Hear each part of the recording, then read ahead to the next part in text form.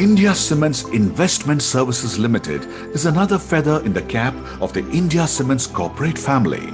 Started in 1994, it is a company with more than 25 years of experience in investment and finance.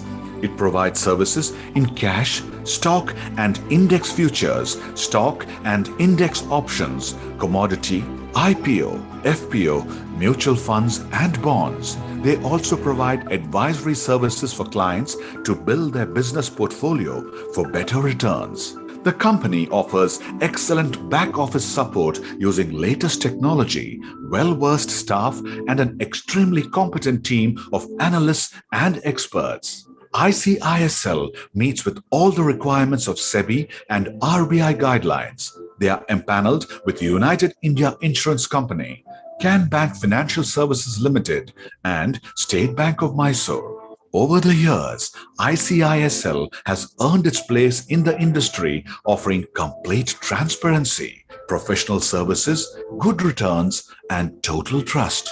Midas Advisory is another important division of India Cements Capitals Limited that provides valuable professional guidance for importers and exporters on foreign risk management. A well-equipped dealing room with expert analysts provides access to latest trends in movement of currency value. Reports on movement of various currencies with expert professional comments are made available to clients regularly. Specific and blanket advice are provided as per the client's peculiar business situations to hedge risks in fluctuation of currency value. Coromandel Travels is ICCL's business divisions involved in providing comprehensive travel-related services that include ticketing, hotel booking, car rentals, visa services, leisure tour packages within India and abroad. Coromandel Travels is IATA accredited, making it a preferred travel company with a stamp of approval. Coromandel strives to become a leading player in the budding travel and tourism industry in the country. Money that is hard-earned should be invested wisely, where it earns more for the investor. With over 7 decades of impeccable reputation in the world of business, India Cements is proud to present India Cements Capital Limited, a hallmark of trust for all your investment needs.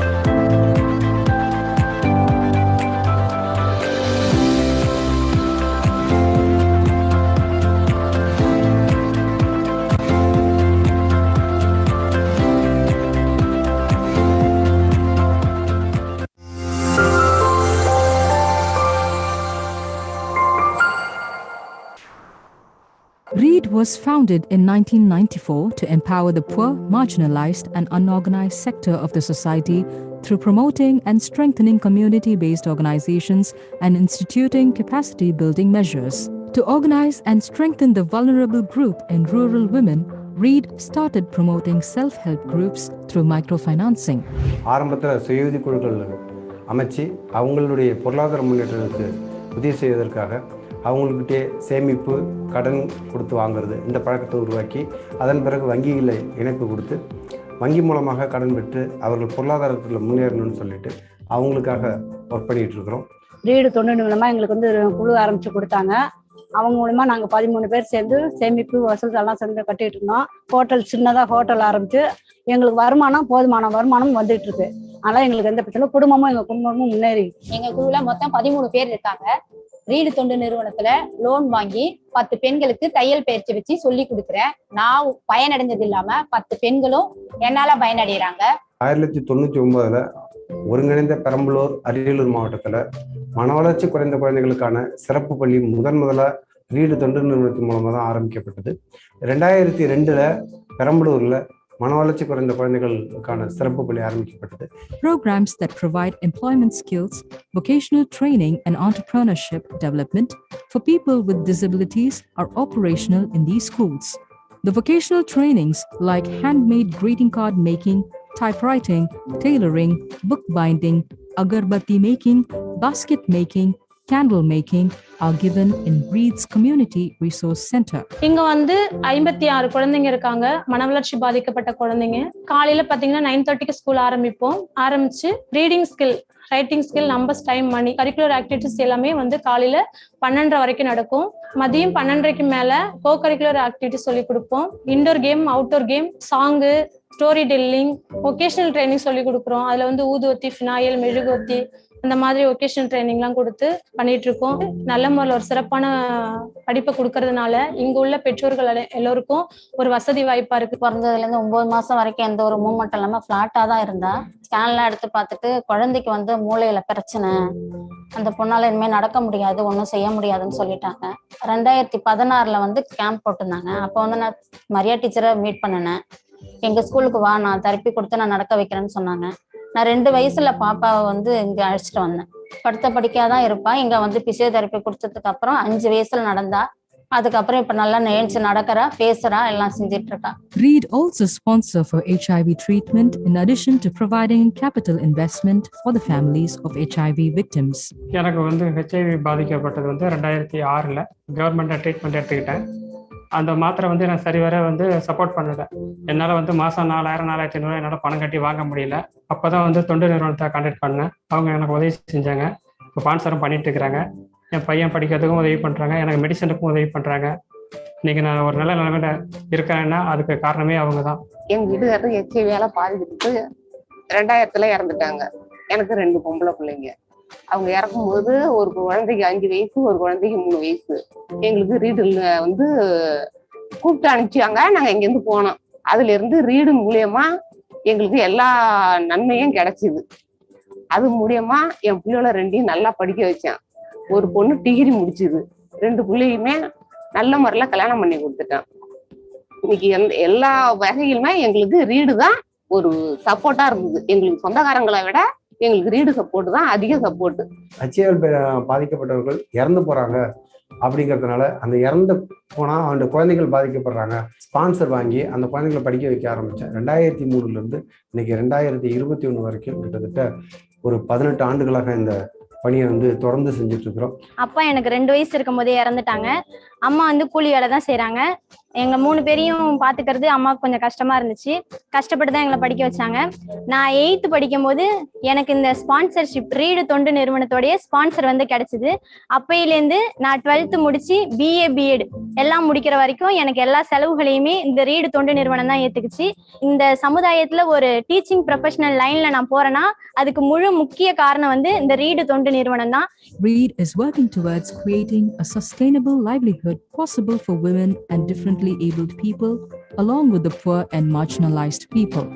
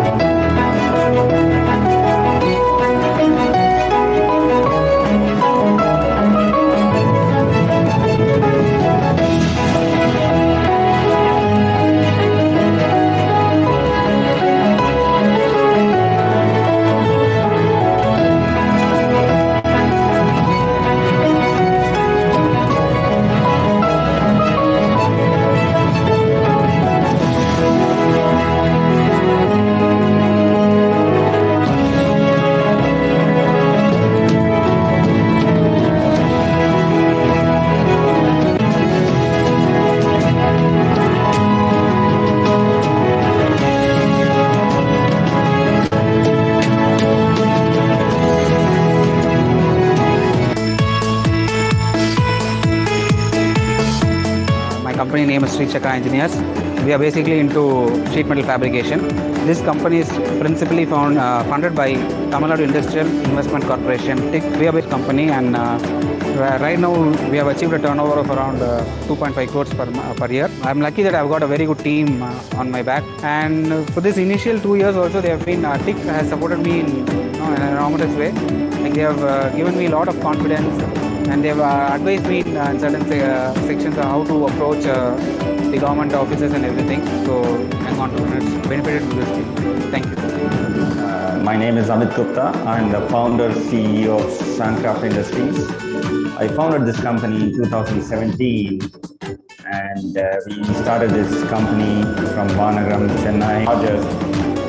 We approached TIC because the industry manufacturing requires a lot of investment. நான் house wife தான். எனக்கு வந்து bank போகிறது, company நிர்வாகம் அப்படின்னா என்னன்னு கூட தெரியாது. ஃபர்ஸ்ட் டைம் நாங்கள் டிக்கை அப்ரோச் பண்ணது ஃப்ரெண்ட்ஸ் மூலியமாக கேள்விப்பட்டோம். ஸ்டார்ட் பண்ணும்போது நிறைய பயங்கள் இருந்தது, சந்தேகங்கள்லாம் இருந்தது. போகும்போது நாங்கள் ஒரு நர்வஸாக தான் போனோம். கவர்மெண்ட் பேங்காக இருக்குது, எந்த அளவுக்கு நம்மளுக்கு இவங்க வந்து நம்மளுக்கு ஹெல்ப் பண்ணுவாங்கன்னு தெரியல. அந்த பேங்க்கில் போய் லோன் கேட்டோம்னா அங்கே செக்யூரிட்டி இது ஒன்று இருக்குது. Lone whoever wants to come up with life, you can go there without any hesitation and approach them for any kind of help. And with the government backing and subsidies and other areas, we are really beneficial in terms of starting our company and then growing it. For the 20 years, given the fact that TIC has always been the backbone of our growth. So any kind of investment that I make always goes through TIC. என்னோட friends, என்னோட customers எல்லாருமே recommend பண்ணியிருக்கேன். And that is something I hope a lot of people would come and experience it. TIC was a big help. Loan வாங்குறதா இருந்தாலும் TIC தான் வாங்குவோம். அந்த வெளி பேங்க் போகிறதா இல்லை. பெண் வந்து ஒரு தொழில் தொடங்கி அதை சக்ஸஸ் பண்ணுறதுக்கு டிக்ல ரொம்ப சப்போர்ட் பண்ணுவாங்க. அறிவினை என்ப உலகோ கருவியாட் காலம் அறிந்து செய்யும்.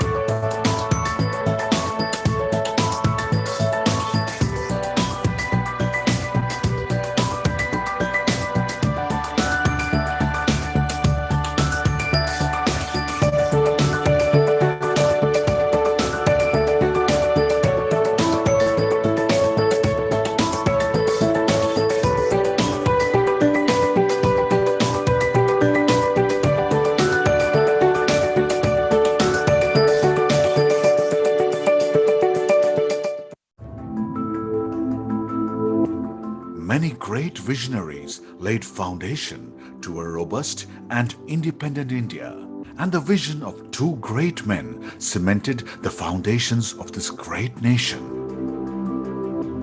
India Cements was founded in 1946 by Sri S.N.N. Shankaralinga Iyer and Sri T.S. Narayan Sami. The first cement plant was set up in an obscure village called Talayuttu in South Tamil Nadu. From its humble beginnings, it has grown to become a leading player in the industry with plants across the country. Having become the largest cement producer in South India, it has diversified into other businesses.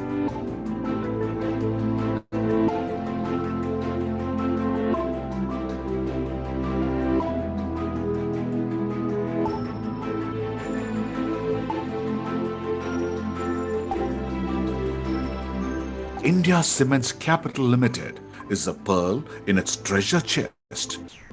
India Cements Capital Limited was incorporated as a public limited company in 1985 as Aruna Finance Limited, which later became Aruna Sugar Finance Limited. In 1997, India Cements acquired majority stake and brought it under the banner of India Cements Capital and Finance Limited. ICCL is primarily involved in forex trade and advisory, stockbroking and travel. For exchange, ICCL's foreign exchange division is an RBI authorized category 2 money changer that has been in the business since 1995. What started at one location with 2 staff has now grown into a huge network across the country with branches across the length and breadth of the nation. While the division was basically concentrating only on retail foreign exchange, signing up agreements with American Express and Thomas Cook India Limited to stock and sell without any bank guarantee. Travelers' checks on trust of reputed brands paved way for scaling operations.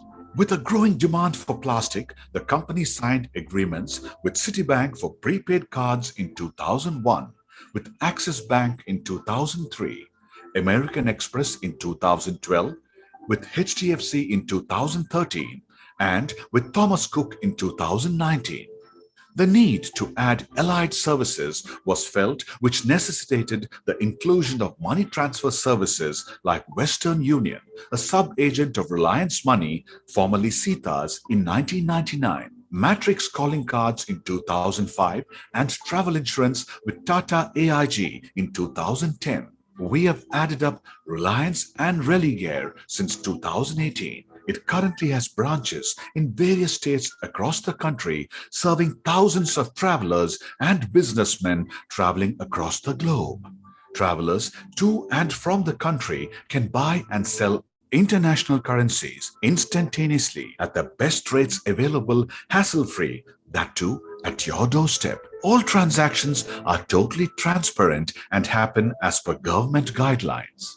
Money transfer tie-ups with foreign universities helps students traveling abroad with easy arrangements to pay fees and other charges with least paperwork. ForExchange is an easy-to-use online tool that helps clients estimate currency conversion rates at any given time and helps them in buying and selling currency. ForExchange also offers travel insurance for tourists, business travelers, students, and patients who seek medical treatment abroad. The plans are designed according to the needs of each individual traveler. In addition to currency exchange services, ForExchange also sells MX Traveler checks, prepaid Forex cards of Thomas Cook. They also encash Visa and Masters Travelers checks. In keeping with the tradition of our parent company, the practices followed are highly ethical and does not deviate from the laid norms of RBI set guidelines. ForExchange bagged handling of Hajj Pilgrimage Group, outsourced by ING Vysya Bank, handling a volume of $43 million over 33 days across 11 centers. ICCL did not have branches at 4 locations out of 11, with a team of 75 staff members and man-hours of 2,000, handling 70,000 pilgrims, which resulted in gross profit of rupees 21 lakhs and a net of rupees 14 lakhs. For Exchange has an implant inside Maruti Udyog Limited at Gurgaon since 1998, and even today, our average volume is $2.5 million per annum. For Exchange is the only reputed organization to handle purchase of foreign currency notes and coins from at least 60 to 70 reputed temples, trusts, boards, churches, etc. across South India. Our other clients include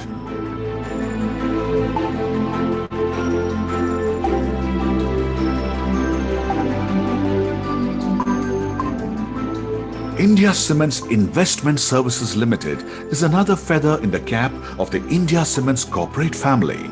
Started in 1994, it is a company with more than 25 years of experience in investment and finance.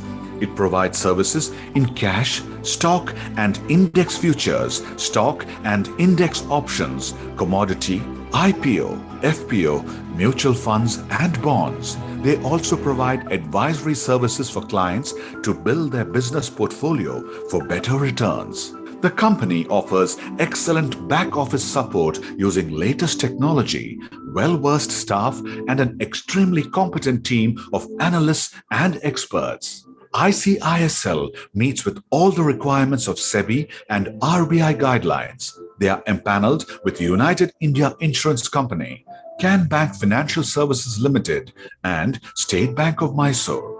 Over the years, ICISL has earned its place in the industry, offering complete transparency, professional services, good returns, and total trust.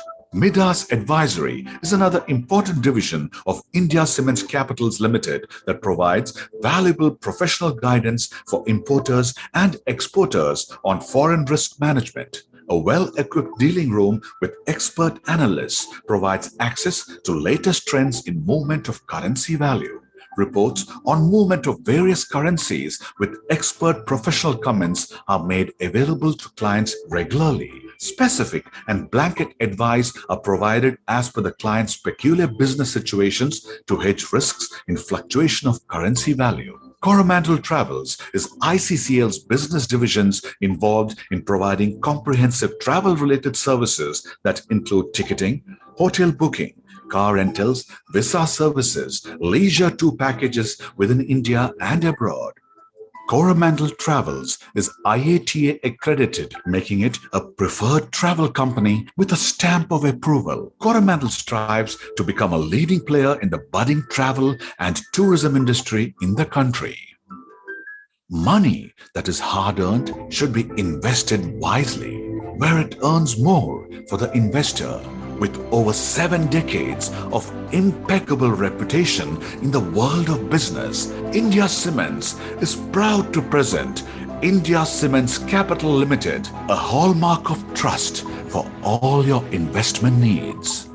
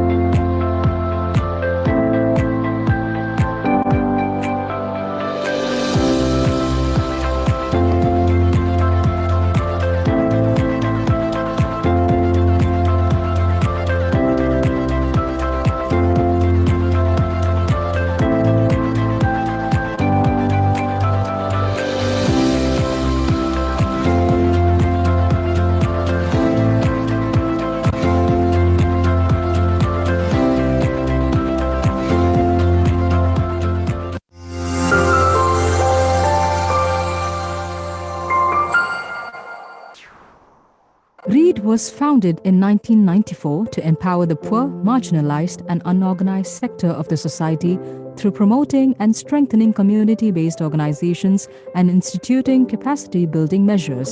To organize and strengthen the vulnerable group in rural women, READ started promoting self-help groups through microfinancing. ஆரம்பத்தில் சுயஉதவி குழுக்கள் அமைச்சு அவங்களுடைய பொருளாதார முன்னேற்றத்துக்கு உதவி செய்வதற்காக அவங்கக்கிட்டே சேமிப்பு கடன் கொடுத்து வாங்குறது இந்த பழக்கத்தை உருவாக்கி அதன் பிறகு வங்கியில் இணைப்பு கொடுத்து வங்கி மூலமாக கடன் பெற்று அவர்கள் பொருளாதாரத்தில் முன்னேறணும்னு சொல்லிட்டு அவங்களுக்காக ஒர்க் பண்ணிகிட்டு இருக்கிறோம். ரீடு தொண்டு மூலமாக எங்களுக்கு வந்து ஒரு குழு ஆரம்பித்து கொடுத்தாங்க. அவங்க மூலமா நாங்கள் 13 பேர் சேர்ந்து சேமிப்பு வசூல் எல்லாம் சேர்ந்து கட்டிட்டு இருந்தோம். ஹோட்டல் சின்னதாக ஹோட்டல் ஆரம்பித்து எங்களுக்கு போதுமான வருமானம் வந்துட்டு இருக்கு. அதனால எங்களுக்கு எந்த பிரச்சனை, எங்கள் குடும்பமும் முன்னேறி. எங்க குழுல மொத்தம் 13 பேர் இருக்காங்க. ரீடு தொண்டு நிறுவனத்துல லோன் வாங்கி 10 பெண்களுக்கு தையல் பயிற்சி வச்சு சொல்லி கொடுக்குறேன். நான் பயனடைஞ்சது இல்லாம 10 பெண்களும் என்னால பயனடைகிறாங்க. 1999 ஒருங்கிணைந்த பெரம்பலூர் அரியலூர் மாவட்டத்தில் மன வளர்ச்சி குறைந்த குழந்தைகளுக்கான சிறப்பு பள்ளி முதல்ல ரீடு தொண்டு நிறுவனத்தின் மூலமாக தான் ஆரம்பிக்கப்பட்டது. 2002 பெரம்பலூரில் மன வளர்ச்சி குறைந்த குழந்தைகளுக்கான சிறப்பு பள்ளி ஆரம்பிக்கப்பட்டது. Programs that provide employment skills, vocational training and entrepreneurship development for people with disabilities are operational in these schools. The vocational trainings like handmade greeting card making, typewriting, tailoring, bookbinding, agarbatti making, basket making, candle making are given in READ's Community Resource Center. இங்க வந்து 56 குழந்தைங்க இருக்காங்க, மனவளர்ச்சி பாதிக்கப்பட்ட குழந்தைங்க. காலையில பாத்தீங்கன்னா 9:30க்கு school ஆரம்பிச்சு reading skill, writing skill, numbers, time, money, curricular activities எல்லாமே வந்து காலையில 12:30 வரைக்கும் நடக்கும். மதியம் 12:30க்கு மேல கோ கரிக்குலர் ஆக்டிவிட்டிஸ் சொல்லி கொடுப்போம். Indoor game, outdoor game, song, story telling, vocational training சொல்லி கொடுக்குறோம். அதுல வந்து ஊதுவத்தி, ஃபினாயில், மெழுகுவத்தி அந்த மாதிரி ஒகேஷனல் ட்ரைனிங்லாம் கொடுத்து பண்ணிட்டு இருக்கோம். நல்ல முறையில் ஒரு சிறப்பான படிப்பை கொடுக்கறதுனால இங்க உள்ள பெற்றோர்கள் எல்லோருக்கும் ஒரு வசதி வாய்ப்பா இருக்கு. பிறந்ததுலேருந்து 9 மாசம் வரைக்கும் எந்த ஒரு மூவ்மெண்ட் இல்லாமல் ஃப்ளாட்டாக தான் இருந்தா. ஸ்கேன்லாம் எடுத்து பார்த்துட்டு குழந்தைக்கு வந்து மூளையில பிரச்சனை, அந்த பொண்ணால இனிமேல் நடக்க முடியாது, ஒன்றும் செய்ய முடியாதுன்னு சொல்லிட்டாங்க. 2016 வந்து கேம்ப் போட்டிருந்தாங்க. அப்போ வந்து நான் மரியா டீச்சரை மீட் பண்ணினேன். எங்க ஸ்கூலுக்கு வா, நான் தெரப்பி கொடுத்து நான் நடக்க வைக்கிறேன்னு சொன்னாங்க. நான் 2 வயசுல பாப்பாவை வந்து இங்க அழைச்சிட்டு வந்தேன். படுத்த படிக்காதான் இருப்பா. இங்க வந்து பிசியோதெரப்பி கொடுத்ததுக்கு அப்புறம் 5 வயசுல நடந்தா. அதுக்கப்புறம் இப்ப நல்லா நேர்ச்சி நடக்கிறா, பேசுறா, எல்லாம் செஞ்சிட்டு இருக்கா. READ also sponsor for HIV treatment in addition to providing capital. Put your phones on mute. I know it can surprise us. So if you can just take a couple of seconds, please.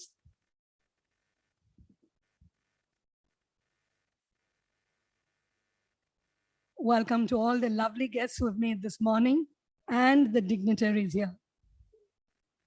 As is customary, may I request everybody to kindly stand up for the Tamil Thai Varthu.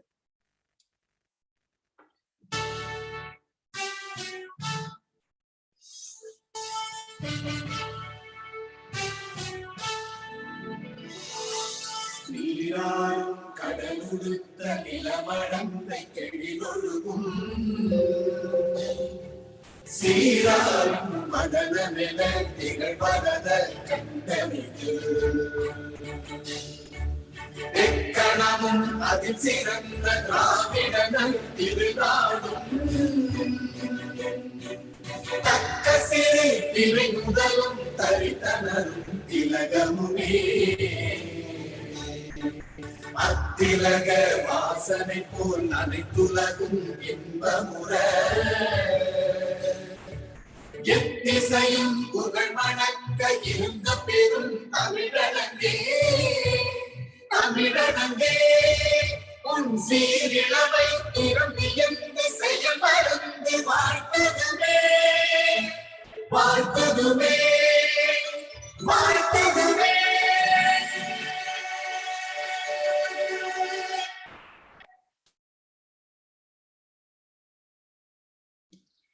Thank you all. If you turn around, this particular morning has chosen invited guests. So it's an honor indeed. The next on the agenda is the lighting of the Kuttu Vilakku by the dignitaries.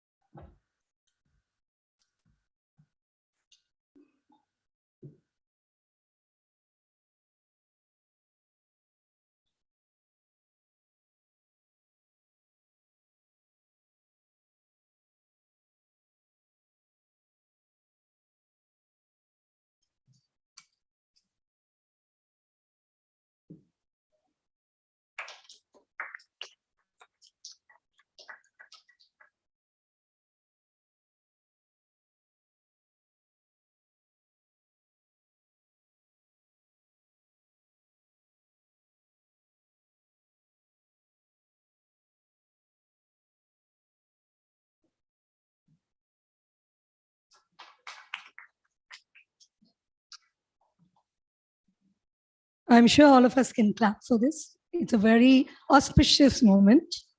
Thank you.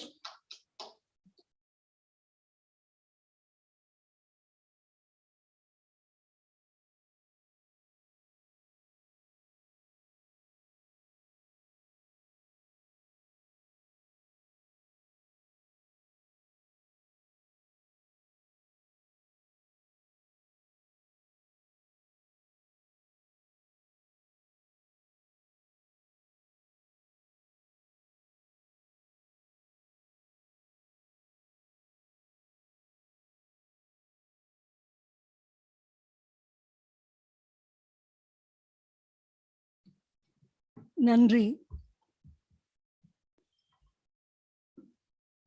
While we have the dignitaries here, may I request Dr. Sundari Suresh, who is the regional manager of the IOD, to felicitate the dignitaries, please.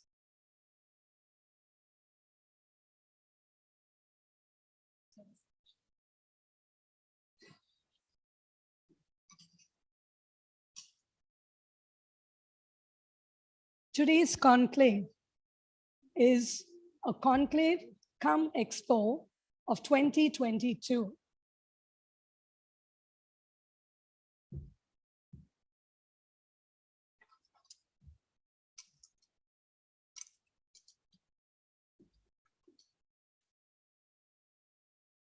$1 trillion economy by 2030 by Tamil Nadu. Thank you very much. Ma'am, could you please go ahead? Applause for the minister, please. Thank you for being here with us.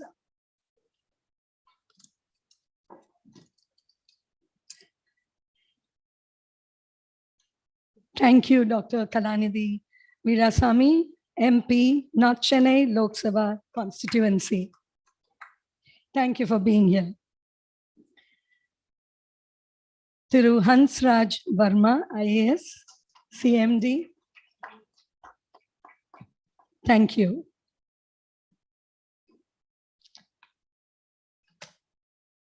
We will now request our Dr. Sundari to propose the welcome address.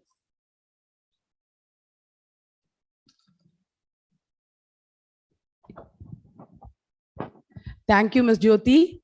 To quote and unquote from Steve Jobs, the only way to do great work is to love what you do. Good morning, all. Vanakkam, Chennai. And it gives me immense pleasure to propose the welcome address. And I have to give you one information that our one other chief guest, Sri Mayanathan sir, is on the way. He's held up in one of the meetings. He'll be joining us very shortly. Before we get started, I would like to express my sincere appreciation and gratitude to all of you who generously helped to make this prestigious IOD Industries Conclave 2022 event a grand success. The conclave team is based upon our Tamil Nadu Chief Minister, Mr. M.K. Stalin's statement. We want Tamil Nadu to be one of the best states in South Asia. Our government's target is to make Tamil Nadu a $1 trillion economy. Tamil Nadu Chief Minister has set an ambitious target for the state to become $1 trillion economy by 2030. This conclave would explore the business, industries, and the government perspectives, inputs on achieving the ambitious target of $1 trillion economy by 2030.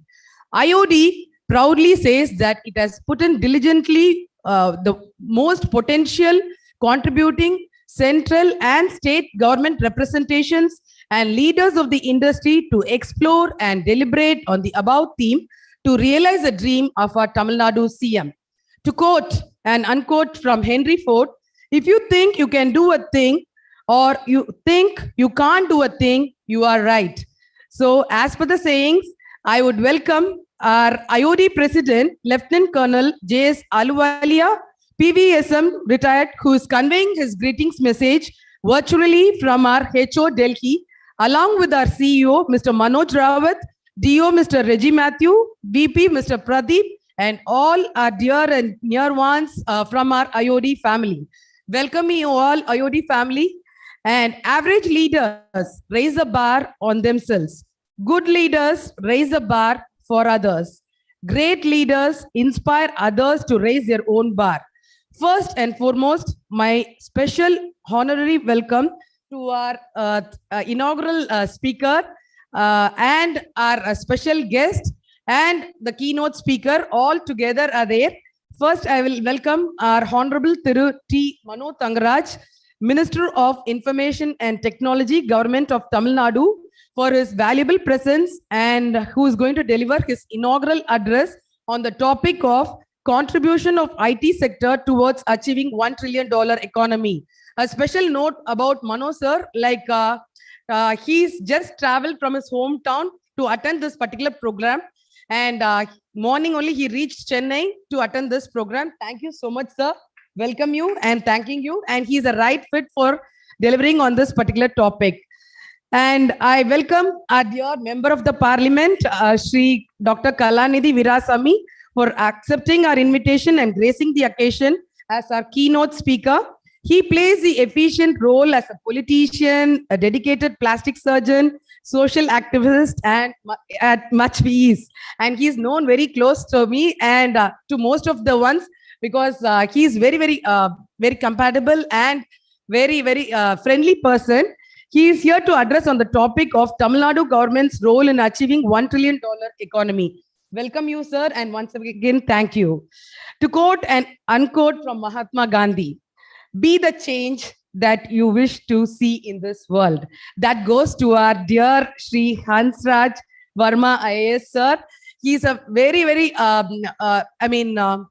sweet person to interact with, and this particular theme of the session, everything shaped up because of the inputs given by sir. Thank you so much, sir. He is a CMD for the Tamil Nadu Industrial Investment Corporation Limited, Chennai, and the Additional Chief Secretary, Government of Tamil Nadu, and as well as welcoming him, thanking him for partnering with IOD in realizing the dream of our Tamil Nadu CM. I cordially welcome our session speakers and the panel speakers. A special mention of welcome for our dear Mr. P.R. Perumal, MD and CEO of IDCOT Limited, Chennai. He has come here in the morning itself, and along with Thiru Vikram Kapoor sir will be joining at 11:30. He is the Additional Chief Secretary to Government, Planning and Development. Mr. A.L. Ravindran, General Manager of SIDBI. Dr. V. Muralidharan, who is the Director of Chennai Ortho and Spine Center and founder of Chennai Spine Foundation. Dr. Arun IAS, all the way from Puducherry. He is the Industry Secretary. Dr. Vijay Shankar from Apollo Hospitals. And our panel chairman, Mr. Skandan, IAS retired, along with Mr. K. Suresh, MD and CEO of India Cements Capital, and Ms. Srimati, who is the Executive Director of IOB Chennai. I heartily welcome all the session speakers and the panel chairman and the panelists. And if you have what you are doing, if you love what you are doing, you will be very successful. I heartily welcome all the dear IOD members spanning across different industries. It was the dedication and enthusiasm of our delegates which made this program even more successful. We extend a heartfelt gratitude and welcome to you all. If you can dream it, you can achieve it. Above and beyond, let's not forget the backbone of this grand function, our team comprising of Mr. Kannan, Ms. Cynthia, and Mr. Dinesh, who have been our strength here. Welcome you all. Success usually comes to those who are too busy to be looking for it. Special mention of appreciation to our beloved sponsors or partners, SIDBI, TIAC, DD Projects, Apollo Hospitals, Chennai Spine Foundation, IDCOT, India Cements Capital Limited, MGM Marvel, EDI, RED, TESCOM, eStar, and our outreach partner, Wikiflow, who have extended their support and success for this program. The secret of getting ahead is to get started. So here, the time to welcome and thank our Mr. Ilayaraja and Mr. Deva of Hyatt Regency, Mr. Naresh of Sana Events, along with Mr. Chokalingam, who's done the creative part, which will be visualized in a very short time. Wishing you all success, prosperity, peace, and happiness to all the participants, delegates here. And Tamil Nadu CM's dream should realize very soon with the wishes of work hard in silence. Let success make the noise. Welcome you all. Let's lead and build. Thank you.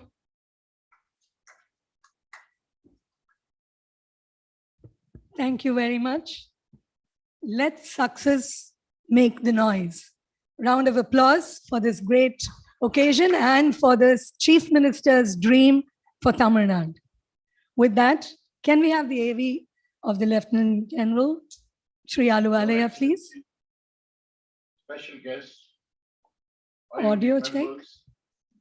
Ladies and gentlemen, I'm especially honored to welcome our chief guest, Honorable Mr. Thiru T. Mano Thanaraj, Minister of Information and Technology, Government of Tamil Nadu, Honorable Mr. V. Mayanathan, Minister for Environment, Climate Change, Youth Welfare, Sports Development, Government of Tamil Nadu. Honorable Dr. Kalanidhi Veeraswamy, Member of Parliament, Mr. Hansraj Verma, IAS, CMD, Tamil Nadu Industrial Investment Corporation Limited, and Additional Chief Secretary to the Government of Tamil Nadu. Mr. Vikram Kapoor, IAS, Additional Chief Secretary to the Tamil Nadu Government. Mr. A.L. Ravindran, General Manager, SIDBI, Mr. K. Suresh, MD and CEO, India Cements Capital. It's a great pleasure for me to welcome you all at the Institute of Directors, Chennai Regional Conclave, focusing on challenging theme of Tamil Nadu, a $1 trillion economy by 2030. A few words about the Institute of Directors, a membership-based, not-for-profit, independent, and sole professional association of corporate directors in India. Its main role is to prepare future directors and keep them updated for their important roles, prepare effective board for the future, represent directors' concerns with government, statutory bodies, and media, associate with government and regulatory authorities for corporate governance reforms, codes, and compliances. Its main activities, apart from membership services and training of directors, include networking of directors through a spate of such regional, national, and international conventions organized in our metro towns, and 3 of them held abroad annually in London, Dubai, and Singapore. A board research and advisory wing carries out the board surveys for good corporate governance and boardroom practices, assist boards in their compliance issues like annual board and directors performance assessment and reporting requirements of ESG through BRSR integrated reporting systems and so on. It includes the training of the boards on foresight for an eye on the future. Focus on raising the quality of boardroom to keep them at par with global standards by raising the self-assessment criteria of corporate functional verticals like practices and processes through competition under annual Golden Peacock Institutional Awards in 14 areas. Tamil Nadu has a very ambitious plan to raise its economy from 300 billion US dollars to 1 trillion by 2030. That is more than 3 times in the next 8 years. Of course, if one does not dream, one cannot achieve it. This dream of Honorable Mr. M.K. Stalin, Chief Minister of Tamil Nadu, is one on the lines of the Prime Minister Modi's dream to make India a $5 trillion third largest economy in the world after USA and China by 2025. Today, India is the 5th largest economy. Its roadmap requires an annual 9% GDP growth to achieve this. India is poised to continue as one of the fastest growing economy in the world. India had the highest ever mercantile export of 418 billion US dollars this year. And the trend is it will keep moving up. This is India's century. And states should take due advantage to resolve pending issues, digitization, climate change, upskilling of manpower, etc. Tamil Nadu has to have a roadmap to attack these at various fronts. Attack FDIs and MOUs for setting up large manufacturing units in the state. Of course, last year it attracted rupees 12,000 crore of FDIs and signed 130 MOUs for investment of over 68,000 crores. These will also provide employment openings for over 2 lakh employees in Tamil Nadu.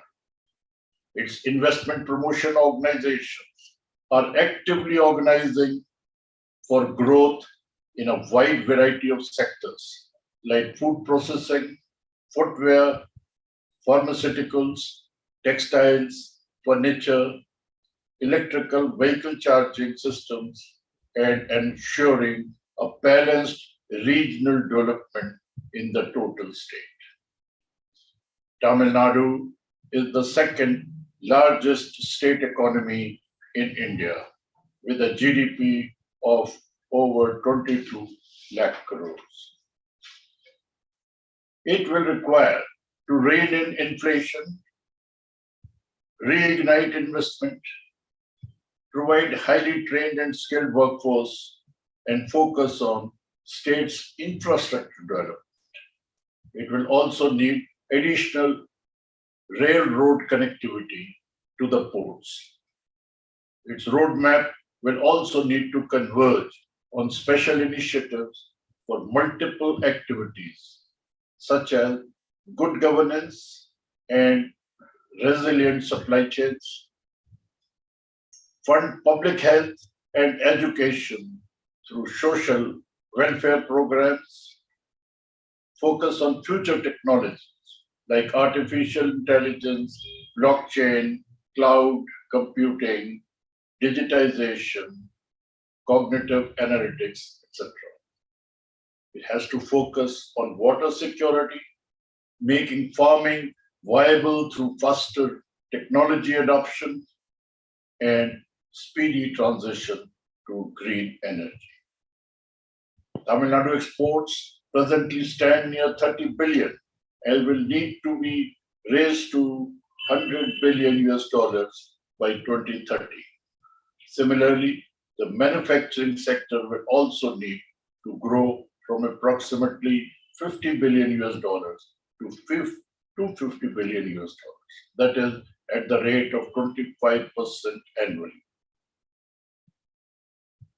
Tamil Nadu will also need further reforms in ease of doing business with a single window system of clearance to unclog bottlenecks and emerge as the globally competitive business and investment hub. I wish the deliberations on Tamil Nadu roadmap for a guided economy.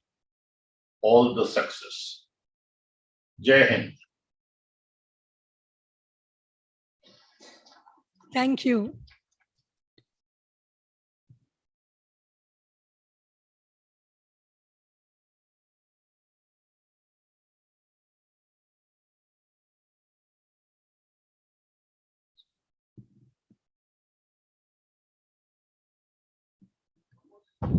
No. You need to dare to dream. And we also say, as you lift, you need to rise. So now we have our Honorable Minister, Thiru Mano Thangaraj, Minister of Information and Technology, Government of Tamil Nadu, who will be sharing his thoughts on contribution of IT sector towards achieving $1 trillion economy. We hear about 100,000 crores, and it took the Chief Minister to dare to dream for $1 trillion. Over to you, sir. Before that, can I request the AV to be played, please? Honorable Thiru T. Mano Thangaraj, Minister of Information and Technology. T. Mano Thangaraj is an Indian Tamil politician and the current Minister of Information and Technology of Tamil Nadu. He was born in Tamil Nadu and currently lives in Palur, Karungal Post, Kanyakumari, Tamil Nadu. He was elected as the District Panchayat Chairman from 1996 to 2006. He was very much involved in politics right from his college days. He was the Students' Union Chairman of Marthandam Christian College. He is a postgraduate and is into social service. In 1988, he protested against drawing water from the Pichipare Reservoir for the Kudankulam nuclear power plant. He owns the Good Vision Charitable Trust, which is working on women, children, and sanitation-related issues. He was elected to the Tamil Nadu Legislative Assembly in 2016 and 2021 from Padmanabhapuram.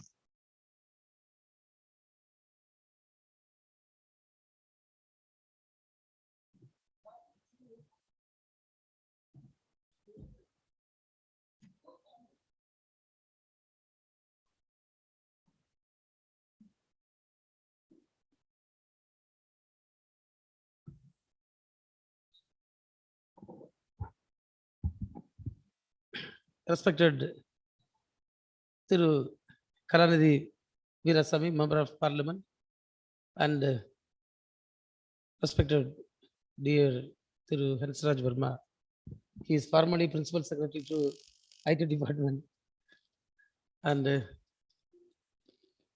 Dr. Sundari, other dignitaries in the hall, and my dear participants. I'm so happy to be here with all of you in this wonderful morning. And I'm very happy that the industry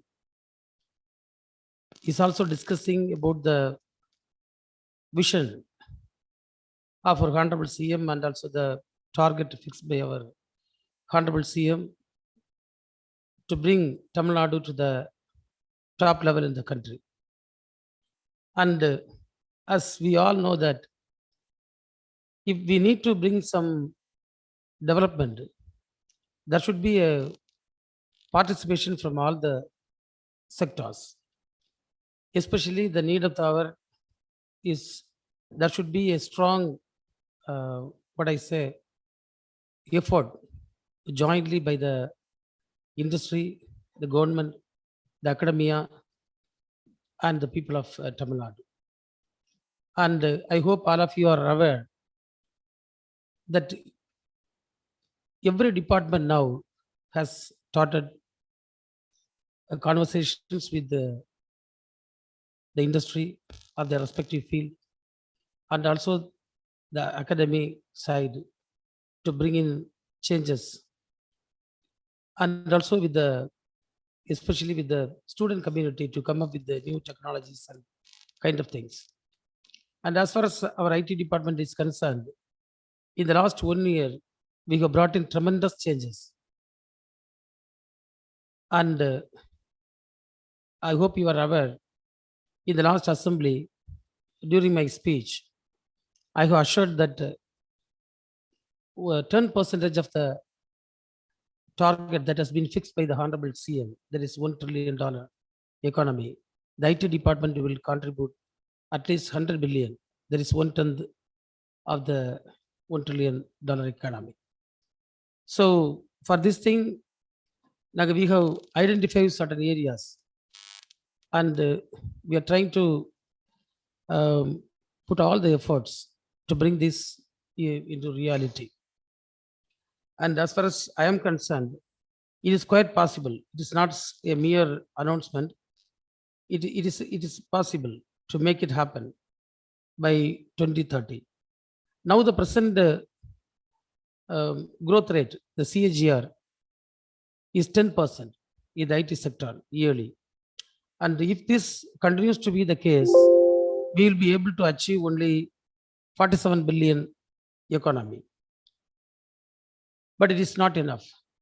So we have to move in a faster pace. That is 19.6, almost double the speed that we are going, so that we will be able to achieve the target that has been fixed. In this thing, we have identified 6 growth areas. One is the global capability centers. And you all know now Chennai is becoming a hub for global capability centers. Few companies have come and they have established, and they are quite happy about the existing the GCC ecosystem that is prevailing in Tamil Nadu. And there are few more people there already in touch with us, and they are coming forward to establish their GCC in Chennai. And the second thing is about the creative services sector, and there's a very good scope, and the IT department is working on that to bring more creative services companies to come and establish their own units in Tamil Nadu, and we need to bring up the business to at least 10 billion, and there is scope for that. And the third thing is about the global hub for SaaS. Actually, software as service is one of the main thing that is happening over in Tamil Nadu. And Tamil Nadu is already a hub of, it is known as a SaaS capital. So we have very good potential to improve the SaaS ecosystem here, and that is one of the focused area. And the other thing I'll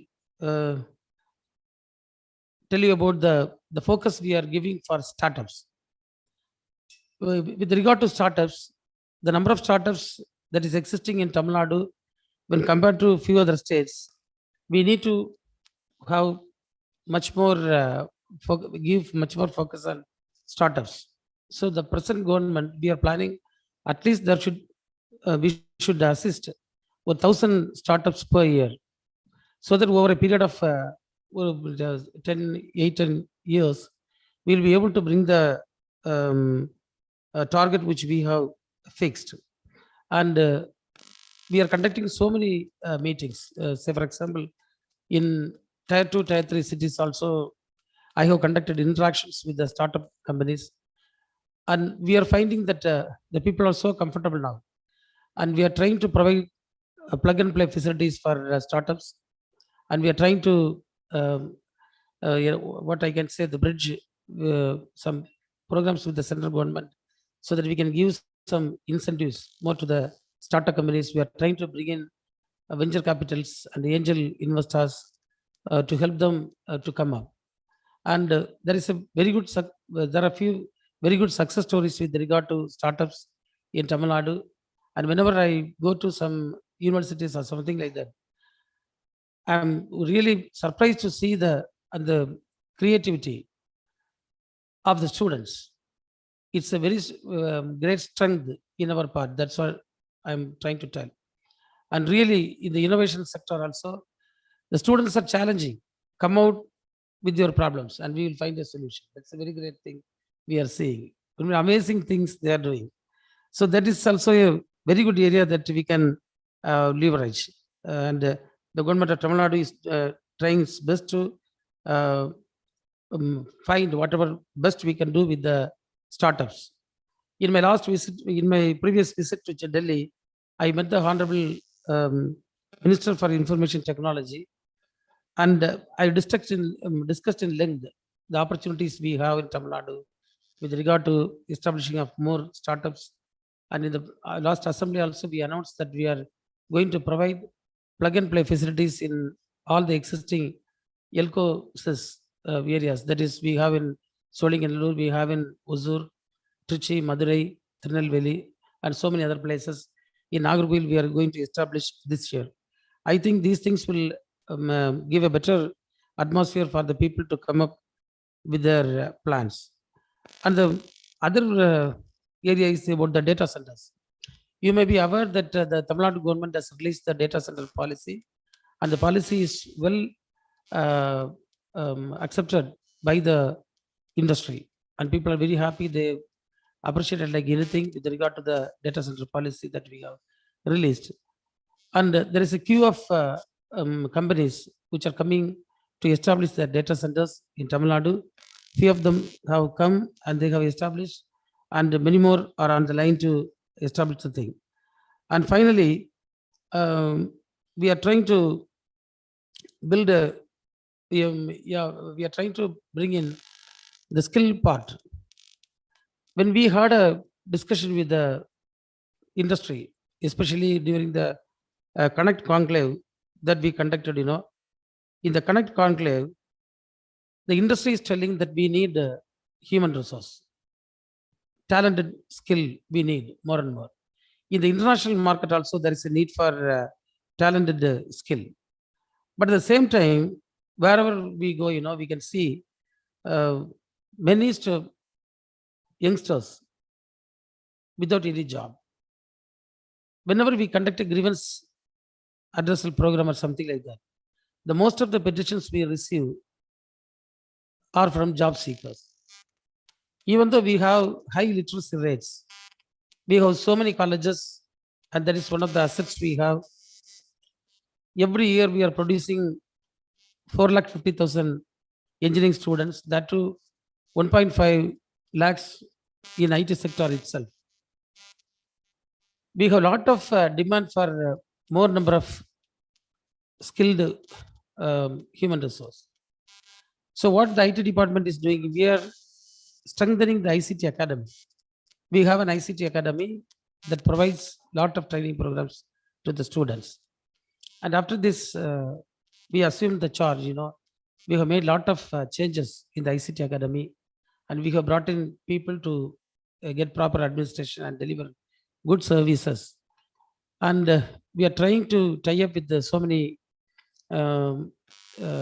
countries for exchange of knowledge, for exchange of capacities and experiences. So all these things are coming in. So we'll be able to provide better training for the people, for the students and for the youth of Tamil Nadu to get them capacitated at the global standards. So that part is also being properly covered by the government.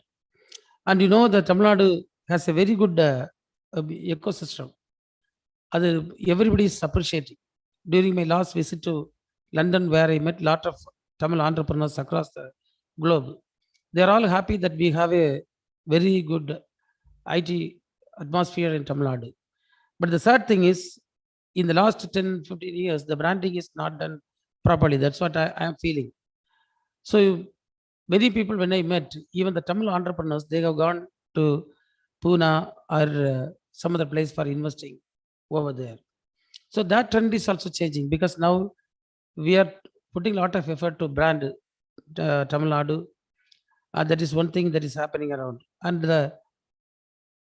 with regard to policies, as I told you, IT department itself has come up with 4 policies in the last 1 year. Despite the pandemic and all the other things where our attention got diverted, even then we were able to bring with 4 policies, and because of that, it has given a boost to the IT sector.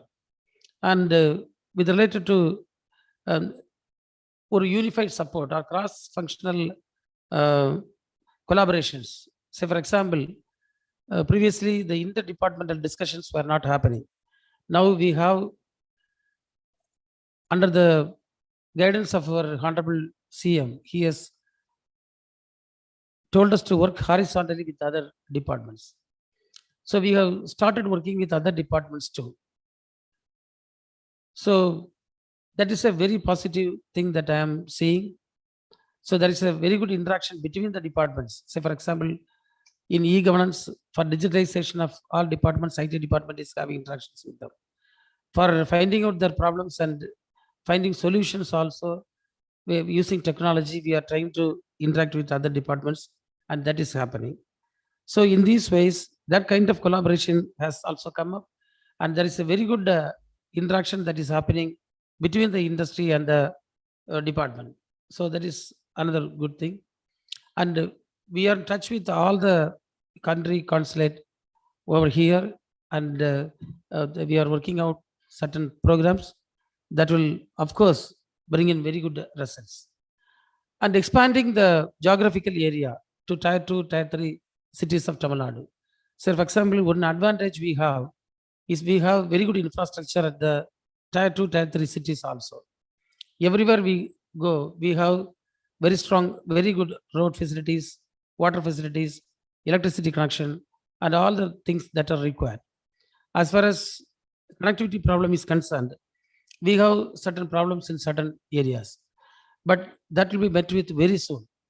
There is a program, you may be aware, that is the Tanfinet program, and our sir was there in place, and they met with some litigation in the court, and two packages were in the court, and we were unable to launch the program for last few years.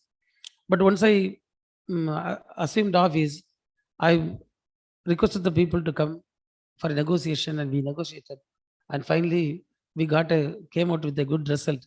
They agreed to withdraw the cases, and the cases have been withdrawn, and 3 packages we have already launched, and the 4th package today afternoon, they are going to sign the MOU in front of me. So all the 4 packages, we are going to start the work, and I hope within 10 months of time, we will be able to complete the project.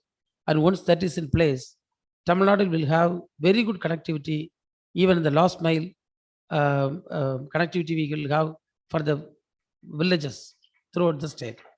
That will be a wonderful thing from our part that we are working on. So that problem will not be there anymore. And with regard to Tier 2, Tier 3 cities, there's a good scope also. Tanjavur, Trichy, Salem are all emerging. And really, it is amazing to see that even in my place, Nagarkoil, there are so many companies coming and establishing their units in Kanyakumari. My few friends who are in abroad, in America and things like that, they have their own companies there. I just made a request to them, you please come and do something over here. And the last few months, few people have come and started that thing, and it's going very nicely, and they are also very happy about all those kind of things. So the Tier 2, Tier 3 cities, we are going to explore, and the most favorite thing we see is we have got very good talented people in the Tier 2, Tier 3 cities also. So for them also, socially, it's a very good thing for them to come, get a job in Chennai, stay over here, have a life which is more costly when compared to that, being separated from the family. All these things are addressed when they get a job of their own in their particular area itself. So in Tamil Nadu, the Tier 2, Tier 3 cities will take up like anything. That is what we understand. And the research ecosystem, we need to improve. That also we are working on, because technology is changing like anything. Every day something new is happening. So we need to have more research kind of organizations. And in that area also we are working. And of course, the ICT Academy itself is going to establish a center of excellence this year to keep on researching on the emerging skills and deep technologies are the future skills we need to identify, because once some new kind of thing is coming, we have to find it out, and we have to train the faculty, or we have to make a curriculum for that. All these things are there. So we are looking into all those aspects also. So another thing is the other basic infrastructures and social things that's prevailing in the state. We have a very strong leadership here, and the Honorable CM is putting all his effort to keep the state a better place for investors to come and invest in Tamil Nadu. And of course, we have in Chennai a very good atmosphere. The people are safe compared to other states. And all these things will add to the contribution of achieving this $1 trillion economy. And you all know that in the IT department has proposed to conduct a program that is Imagine, and another one to establish an IT&D hub, that is Tamil Nadu Technology Hub. That is a dream project that is we are going to make it through within, I think, a short period of time. It is being announced by the government, and we have started the works. Anna University campus has given us 25,000 square feet to establish the IT&D hub, and it is going to be established very soon by the IT department. And you may be knowing, in the last week in Davos, the World Economic Forum meeting was conducted, and we have, for the first time in the history of Tamil Nadu, we have sent people from Tamil Nadu, the startups. We have sent them, and they have got appreciation from people who have participated across the globe. So with all these things in place, we hope that Tamil Nadu will be able to achieve the $1 trillion economy, that is the goal fixed by the Honorable CM. And as Minister of Information Technology, I am sure that the assurance that I have given in the Assembly, that we will contribute 10% of that $1 trillion economy by the IT department will also happen without any failure. And I hope these kind of interactions will help us mutually to come up with the new things and solve any challenges that is there in the now the industry also feeling very happy, because they have very good easy access to the government. Almost all the ministers are easily accessible. Even the industry is feeling very happy about the simplicity of our Honorable CM and the easy access they have to the CM's office. So I think that we need more this kind of discussions, because in each and every meeting or discussions we have in forums like this, we have a lot of we are also getting a lot of informations. We are able to have a better understanding about the need of the industry.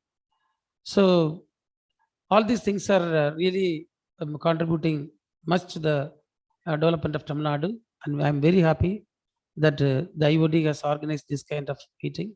I wish you all success, and I assure from the side of the government that any support you need from the side of the government, we will be happily extending our wholehearted support. So let us all work together to achieve the dream come true. That is a target fixed by the Honorable CM to happen in a very successful way. Thank you, one and all. Thank you.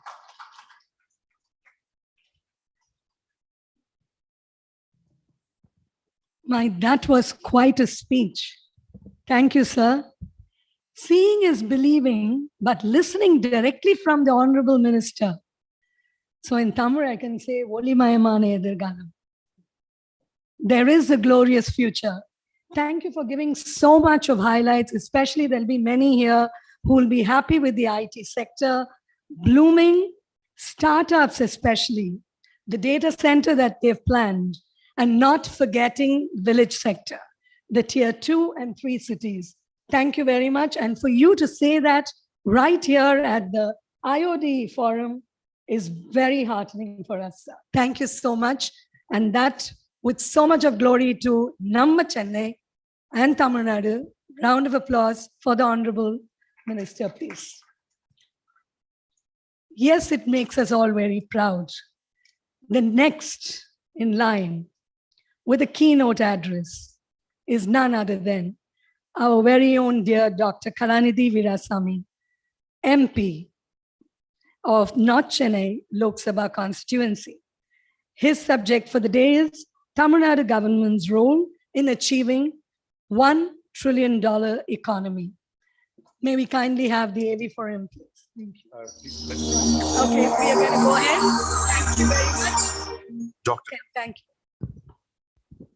I would rather that I speak and not have the AV. Thank you very much. And the Honorable Minister for Information Technology, Thiru Mano Tangraj, and respected Chairman and Managing Director, TIC, Mr. Hansraj Verma, and Regional in charge of IOD, Mrs. Sundari Suresh, and other dignitaries off the stage, and the media persons and everybody. Very warm morning to you all. When I was approached to participate in this event, I mean, like I've already participated in an event organized by Mrs. Sundari, and I was thinking that it was probably will be a low-key affair, but I was not aware that the honorable ministers are also going to be here. So she has arranged an excellent meeting, and even about the IOD, the Institute of Directors, we were not, I mean, I was not aware of the activities of this, and I was enlightened about that in the brief interaction we had in the morning time before the start of this meeting. So this target, I mean, of $1 trillion economy by 2030 by our Honorable Chief Minister is a very ambitious target. And as our Honorable Minister had said, like we have to have a CAGR of about 14% to 15% to be able to achieve that. And at present, our average CAGR is around 10%. To put that in perspective, the GDP of Tamil Nadu in 2011 was around 7.5 lakh crores. So if you see what the values were in 2011 and 2021-22, so we were 7.5 lakh crores in 21, and over a period of 10 years, we have grown to almost 22.5 lakh crores, or arguably 24 lakh crores. So the target which has been set by the Honorable Chief Minister, meant like though it looks ambitious, it is a target which is achievable. Unlike the target which has been set by the Union government of achieving $5 trillion in 2025, because right now our economy is about a $3 trillion economy, the government of India's economy.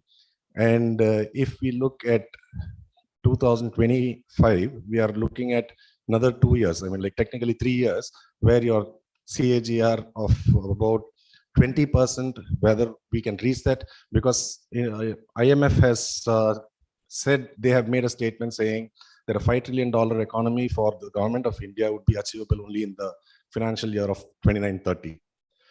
So having said that, we have set a target, not in Indian rupees. We have set a target in US dollars. So what is the problem of setting a target of this nature in US dollars?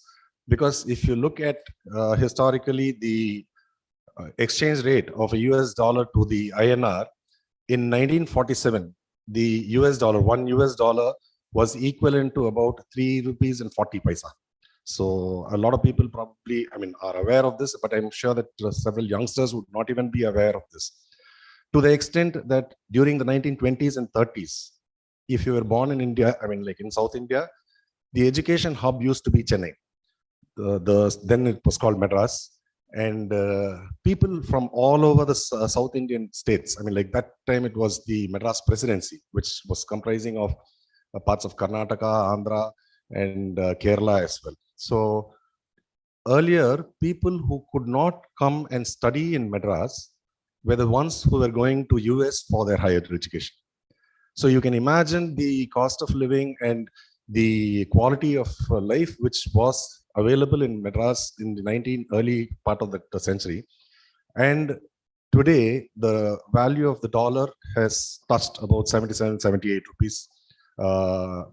In the last that I checked, it was around 77.7 rupees. So when we are talking about a target in US dollars, a $1 trillion economy in 2030, the projection is that the dollar value is going to be around 92 to 93 rupees at that point in time. So currently, does anybody know what is the GDP of Tamil Nadu at present? Because I mean, like it is around $330 billion. So with steady state of the US dollar, assuming that the dollar is going to be static at 77, we are talking about a threefold increase of our GDP over the next, say, about 8 years. So how is this going to pan out? That is technically, when you say $1 trillion, it is 77,000 crores. So right now we are about, 77 lakh crores. Right now we are at around 23 to 24 lakh crores. And for this value to reach a $1 trillion economy with current dollar rates will be about 77 lakh crores.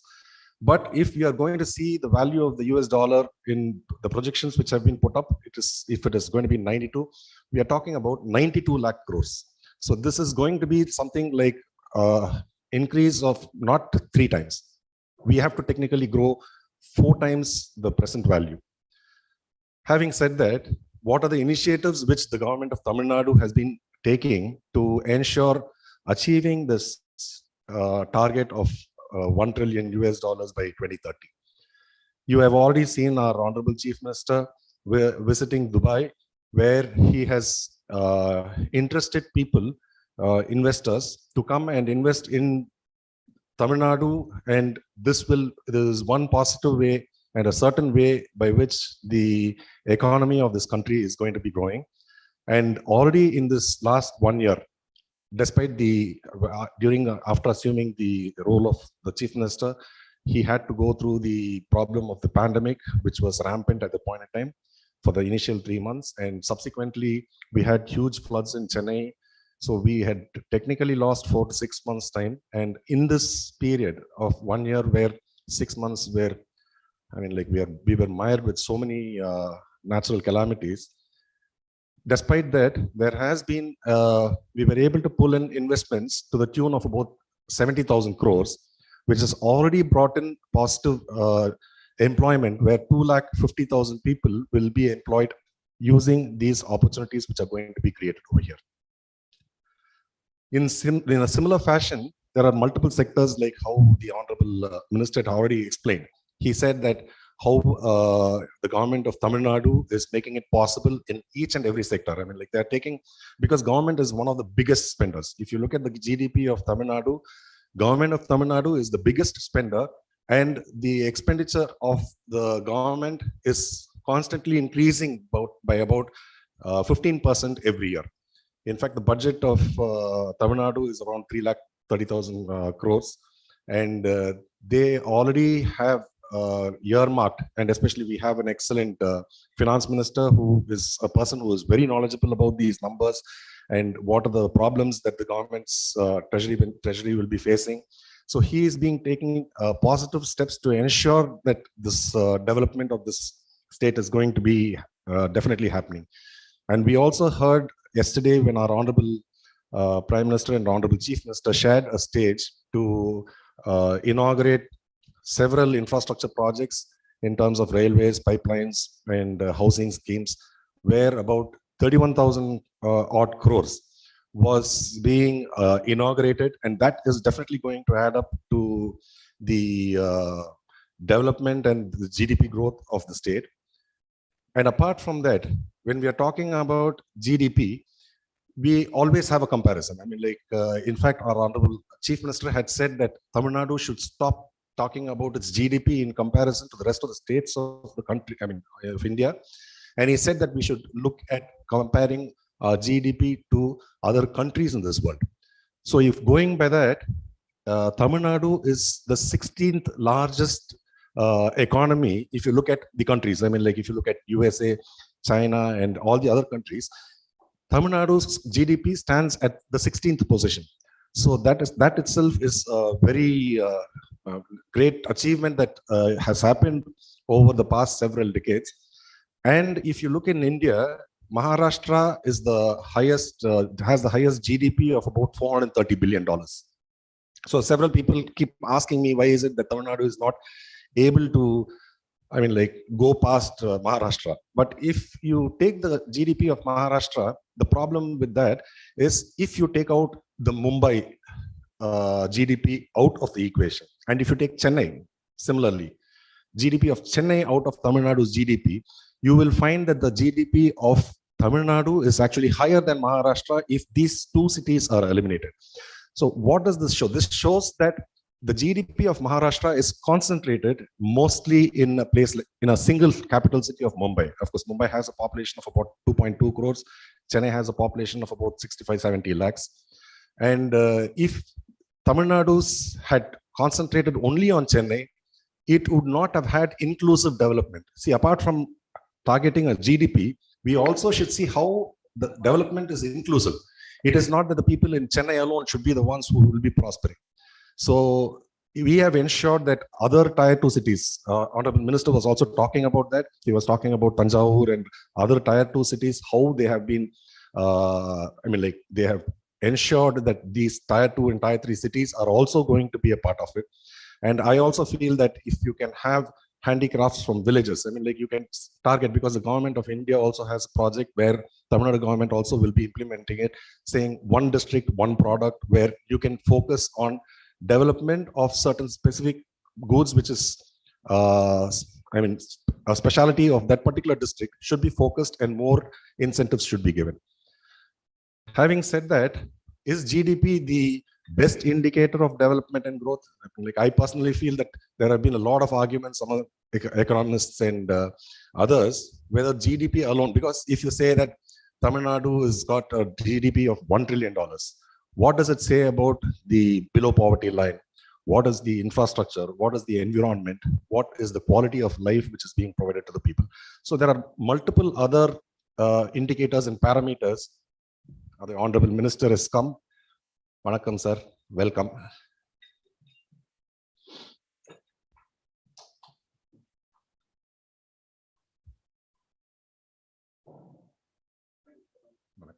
Vanakkam.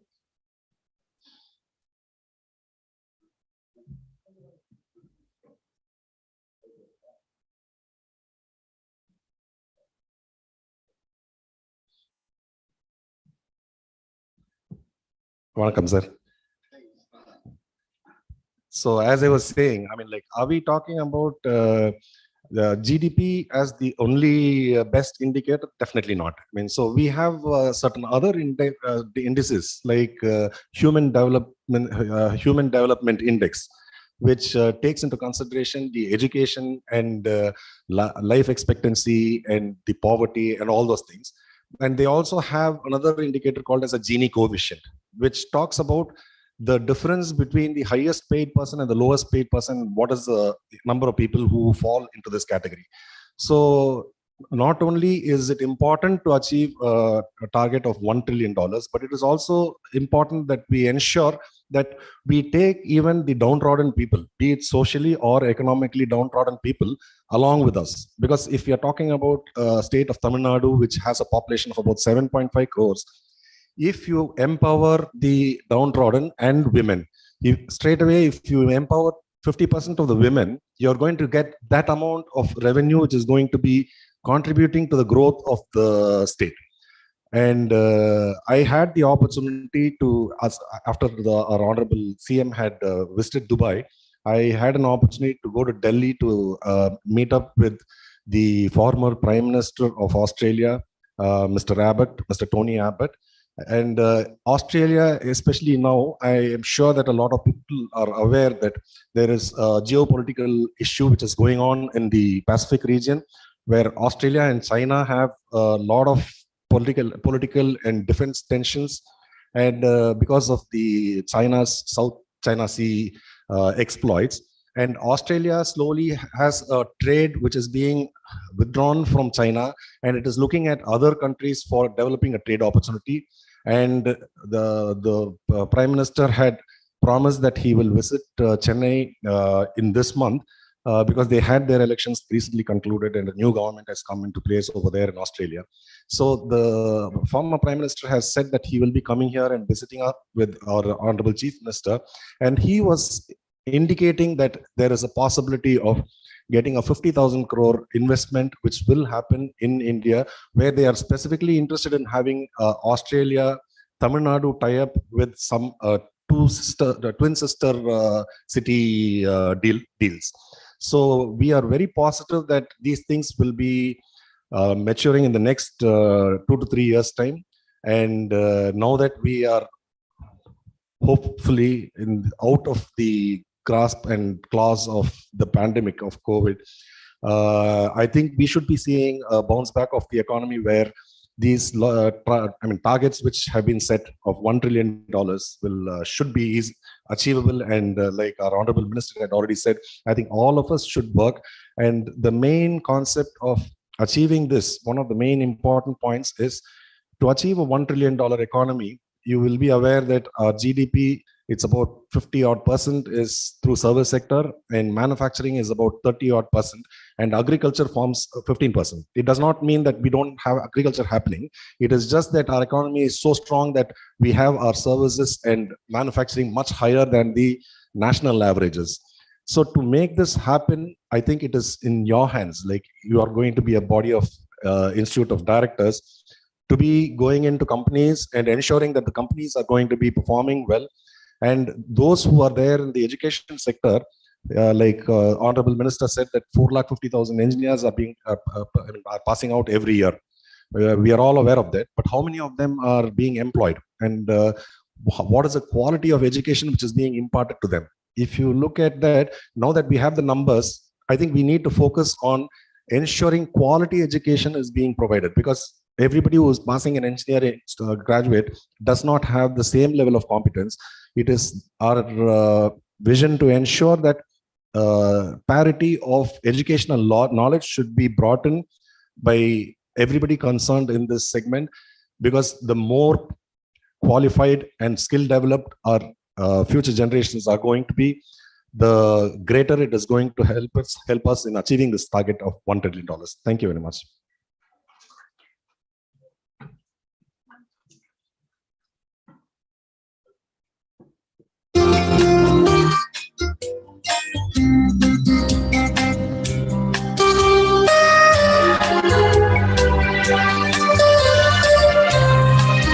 Very hard to rise up to this level. Thank you very much, sir. Literally putting numbers in place. It's very easy for us to read now when we know directly from people who are there, movers and shakers. It makes a lot of difference. Thank you. Now he set the precedent. The next person in line is our dear Mr. Hansraj Verma, IAS, CMD, the Tamil Nadu Industrial. So I think after you have said a thing, so we're going ahead with it.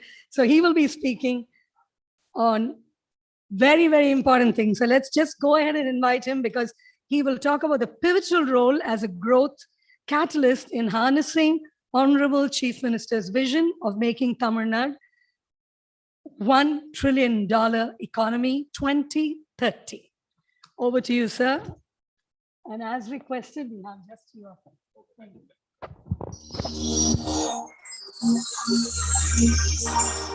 Shri Hansraj Verma, IAS, CMD, TIIC. Hansraj Verma is an alumnus of BITS Pilani. He has over 35 years of experience in the civil service. He has given a strategic vision for TIIC, which is India's second oldest DFI, which was established in 1949. This vision of TIIC 2.0 will encompass the emerging tech platforms and proactive engagement with all the stakeholders. He is positioning TIIC as a growth catalyst, which will be a key driver in realizing the Honorable CM of Tamil Nadu's vision of making Tamil Nadu a $1 trillion economy by 2030. He has wide exposure in various organizations in the industrial and IT sectors. Some of the posts he has held are Chairman, Titan, TNEB, TIDCO, TANSIDCO, TNPCB, ELCOT, TNEGA, Tanfinet, TNCW, and TASMAC. He has also served on the boards, governing councils of NABARD, IIIT-DM, IITM, Research Park, and SETS. He has been the Adjudication Authority under the IT Act 2000. He has also served on the boards of joint ventures of Government of Tamil Nadu, L&T Shipyard, IOC, TIDCO, Joint Venture for LNG, TNEB, NTPC, TNEB, NLC. He has a deep connect with the MSMEs of Tamil Nadu and their trade associations. His areas of interest are Industry 4.0, cybersecurity, ESG, and military history strategy. At present, he is on the boards of SPB, Chettinad Cements, and ITCOT as its chairman. It's okay.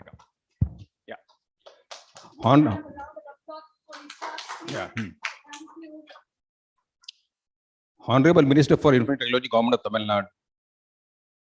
Honorable Minister for Environment and Sports, Government of Tamil Nadu.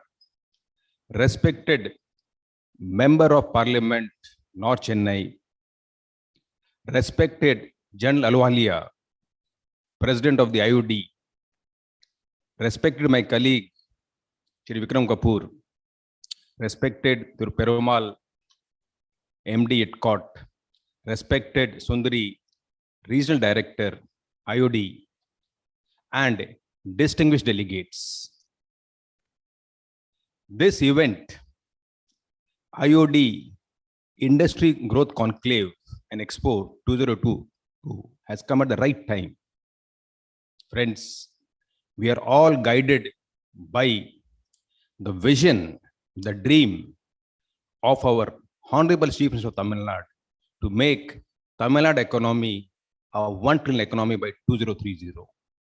This platform gives us opportunities to form partnerships, synergistic alliances for all the stakeholders to come together and work with that collective endeavor, enterprise, and effort for realizing this dream of the Honorable Chief Minister. A few words about TIC. Tamil Nadu Industrial Investment Corporation is India's second oldest development financial institution. It was formed in 1949. It predates the State Financial Corporation Act of 1951. This shows the pioneering thought of Tamil Nadu even way back then. In its first 73 years of existence, TIC, as we call it, TIC 1.0, powered the brick and mortar industrial development of Tamil Nadu. The major industrial houses, enterprises of TIC of Tamil Nadu were funded by TIC. In TIC 2.0, we have reoriented ourselves, reinvented ourselves as the growth catalyst to play a pivotal role in realizing the Honorable Chief Minister's vision of making our economy a $1 trillion economy. Now, what does TIC 2.0 mean to all the industry sectors and stakeholders? TIC's value proposition is just not mere lending. It is a lending plus value proposition. What is this plus value proposition? TIC today has formed strategic partnerships across various sectors. In the last 1 year, it's entered into 11 MOUs with various strategic partners.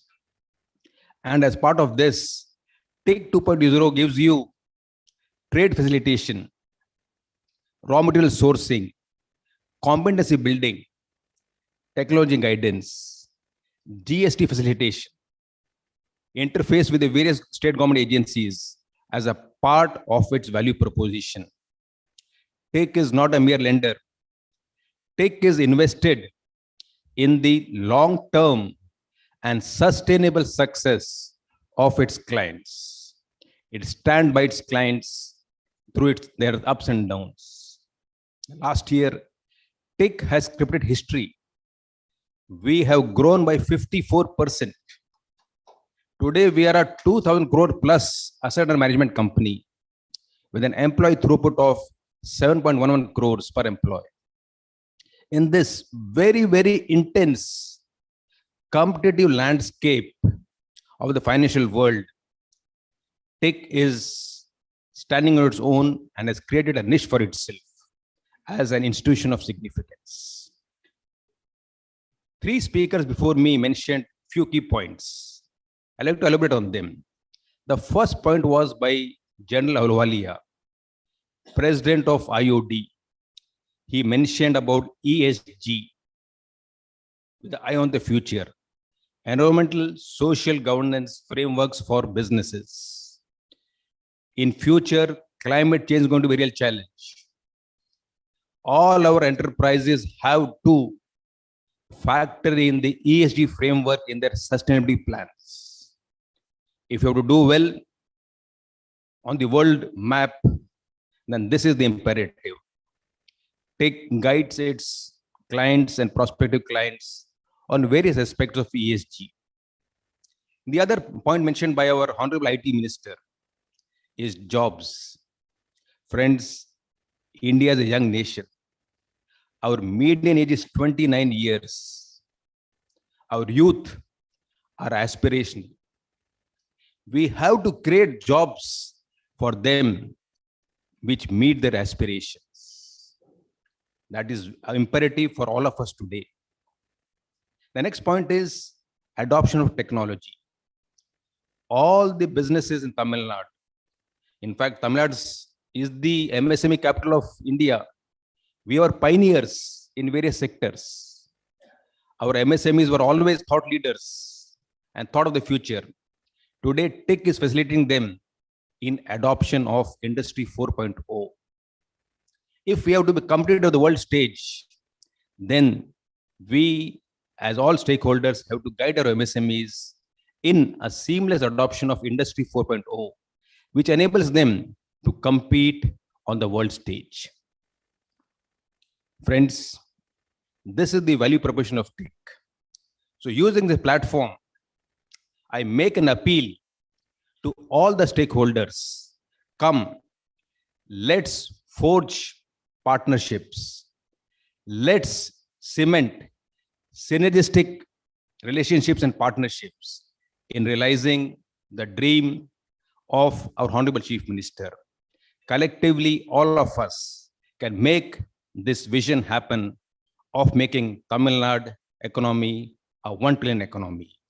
And the key competitive advantage of Tamil Nadu is the vision leadership of the Chief Minister, Honorable Chief Minister.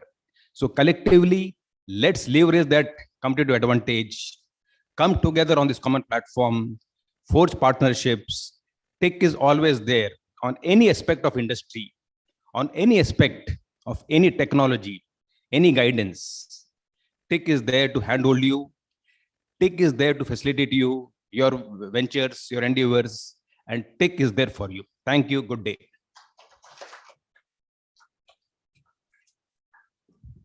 That was truly tick, tick, tick.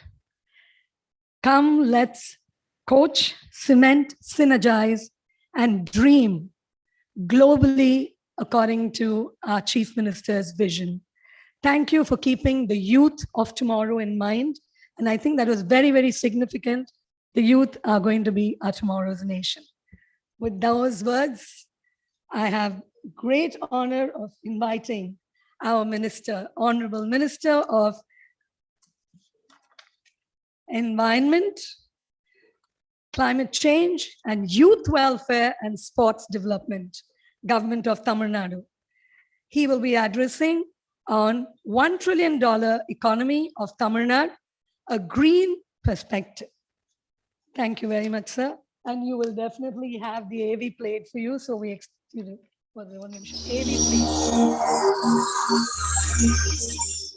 Honorable Thiru Shiva V. Meyyanathan, Minister for Environment, Climate Change and Youth Welfare and Sports Development, Government of Tamil Nadu. Thiru Meyyanathan Shiva V. is a Tamil Nadu politician from the DMK party. He has been elected twice from Alangudi Assembly constituency. During the last elections in 2021, he won by 25,847 votes and defeated Dharma Thangavel, who was from the AIDMK. The current Tamil Nadu ministry, he is the Environment Minister. Mr. Thiru Shiva V. Meyyanathan believes that a healthy environment is essential for the survival and growth of all living beings. He is responsible for Tamil Nadu's conservation and enhancement of life support systems like land, water, forests, and biodiversity are important for ecological balance.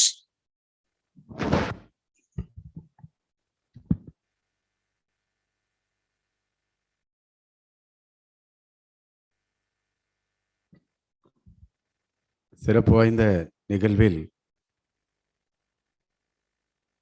நாம் அனைவரும் கலந்து கொள்வதற்கான வாய்ப்பினை உருவாக்கி தந்திருக்கின்ற விழாவில் வரவேற்பை ஆற்றியிருக்கின்ற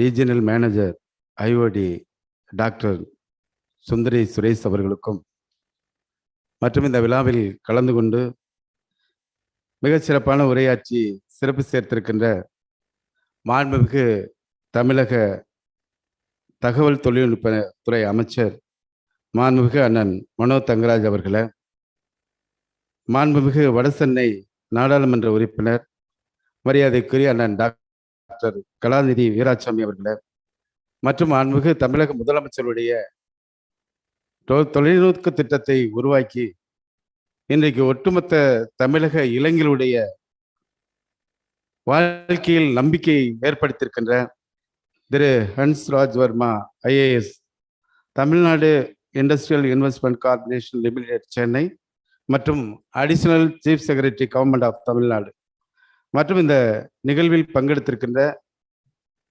gen Ahluwalia அவர்களுக்கும், மற்றும் இந்த நிகழ்வில் பங்கேற்றிருக்கின்ற எதிரிலே அமர்ந்திருக்கின்ற உங்கள் அனைவருக்கும், பத்திரிகை மற்றும் ஊடகத்துறை நண்பர்களுக்கும் எனது வணக்கத்தை அன்போடு தெரிவித்துக் கொள்கிறேன். நான் கேட்டேன் அவங்கள்ட்ட, எல்லாரும் எங்கேருந்து வந்திருக்காங்க அப்படின்னு சொன்னாங்க. எல்லாம் தமிழ்நாட்டிலேருந்து தான் வந்திருக்காங்க, தமிழ்நாட்டினுடைய பல பகுதிகளில் பணியாற்றுவாங்க. அப்படிங்கிற அடிப்படையில் இந்த முகாமில் கலந்து கொண்டு இந்த உங்களிடத்தில் உரையாற்றுவதில் மற்றற்ற மகிழ்ச்சி அடைகிறேன். முதலமைச்சர் தலைவர் தளபதி அவர்கள் சமீபத்தில் நடைபெற்ற மாவட்ட ஆட்சித்தலைவர்கள், காவல்துறை அலுவலர்கள், வனத்துறை அதிகாரிகள் கலந்து கொண்ட அந்த மாநாட்டில் உரையாற்றுகின்ற பொழுது முதலமைச்சர் குறிப்பிட்டு சொன்னது, தமிழ்நாட்டுடைய தொழில் வளர்ச்சியும் தமிழ்நாட்டுடைய சுற்றுச்சூழல் மற்றும் காலநிலை மாற்றத்தையும் இரண்டையும் நான் சக நண்பர்களாக பார்க்கிறேன் என்று மாண்புமிகு தமிழக முதலமைச்சர் அவர்கள் தலைவர் அவர்கள் அறிவித்திருக்கிறார். அந்த அடிப்படையில் தமிழ்நாட்டு இந்தியாவிலே மிக அதிகமாக இந்த ஓராண்டு காலத்தில் தொழில் வளர்ச்சிக்கான ஒரு உன்னதமான இடமாக இருக்கிறது. குறிப்பாக தெற்காசியாவிலே எங்கே தொழில் தொடங்கலாம், தொழில் தொடங்குறவருக்கு பாதுகாப்பு, அவர்களுக்கு தேவையான அனைத்து வசதிகளும் செய்து கொடுக்கக்கூடிய ஒரு பகுதி எங்கே இருக்கின்றனால் அதுக்கு தமிழ்நாடு என்று எல்லோரும் அடையாளப்படுத்தக்கூடிய அளவில் இந்த ஓராண்டு தமிழ்நாட்டில் வளர்ச்சி பாதையை தொடங்கி இருக்கிறது. இன்றைக்கு மாண்புமிகு தமிழக முதலமைச்சர் அவர்கள் 2030 ஆண்டுக்குள் தமிழகத்தை $1 டிரில்லியன் பொருளாதாரமாக உயர்த்த வேண்டும் என்கின்ற மாண்புமிகு தமிழக முதலமைச்சருடைய லட்சியம். அதிலே இன்றைக்கு நாம் வெற்றியும் பெற்றிருக்கிறோம். இன்றைக்கு அதனுடைய வளர்ச்சியும் தொடங்கி இருக்கிறது என்பதை நான் தெரிவிச்சுக்கிறேன். குறிப்பா இந்த தொழிற்சாலைகள்லாம் வர்றப்போ அந்த தொழிற்சாலைகள் தொடங்குறதுக்கு CTE கொடுக்கறதா இருந்தாலும் CTO கொடுக்கறதாட்டும் தமிழ்நாடு பொல்யூஷன் கண்ட்ரோல் போர்டு தான் கொடுக்குது. கடந்த காலத்துல ஆயிரக்கணக்கான ஃபைல்கள் அங்கே கிடப்பிலே இருந்தது. நான் பொறுப்பேற்கிறது முன்பு தமிழக முதலமைச்சர் தலைவர் பொறுப்பேற்ற பின்பு கிட்டத்தட்ட 1500 ஃபைல் மேல அங்கே பெண்டிங்ல இருந்தது.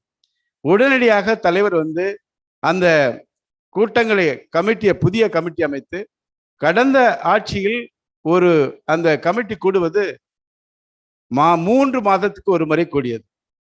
ஒரு சில சூழ்நிலைகள் 2 மாதத்துக்கு ஒரு முறை, மாதம் ஒரு முறை. அதே மாதிரி கொரோனா பெருந்தொற்று காலத்தில் கூட்டமே நடக்கல. இதனால் பல ஆயிரம் கோடி தொழில் தொடங்கியவர்கள் அனுமதி பெற முடியாமல் அவர்கள் மிகப்பெரிய இக்கட்டான சூழ்நிலைக்கு இருந்ததை முதலமைச்சர் கவனத்திற்கு கொண்டு வந்து இன்றைக்கு மாண்புமிகு தமிழக முதலமைச்சர் அவர்கள் பொறுப்பேற்றதற்கு பின்பு வாரத்துக்கு 3 மீட்டிங், அதாவது சியா கமிட்டியாக இருக்கு, எல்லா மீட்டிங் முடிச்சு இன்றைக்கு தமிழ்நாட்டில் கிட்டத்தட்ட தலைவர் பொறுப்பேற்றதுக்கு 1000க்கும் மேற்பட்ட தொழிற்சாலைகள் தொடங்குவதற்கான அனுமதியை தலைவர் வழங்கியிருக்கிறார் என்பதை தெரிவிச்சுக்கிறேன்.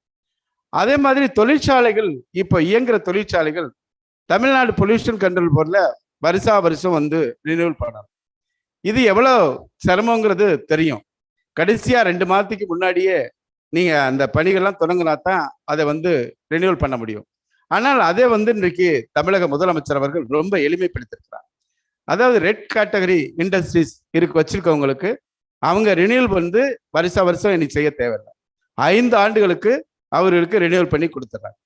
அது மட்டும் இல்லாம அதே மாதிரி ஆரஞ்சு கேட்டகரி இண்டஸ்ட்ரிக்கு வந்து 10 ஆண்டுகள் ஒரு முறை நீங்க ரினியூவல் பண்ணினா 10 வருஷத்துக்கு நீங்க கவலைப்பட தேவை, நீங்க கம்பெனி நடத்திக்கிட்டே இருக்கலாம். அதே மாதிரி ஒயிட் கேட்டகரி அந்த இண்டஸ்ட்ரிக்கு வந்து தலைவர் வந்து கிரீன் கேட்டகரி அந்த இண்டஸ்ட்ரிக்கு வந்து 14 வருஷம் இன்றைக்கு கொடுத்துருக்காரு.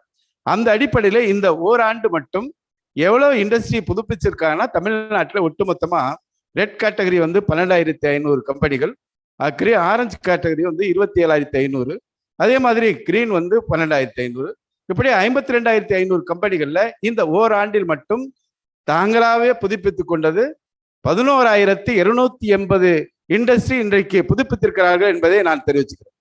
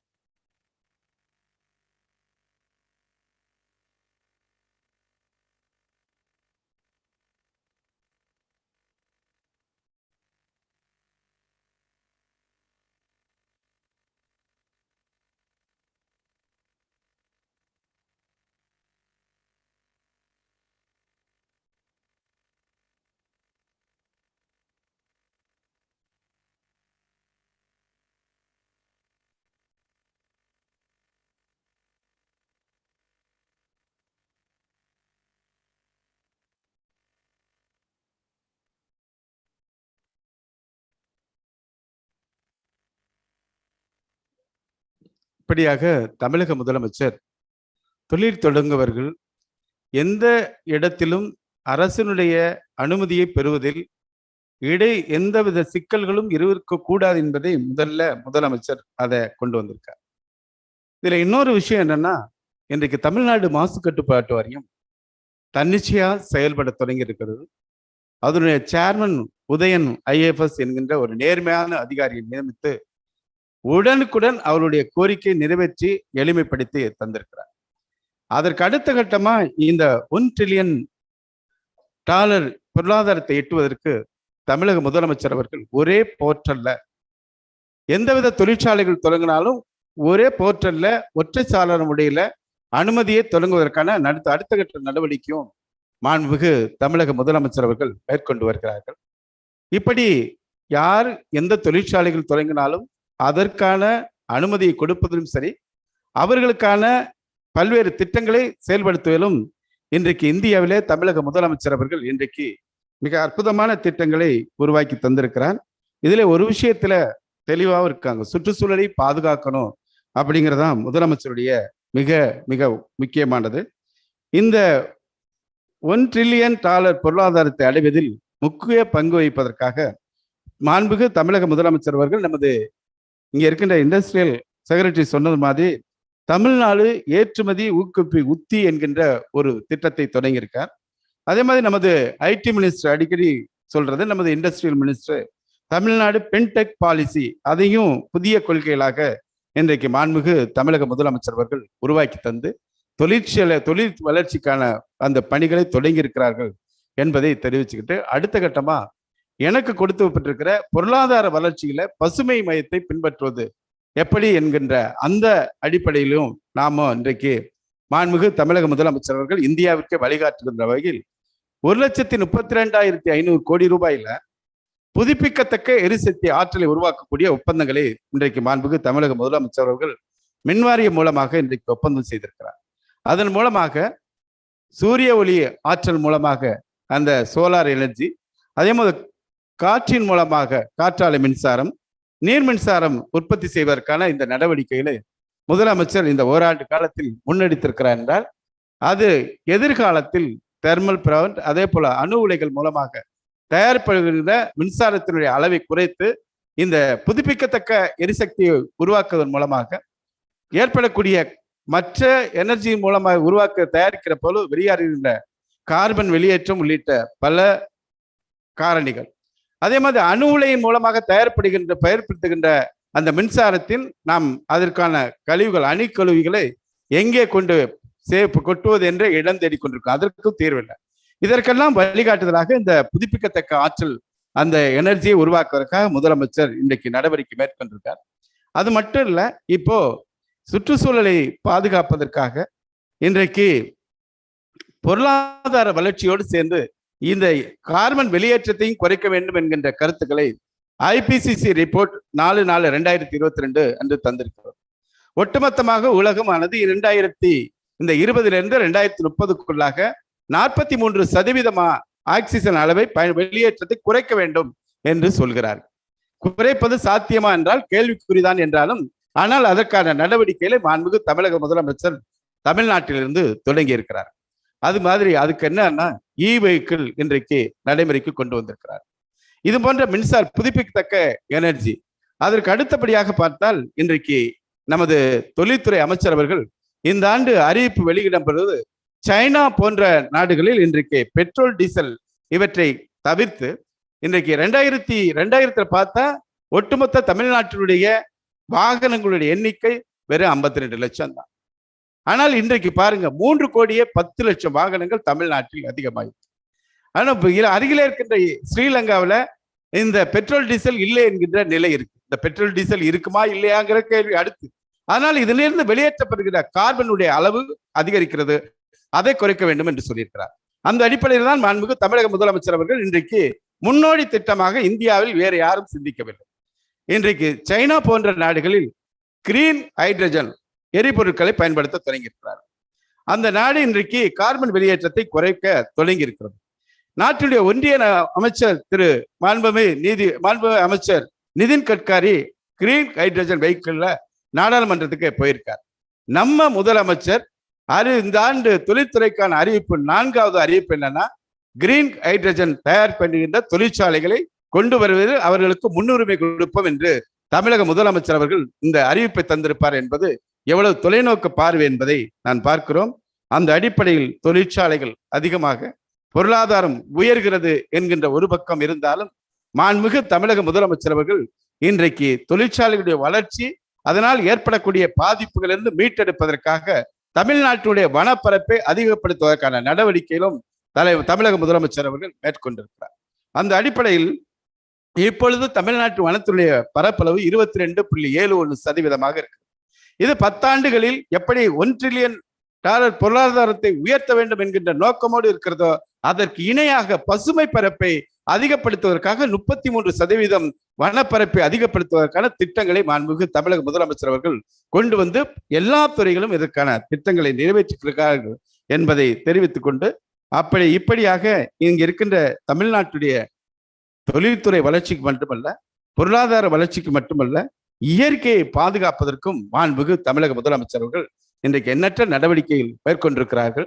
குறிப்பாக பாதுகாக்கப்பட்ட வேளாண் மண்டலம் இன்றைக்கு தமிழ்நாட்டுடைய ஒரு பகுதி இயற்கையை பாதுகாப்பதற்காக பாதுகாக்கப்பட்ட வேளாண் மண்டலம் அறிவிக்கப்பட்டிருக்கிறது.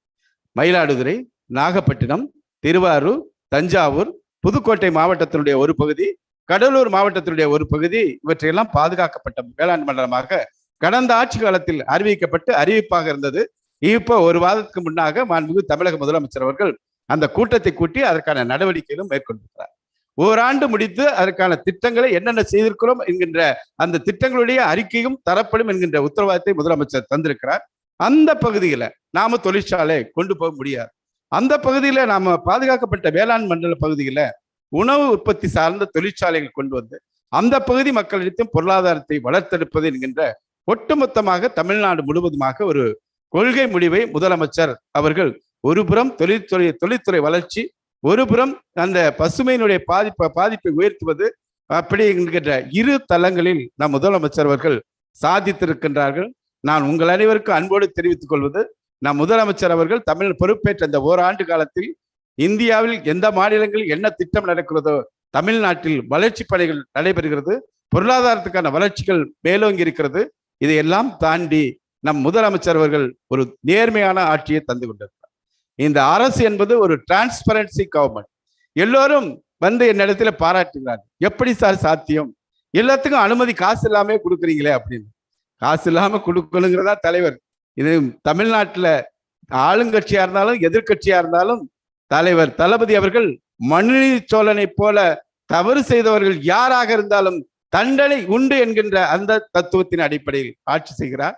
அப்படிப்பட்ட தமிழக முதலமைச்சர் அவர்கள் கல்வியில், பொருளாதாரத்தில், வேலை வாய்ப்பில் மக்களுடைய ஒட்டுமொத்த வளர்ச்சிக்கான ஒரு ஆட்சியை, சமூக நீதி, சமத்துவம், அதே போல சுயமரியாதை இவற்றையெல்லாம் உள்ளடக்கிய பெண்களுடைய வளர்ச்சி என்கின்ற தத்துவத்தின் திராவிட மாடல் ஆட்சியில் கண்டிப்பாக தமிழக முதலமைச்சர் அவர்கள் இன்னும் 10 ஆண்டுகளில் பசுமையோடு சூழ்ந்த 1 டிரில்லியன் பொருளாதாரத்தை எட்டுவார் என்கின்ற நம்பிக்கையில் நீங்கள் அனைவரும் அதற்கு உறுதுணையாக இருங்கள் என கேட்டு வாய்ப்புக்கு நன்றி கூறி விடைபெறுகிறேன். நன்றி, வணக்கம்.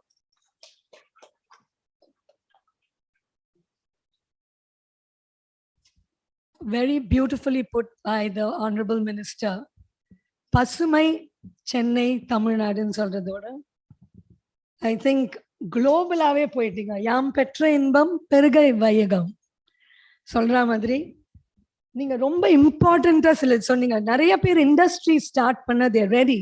People are willing to start industries, but there's always an apprehension. How do we go about it? Fintech.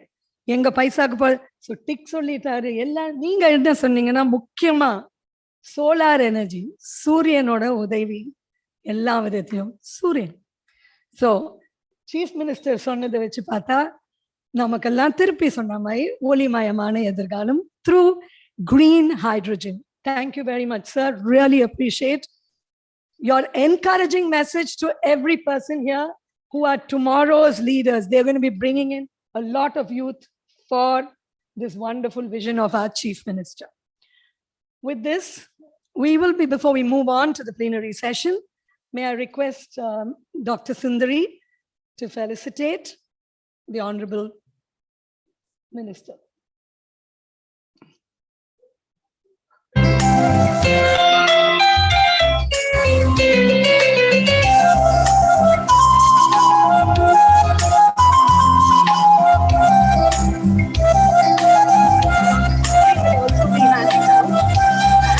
Of independent directors, which is brought up by the IOD.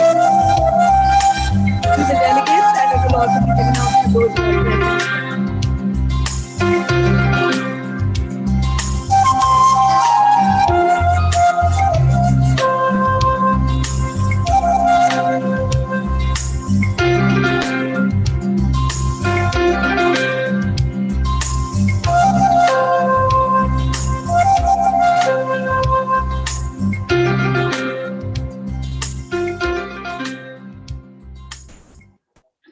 Yes, you can.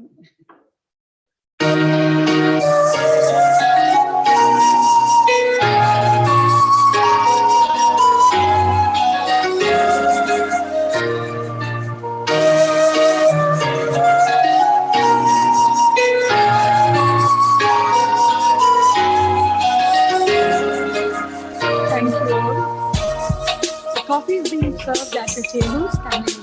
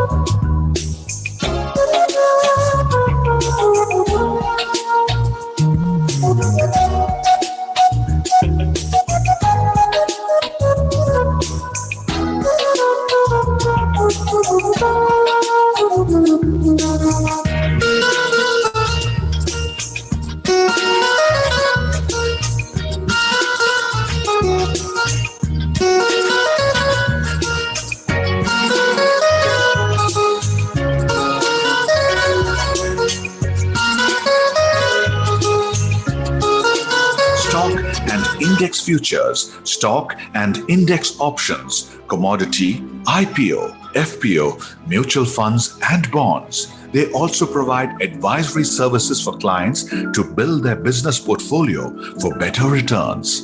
The company offers excellent back office support using latest technology, well-versed staff, and an extremely competent team of analysts and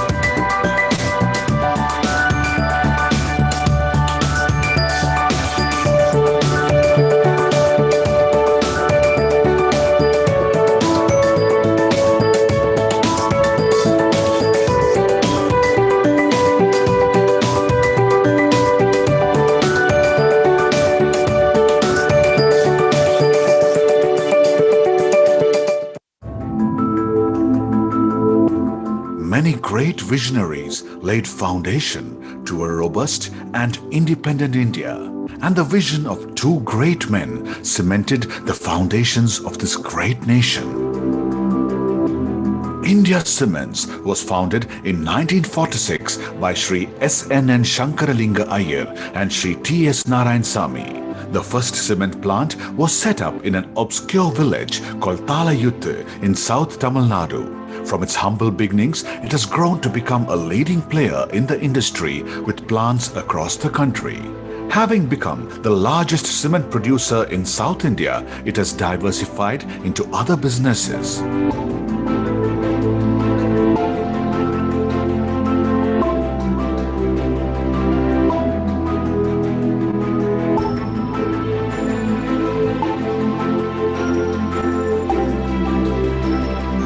India Cements Capital Limited is a pearl in its treasure chest. India Cements Capital Limited was incorporated as a public limited company in 1985 as Aruna Finance Limited, which later became Aruna Sugar Finance Limited. In 1997, India Cements acquired majority stake and brought it under the banner of India Cements Capital and Finance Limited. ICCL is primarily involved in forex trade and advisory, stockbroking and travel. For exchange, ICCL's Foreign Exchange Division is an RBI authorized Category 2 money changer that has been in the business since 1995. What started at one location with 2 staff has now grown into a huge network across the country with branches across the length and breadth of the nation. While the division was basically concentrating only on retail foreign exchange, signing up agreements with American Express and Thomas Cook India Limited to stock and sell without any bank guarantee. Travelers' checks on trust of reputed brands paved way for scaling operations.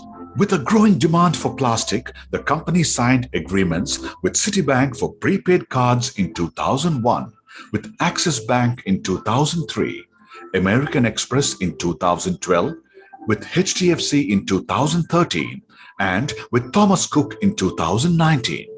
The need to add allied services was felt, which necessitated the inclusion of money transfer services like Western Union, a sub-agent of Reliance Money, formerly Sita's, in 1999, Matrix calling cards in 2005, and travel insurance with Tata AIG in 2010. We have added up Reliance and Religare since 2018. It currently has branches in various states across the country, serving thousands of travelers and businessmen traveling across the globe.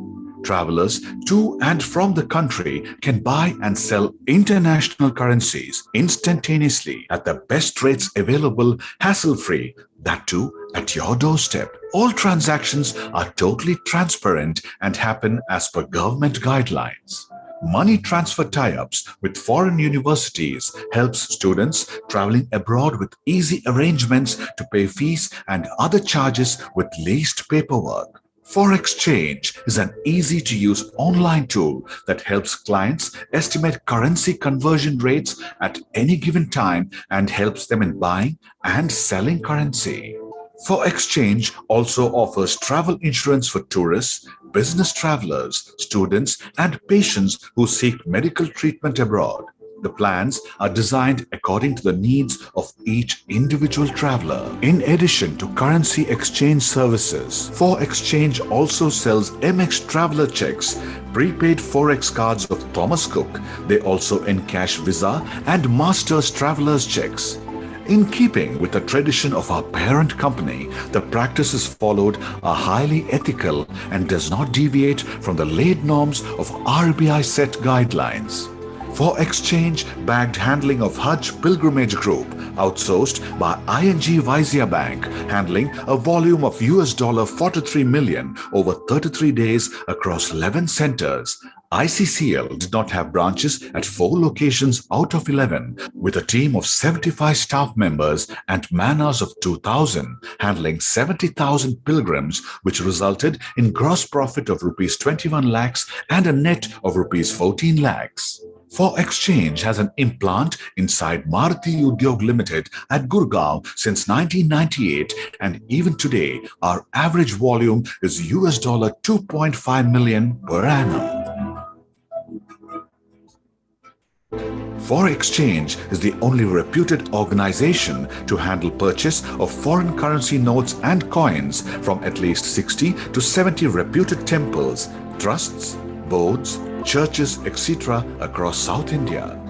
Our other clients include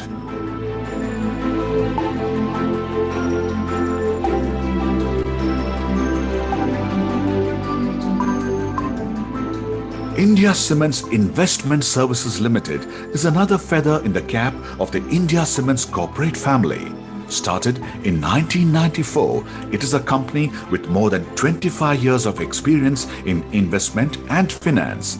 It provides services in cash, stock and index futures, stock and index options, commodity, IPO, FPO, mutual funds and bonds. They also provide advisory services for clients to build their business portfolio for better returns. The company offers excellent back office support using latest technology, well-versed staff, and an extremely competent team of analysts and experts. ICISL meets with all the requirements of SEBI and RBI guidelines. They are empaneled with United India Insurance Company, Can Bank Financial Services Limited, and State Bank of Mysore. Over the years, ICISL has earned its place in the industry, offering complete transparency, professional services, good returns, and total trust. Midas Advisory is another important division of India Cements Capitals Limited that provides valuable professional guidance for importers and exporters on foreign risk management. A well-equipped dealing room with expert analysts provides access to latest trends in movement of currency value. Reports on movement of various currencies with expert professional comments are made available to clients regularly. Specific and blanket advice are provided as per the client's peculiar business situations to hedge risks in fluctuation of currency value. Coromandel Travels is ICCL's business divisions involved in providing comprehensive travel-related services that include ticketing, hotel booking, car rentals, visa services, leisure tour packages within India and abroad. Coromandel Travels is IATA accredited, making it a preferred travel company with a stamp of approval. Coromandel strives to become a leading player in the budding travel and tourism industry in the country. Money that is hard-earned should be invested wisely, where it earns more for the investor. With over 7 decades of impeccable reputation in the world of business, India Cements is proud to present India Cements Capital Limited, a hallmark of trust for all your investment needs.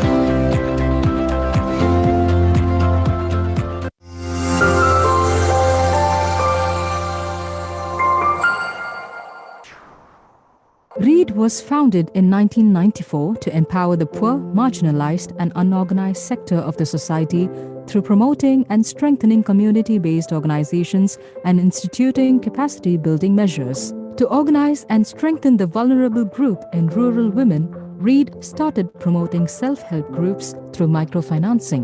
ஆரம்பத்தில் சுயஉதவி குழுக்கள் அமைச்சு அவங்களுடைய பொருளாதார முன்னேற்றத்துக்கு உதவி செய்வதற்காக அவங்கக்கிட்டே சேமிப்பு கடன் கொடுத்து வாங்குறது இந்த பழக்கத்தை உருவாக்கி அதன் பிறகு வங்கிகளை இணைப்பு கொடுத்து வங்கி மூலமாக கடன் பெற்று அவர்கள் பொருளாதாரத்தில் முன்னேறணும்னு சொல்லிட்டு அவங்களுக்காக ஒர்க் பண்ணிகிட்டு இருக்கிறோம். ரீடு தொண்டு மூலமாக எங்களுக்கு வந்து ஒரு குழு ஆரம்பித்து கொடுத்தாங்க. அவங்க மூலமாக நாங்கள் 13 பேர் சேர்ந்து சேமிப்பு வசூல் எல்லாம் சேர்ந்து கட்டிட்டு இருந்தோம். ஹோட்டல் சின்னதாக ஹோட்டல் ஆரம்பித்து எங்களுக்கு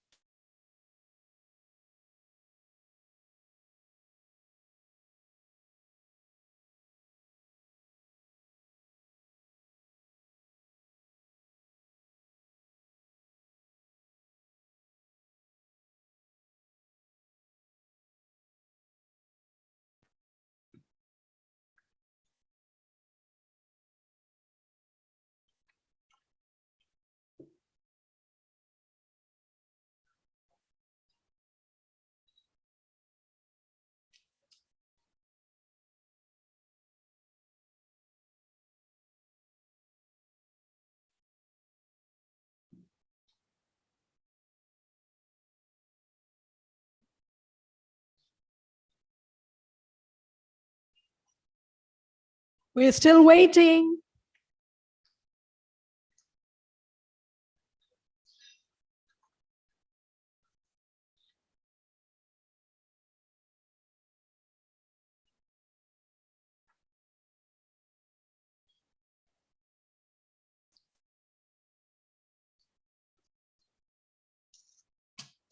The plenary session has some brilliant participants here who've been very kind to give time for us.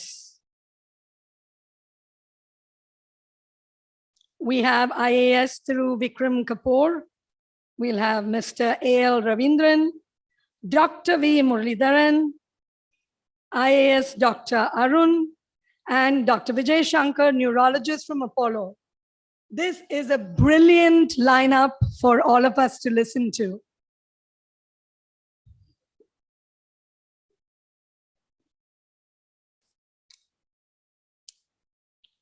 May I request the volunteers to kindly announce at the coffee room? You can bring in your plates, please.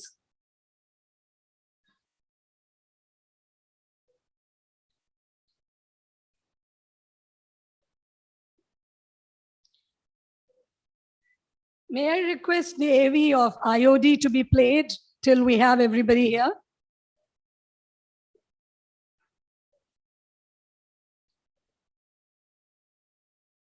Kindly be seated.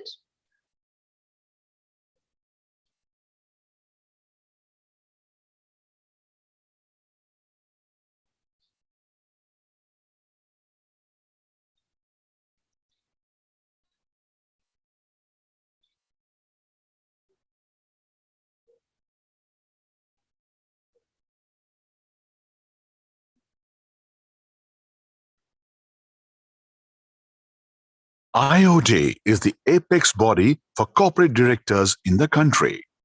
And our motto is building tomorrow's boards by facilitating best boardroom practices and corporate governance. IOD. Institute of Directors, IOD, is the apex organization for corporate directors in the country. IOD, www.iodglobal.com, has over the past 30 years grown to associate with around 31,000 senior executives representing prominent organizations from the private, public, and government sectors India-wide and now increasingly worldwide. Honorable Justice M.N. Venkatacharya, Chairman, Institute of Directors and former Chief Justice Supreme Court of India, is the Chairman. Justice Dr. Arijit Pasayat, former Judge Supreme Court of India, is the Co-Chairman. And Lieutenant General J.S. Ahluwalia, PVSM, is the President of IOD. Mr. M.S. Sundar Rajan, former CMD of Indian Bank, is the Chairman of IOD's Tamil Nadu and Puducherry region. IOD is known for its annual flagship conventions on various topics such as corporate governance, sustainability, business excellence, corporate ethics, innovation, climate change, and environment management in global cities such as London, Dubai, and Singapore. It has witnessed the participation of global industry leaders, political leaders, thought leaders, academicians, and speakers from across the world. In addition, IOD also organizes international. Thank you and welcome back for a very interesting plenary session. May I request Thiru Vikram Kapoor, IAS, Additional Chief Secretary to Government, Planning and Development, Government of Tamil Nadu, to come up to the dais, please. And I request Dr. Sundari to felicitate Shri Kapoor. It will be along with the IOD handbook.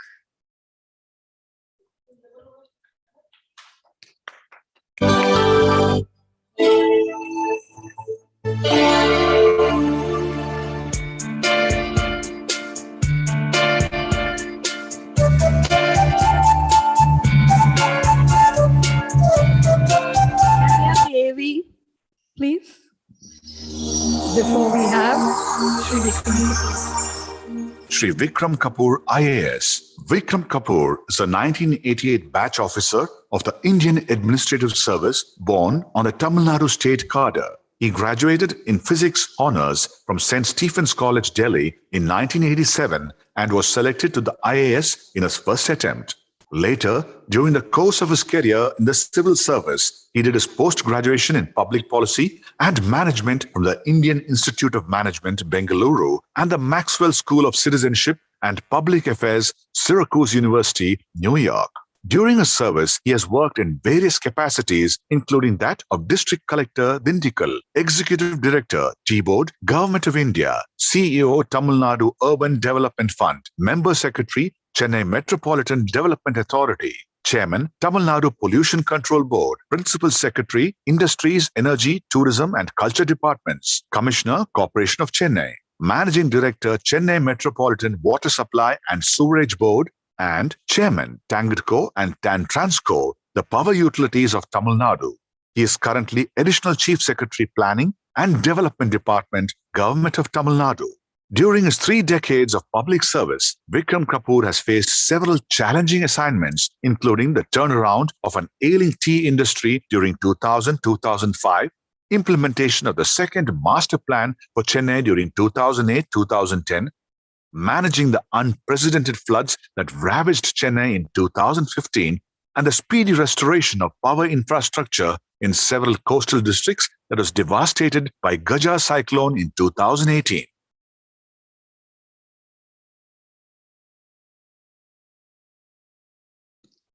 Sustainable Development Goals for a $1 trillion economy.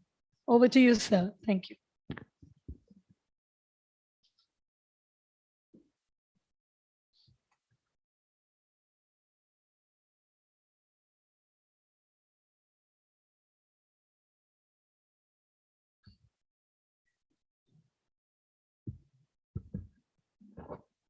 Can you put on the presentation, please?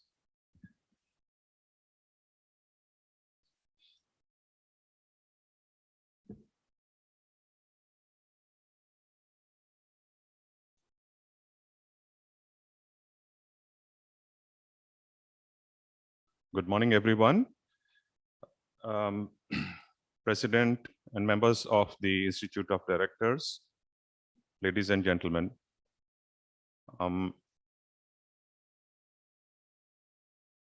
Before I start, I would like to compliment the IOD for organizing this particular conclave.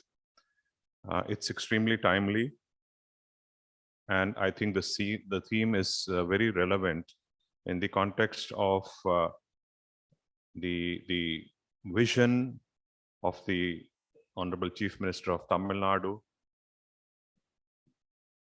to making Tamil Nadu as a state that achieves a $1 trillion economy by the year 2030. I had the privilege of listening to some of the speakers in the previous session. And I must say that, as you will also agree with me, that hearing the honorable ministers, the member of parliament, and the senior official of the government, it's extremely encouraging to see how much of synergy there is in terms of the thought processes and the actions that various departments and agencies of the government are bringing to achieving this dream of the Honorable Chief Minister. And we hope that together, the government and the industry, the civil society, we all will help realize this vision. And today, I will speak about initially how this vision can be achieved and the role of sustainable development goals in achieving that vision. So to begin with, I would like to first just give you a snapshot of the state of the economy of our state. I believe that the Honorable Member of Parliament has already given some data, which is already contained here, but I will still recap it for your benefit.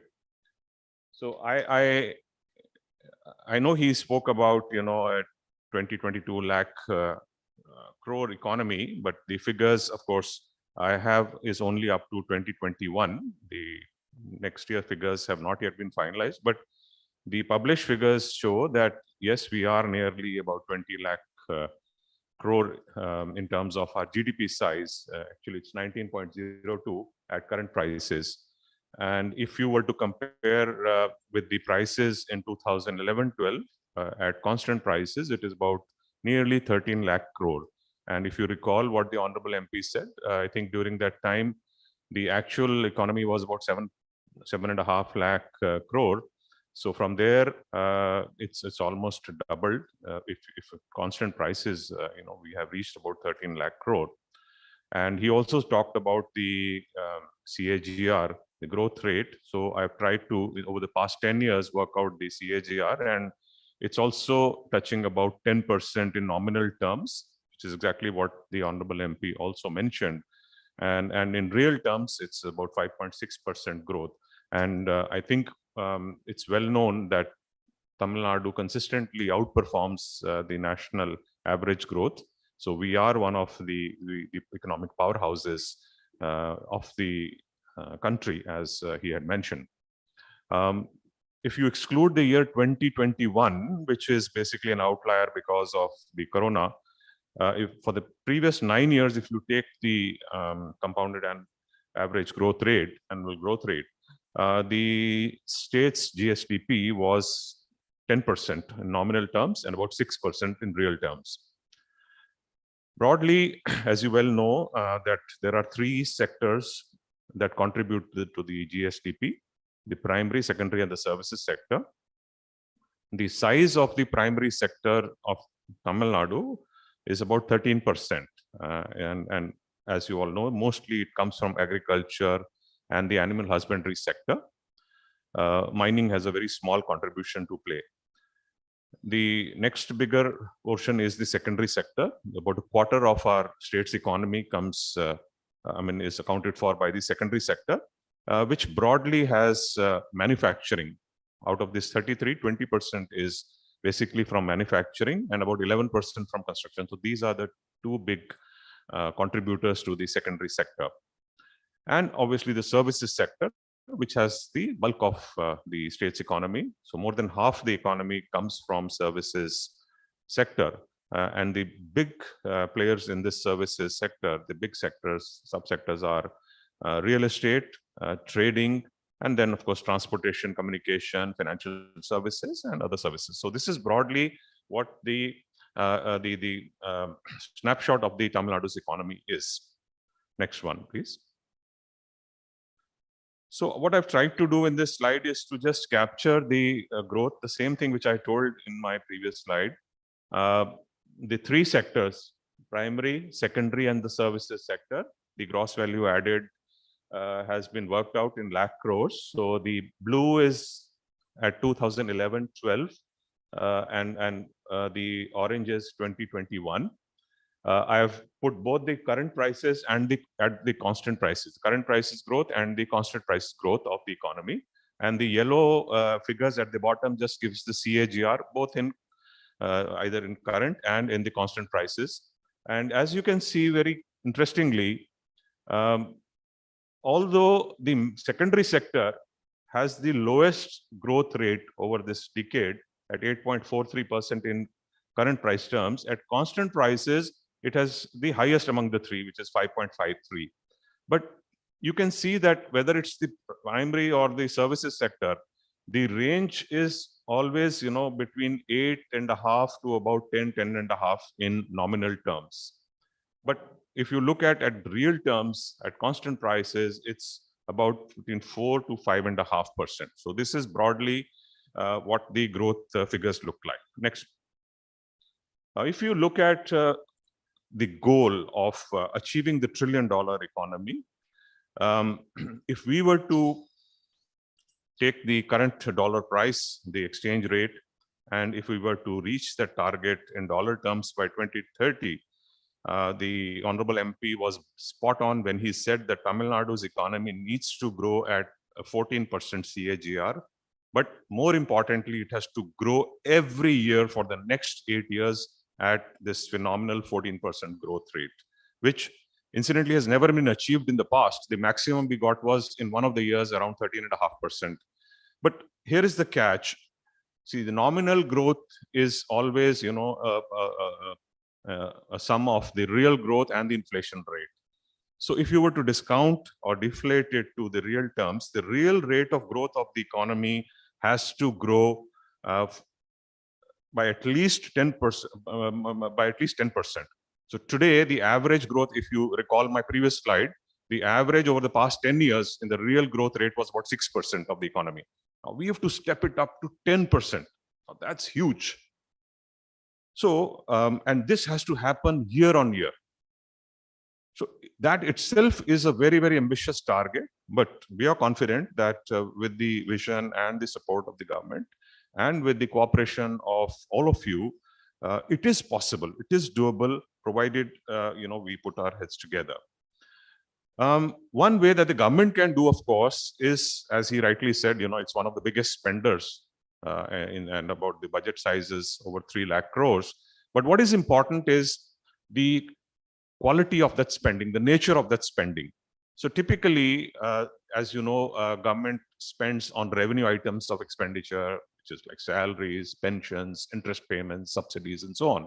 And then there is the capital expenditure, which goes into, building roads and big projects, dams, irrigation, and so on.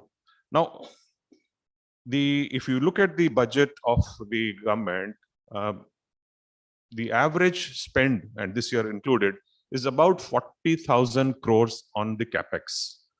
I calculate that if we are really wanting to hit the $1 trillion mark, government needs to really push up this average of about 40,000 crore capex every year to double at 80,000 immediately. And I'm happy that the Honorable Finance Minister in the last budget has actually recognized, he's mentioned this and said that we need to increase it next year to 60,000 roughly crores and then to 80,000, quickly reach that mark and then keep growing at around 15%.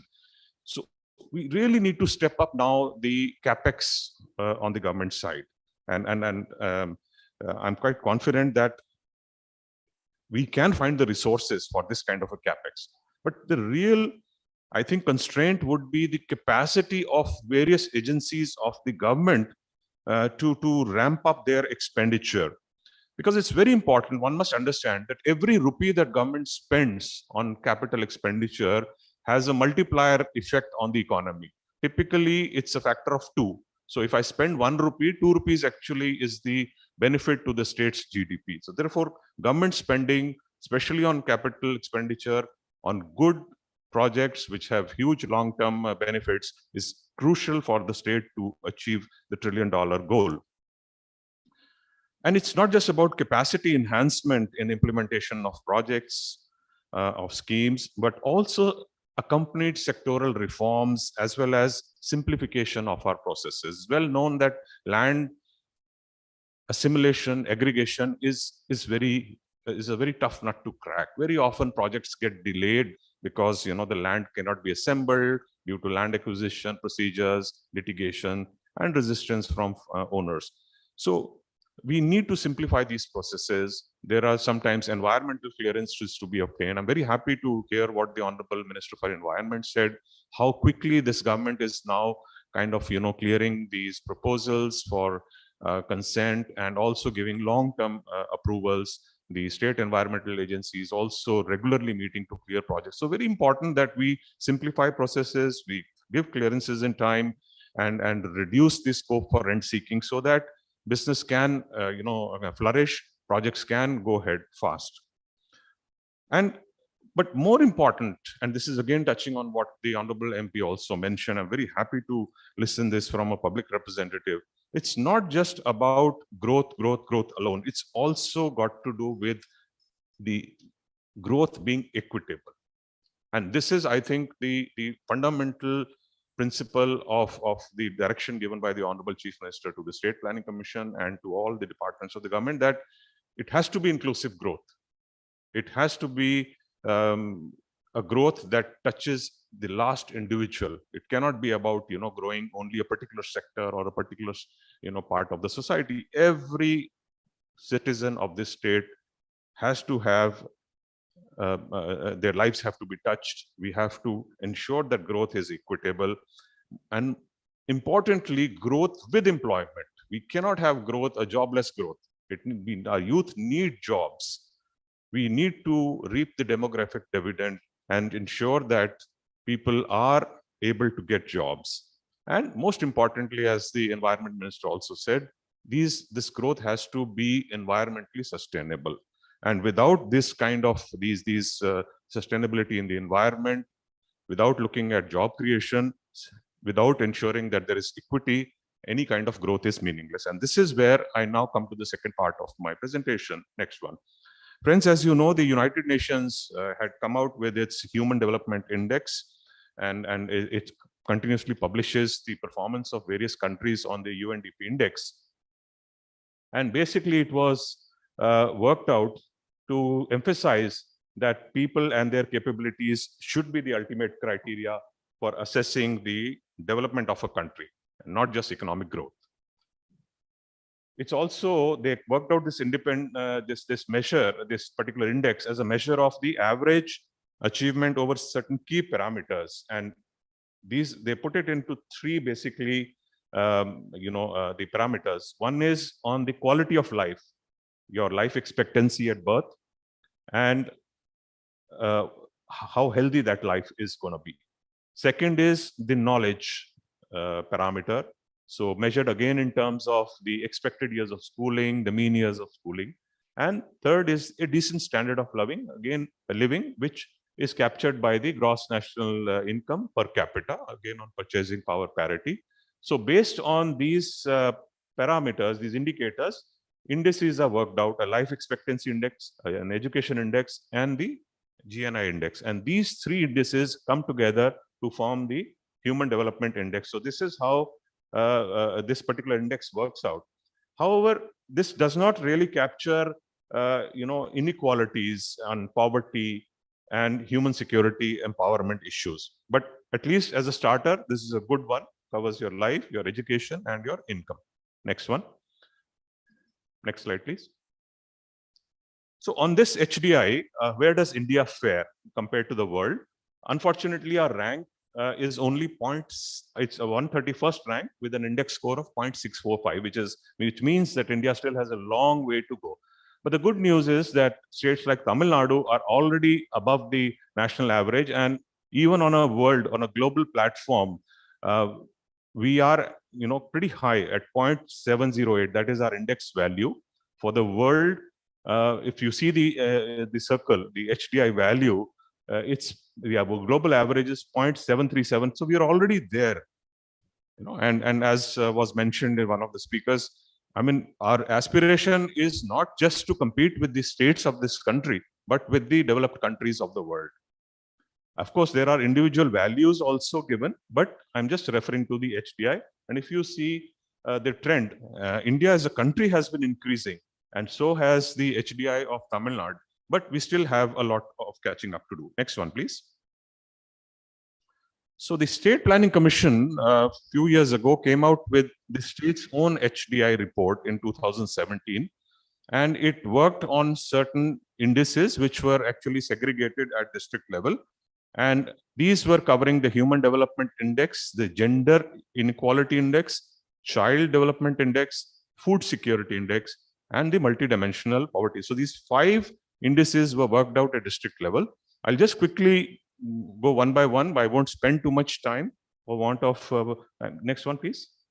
So they just ranked based on each of these indices. On the HDI index, districts like Kanyakumari, Virudunagar, Thoothukudi, the southern basically districts fared well along with Chennai and Kanchipuram. But the rest of the state, if you can notice, the eastern part, Tiruvarur, Viluppuram, then on the western side, Theni, Perambalur, Ariyalur, they were at the bottom as far as the HDI was concerned. Next one, please. Next. So on the gender inequality, there were certain districts which were seen to be performing well, and certain were not doing well. Interestingly, Chennai is among the bottom 5 districts. Next one. On the Child Development Index, this was a ranking. Kanyakumari was ranked number 1, but at the bottom were districts like Ariyalur, Tiruvannamalai and all, which had a lot of issues. Next one. On food security, interestingly, we see Tiruvarur doing well. Obviously, it's a kind of agricultural district, so you could expect that. Kanyakumari, of course, was there, but at the bottom were districts like Nilgiris or Perambalur. So they were performing the worst on food security. Next one. And on a multidimensional poverty index. So basically, poverty is there are several metrics of poverty, but the current one is on multidimensional poverty. I'll come to the latest definition in a short while, but the one in 2017 showed that Kanchipuram, Chennai ranked the best in terms of addressing poverty issues. And the obviously no surprises that Dharmapuri, Perambalur, Ramnad, Virudunagar, Ariyalur were the worst in terms of poverty. Next one. Now the latest, the multidimensional poverty metric, which has come out by the Niti Aayog, addresses actually poverty in multiple dimensions. There are actually 12 indicators that they have taken, which cover broadly 3 themes. One is on health, the other and nutrition, the other is on education, and the third is on basic infrastructure or amenities available to households. So on that metric, Tamil Nadu had a head count ratio, basically what percentage of your population is multidimensionally poor. So poverty is no longer now calculated in terms of income or in terms of calorie intake. It's actually measured in terms of this bunch of indicators who are given different weights. And on that particular index, the score of Tamil Nadu means roughly about 5% of our population is multidimensionally poor. If just to benchmark, Kerala is the number 1. It has a score of less than 1. Actually, if you see the best state at the bottom is given 0.71. But on a national scale, 25% of India, the population of households in India, are multidimensionally poor. A quarter, that's quite a number. Compared to that, Tamil Nadu is fairly good, fairly advanced. I think we are about 4th and among the large states 2nd after Kerala. And of course, they have an intensity of poverty, and you multiply the 2, you get the MPI score. So if you look at our score 0.02, we are quite far away from what Kerala has achieved. In terms of urban and rural, again on the headcount ratio and the intensity of poverty and score, no surprises that rural Tamil Nadu fares poorly. Nearly about 7% are poor, whereas in urban areas, just about 2.5% are poor. Next one. This is on each of these 12 indicators. How is Tamil Nadu, which means what percentage of our population is deprived in these particular indicators compared to India and the best state. You'll see a lot of Kerala in that. The only one in which we seem to be leading the country is in cooking fuel. But still, it's a matter of concern that 24% of our population does not have access to clean cooking fuel. Now, flies against common knowledge. I believe under the Ujjwala scheme and all, a lot of these gas connections were given. But the fact is, are people still using gas because of the price, the cost and all that? So still, it's a matter of concern that a quarter of our households would still be using, unclean fuel for cooking. If you look at some of the indicators like nutrition, this is again a cause of concern, because a quarter of our population is having nutritional issues. In fact, if you see the latest National Family Health Survey, around 5 figures, really it's a matter of concern that although the malnutrition level has come down, but among children, there is a great deal of stunting, wasting, and underweight issues. And still about more than, nearly half of our children face malnutrition issues. Although severe malnutrition has reduced considerably, but still moderate malnutrition is there. A bigger concern is the prevalence of anemia, and especially among pregnant women, which ultimately affects the child, which is in the womb, and then the growth of that child, especially during the formative years. The level of anemia has actually gone up from the 4th round to the 5th round, which the figures are now available, and more than half the women, especially in the pregnant women category, are actually anemic. Now that's a cause for concern. Despite so many programs, so much effort by government, non-government agencies, if we are still having such a high prevalence of anemia in our state, it's a matter of concern. But yes, we can take solace from the fact that we are better than the national average. But if you just benchmark yourself to Kerala, I think we still need to catch up on this.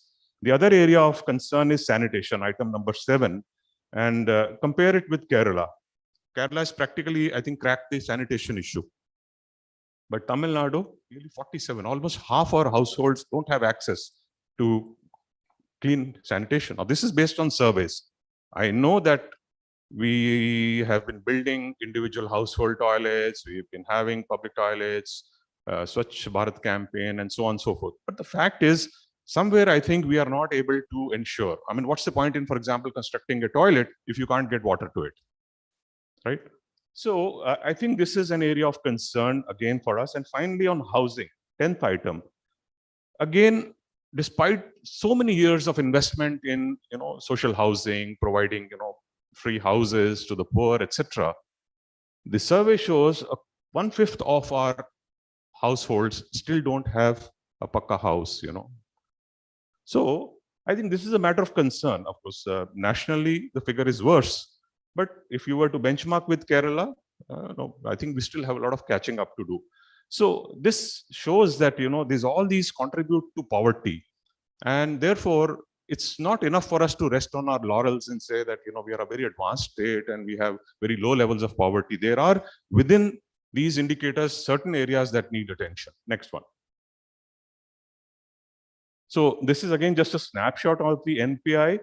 Just wanted to show on the left side this colorful graph. I'm sorry you can't read it, but the green portion is the contribution, the weightage of health indicators. There were only 2 indicators for health, but you look at their particular, actually now they made it 3, I think. Their contribution to the multidimensional poverty is very huge. So that's one of the major causes for our deprivation. And education in terms of number of years of schooling or the dropout rate, and then the standard of living parameters. These are all available in public domain. But what I just wanted to say was that we need to focus on certain indicators more than others. Next one. So just a snapshot of how the poverty map is for the state. On the left side is the headcount ratio of each district. It may be a matter of surprise for some of you. Contrary to what we normally believe, that the districts which are traditionally seen to be poor, the poorest district is, surprise or surprise, Pudukkottai. It was a surprise to me as well.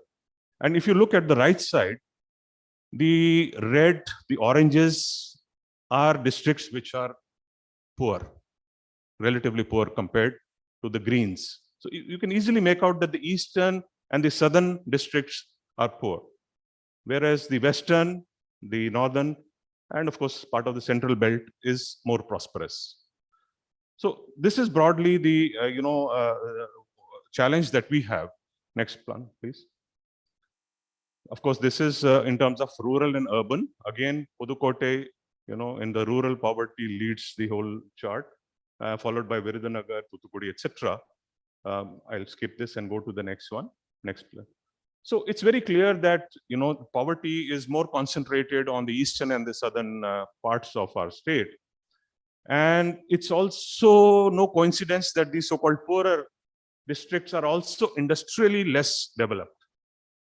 Because it's actually a lot of studies have shown that while industrial growth is also a determinant of poverty, it's works the other way also. So the poorer a district is, it attracts less investments. So it's also linked to your social and economic infrastructure. So if your social economic infrastructure is good, industrial investments will also flow there. So as I mentioned, this particular trend of industrial investments actually going to the already developed districts like northern or the western parts of Tamil Nadu is actually aggravating this disparity that I think Honorable MP also talked about the Gini coefficient and all. There are various metrics of inequality, but this is one of the reasons. So I think we need to then, redefine in terms of perhaps these poverty indicators, what backwardness really is, because ultimately these will map into the backward districts. Next one. Coming to the sustainable development goals, we feel that this is a very good framework for ensuring not just growth per se, but equitable and sustainable growth. Next slide. So as you well know, the Sustainable Development Goals were introduced in a UN Conference on Sustainable Development held in Brazil in 2012. And they came out with a new kind of an SDG framework, which actually the Millennium Development Goals were ending in 2015. So post 2015, what is the vision that the world should have in terms of its priorities, its goals, its aspirations? And therefore, the 2015 to 2030 is the period in which these SDG goals are supposed to actually have certain targets, and then those targets are broken up into indicators. So the objective is to produce a set of universal goals that meet our environmental, political, and economic challenges. And therefore, this was adopted in the 70th session of the UN Assembly in September 2015. And of course, India is a signatory to it. Next one.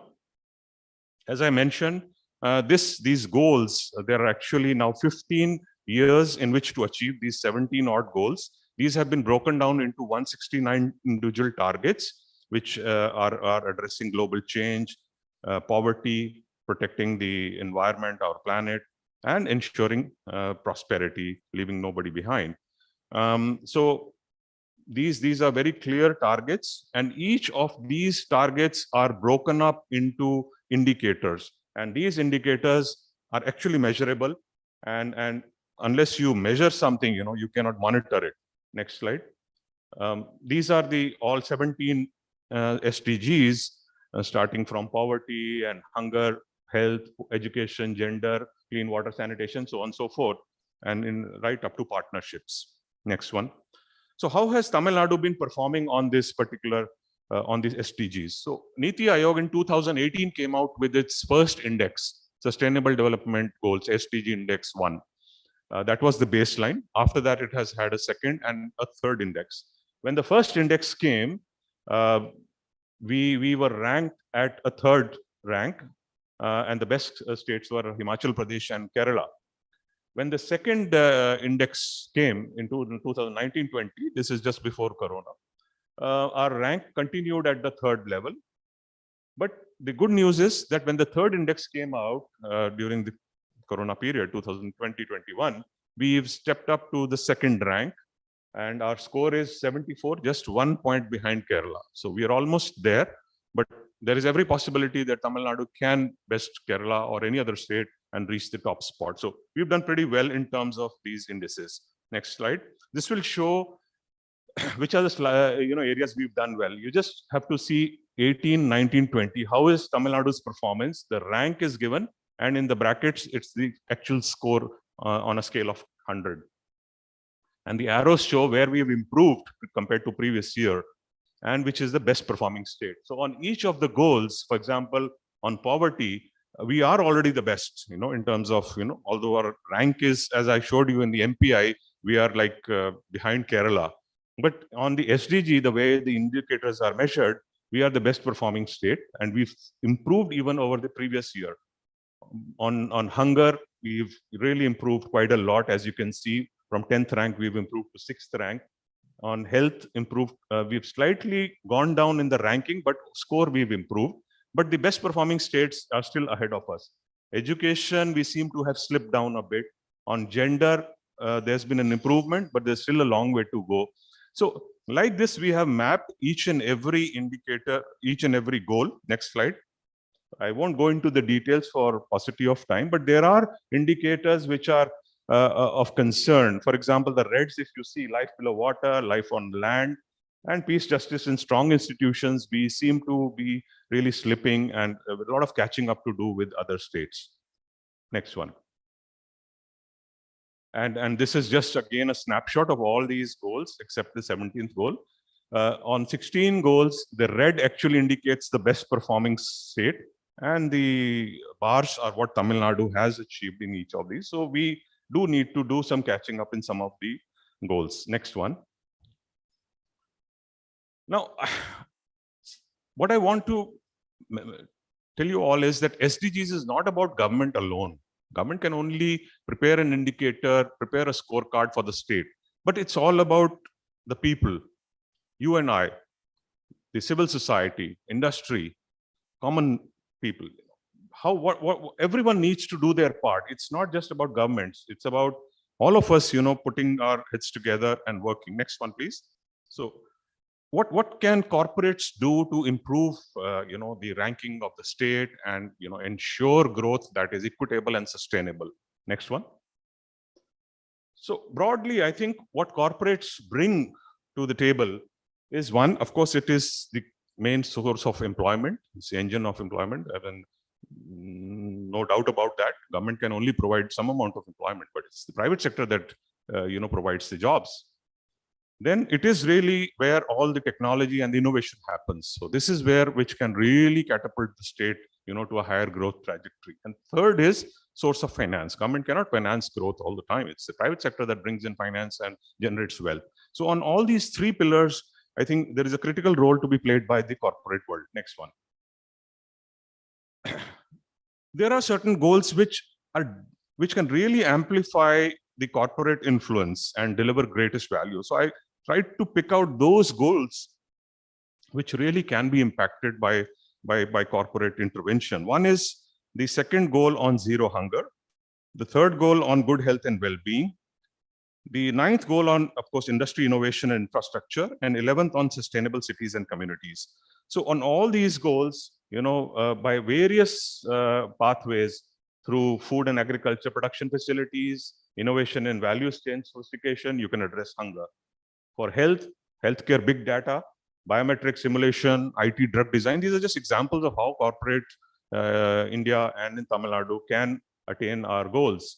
On, of course, the industry innovation infrastructure goal, your production facility innovation, supply chain and distribution innovation, these can really improve our indicators. And finally, on sustainable cities and communities, countermeasures against disasters, next generation mobility, these are areas which corporate Tamil Nadu can really contribute to. Next one. And these are the targets which really can be achieved using the products and services provided by corporates. Next one. I'll just give a few illustrations just to highlight, how it works. For example, you take target 5.5 under the gender goal, gender equality goal. So the target says that you have to ensure women's full and effective participation, equal opportunities for leadership at all levels of decision making in various facets of life. So the indicator, one of the indicators is what is the proportion of women in managerial positions, including women in board of directors in listed companies per 1,000. It's very relevant to the IOD because you're all directors, and you need to find out in your company what is the representation or the proportion of women in managerial positions. We've not done well. In fact, the numbers is only about, if I remember, 17%. I think we have a long way to go to achieve improvement in this indicator. Again, just take the target 7.3. Double the global rate of improvement in energy efficiency. One of the indicators under the target is energy intensity measured in terms of primary energy and GDP. So measure is megajoules per rupee. It can be calculated by your energy manager. Each of the industries that you represent need to find out what is your energy intensity use. And our goal is to improve our energy efficiency, double it by 2030. Likewise, target 9.2 is on inclusive and sustainable industrialization. So basically, what we want is that I showed you, 20% of our state GDP comes from manufacturing. We need to increase that to at least 25%. So the share of manufacturing GVA to total GVA has to increase. And more importantly, manufacturing employment as a percentage of total employment has to go up. So these are areas where the corporate world can focus on and supplement the efforts of the government for the state to achieve improvement in this particular target. And finally, let's say the target 12.6 talks about sustainability, how large and transnational companies adopt sustainable practices. So one of the indicators is what percentage of the companies are publishing sustainability reports. So if you do that, I mean, you kind of make managers in companies responsible for bringing sustainability into their decision making. Next one. So what basically are the stakeholders' expectations? It's very clear that companies that align their priorities with the SDGs can strengthen their engagement of customers, employees, and other stakeholders. And there was a survey in 2018 by the World Business Council for Sustainable Development among 250 of their member companies. And they found nearly half these companies, they perceived a reputational gain and an enhanced license to operate as an important. So if you internalize SDGs, you basically improve your reputation, you improve your license to operate. As a society, you have greater credibility. And only just 9% they thought it's not important, but I think broadly there was agreement among the member companies that sustainability makes good business. And therefore, next one, the SDGs, they reflect future policy direction. So they basically help to identify your future business opportunities. So it's not just about, kind of being a responsible citizen or a responsible corporate. Pursuing SDGs per se can help you unlock new market opportunities. There is a huge market waiting out there to, kind of be tapped. And to achieve this, government, of course, are likely to bring in some regulatory measures. For example, government may say tomorrow that, okay, fossil fuel vehicles will be phased out by such and such year, or some tax incentive will be given, in case you go green. You can actually, by aligning your business models with the SDGs, you can stay ahead of the curve and not wait for penalties, to kick in and then change your policies. So therefore, it's necessary for corporates to be smart and foresee, what policy changes are going to come. And before that, align your business strategies to it. So therefore, my request is companies need to invest in achievement of the SDGs in order to achieve business sustainability. The final, of course, is the quote by, I don't know if you can read, I'll read it out for you. The MD of the WBCSD said that business cannot succeed in societies that fail. I'll repeat, business cannot succeed in societies that fail. So if you have a society, that is not providing equity, it's not looking at its environmental sustainability, business cannot be divorced from it. A society that fails on these fronts cannot allow business to succeed. Therefore, it is in the interest of corporates that the societies succeed as far as SDGs are concerned. Yes, next one. So basically, what corporates need to do is, and as governments also, we need to invest in people, we need to build resilience and make growth inclusive. So it's not just about government doing it, it's equally applicable to the corporate sector, to civil society, and every one of us. Okay, next one. I'll skip this because it's just the details. I'll just close by saying that for the corporates, the way forward should be that you need to integrate the SDGs into your corporate strategies and business planning, and not just to have these as just mere statements in your annual reports or in your compliance reports, but to also measure and monitor the impacts through some KPIs and also, of course, to improve the reporting against these SDGs. So SDGs need to be internalized, and we are doing it in the government. We are taking it down to districts, to blocks, and now even to panchayats. So why should corporate India, why should businesses be away from that? We also need to work out a metric. What are the indicators that we need to measure on? Come out with some kind of a framework, get it adopted in companies, and use it to measure their performance in the achievement of the SDGs. So I'll stop at that. I've taken a lot of your time. I thank you for this opportunity, and I wish the deliberations in this conclave all success. Thank you.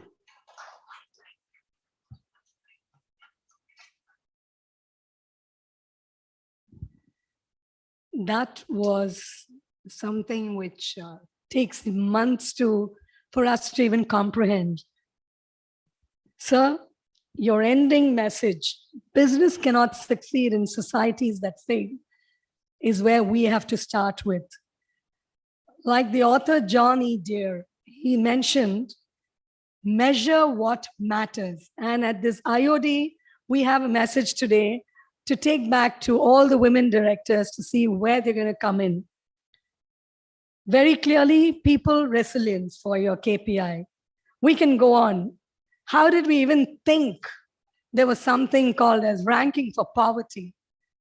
We can see the duck float beautifully, but the feet is busy right under the water. Morning we heard the dreams. Now we see all those who are going to be executing that. Thank you very much, sir.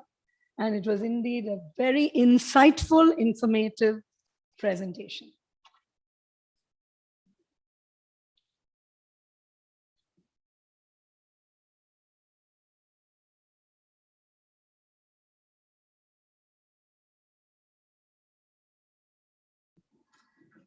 Now we have yet another very interesting speaker, Dr. V. Muralidharan.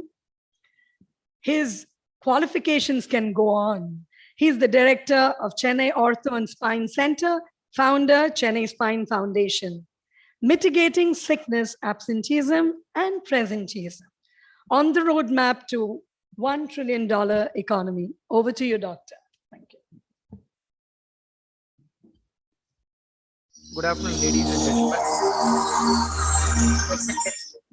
Dr. V. Muralidharan, MRCS UK, MCH Ortho UK, FRCS TR and Ortho UK, Fellow Spine Surgery, Nottingham. Dr. Muralidharan has over 20 years of experience in the field of orthopedics and has specialized in adult and pediatric spine surgery. Dr. Muralidharan is a fellowship-trained spine surgeon who has had extensive experience in the management of spinal disorders. He undertook specialized training in adult and pediatric spinal problems at world-renowned Spine Institute, Queen's Medical Center, Nottingham, UK, for a period of 2 years, has wealth of research experience with over 25 peer-reviewed publications and 100 national, international presentations, contributing to high quality of patient care through evidence-based medicine practice. He is an acclaimed trainer, mentor of future leaders of spine surgery. He is the author, founder of Chennai Spine Foundation, a non-profit organization to support the medical care of underprivileged children with spine problems.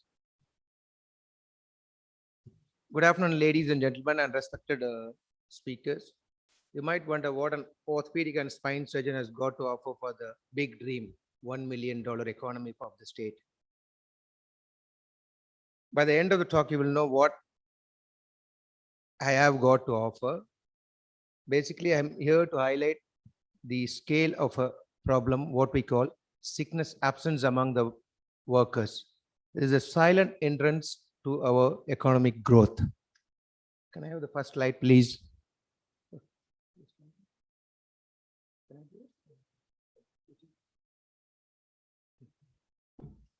So moving on.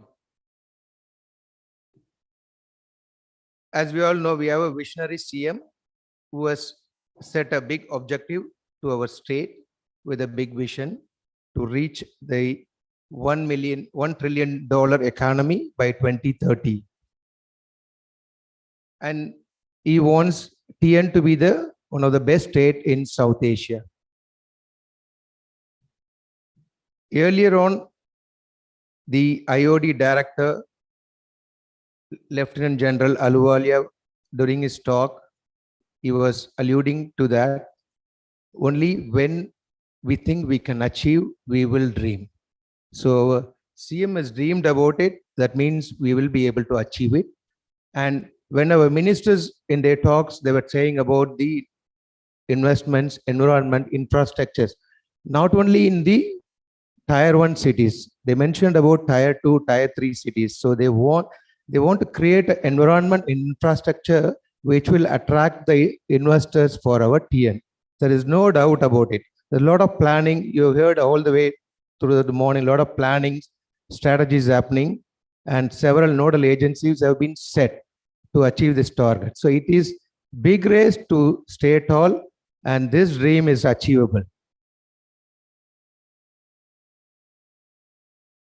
So we all know when it comes to economic growth, there are several factors, but the 5 most important factors are human resources, natural resources, capital fund, and we have the technology development and adaptation of that technology. And the last and foremost is political, social, and economic factors. Out of all these factors, human resources is the most important determinant of economic growth. Recall what our IT minister was saying. He's saying that throughout the world, there is a shortage of labor, shortage of skilled labor. So that labor is what we call human resources. So human resources, when it comes to human resources, we're all looking at 2 things, quality and quantity. The quality, again, the IT minister said, I was so impressed with the students when I went to the university, their creativity. So the quality of a labor, quality of a worker depends on their education, their skill, their abilities, their creativeness. So well-skilled, well-trained worker means high quality of the product or high quality output. So when it comes to quantity, if we have too many excessive labors, it's not of significance to the economic growth. But shortage of labor, shortage of skilled resources hampers the economic growth. So a mix of what we call adequate quantity and adequate quality is what needed for the economic growth.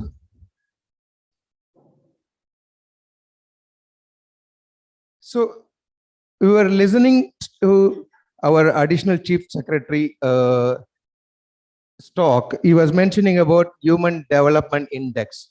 Something you would have seen 3 things: health, longevity, and the education, and their social status, how their living standard. So I want to put it in a very simple form. It is the human resource. Okay, yes, we have a human resource. The health is the most important factor of the human resource. Health, along with either education or any skill, forms the capital of the resource. That is called human capital. This human capital is the key factor in determining the health, determining the economic growth. And human capital is what we use to generate for the GDPs as well. So according to human capital theory, health is the most important factor that enhances the productivity of the worker by enhancing his physical and mental capabilities. So health is the most important thing in any economic growth. Health of the labor, health of the worker, health of the staff. So here comes sickness absenteeism.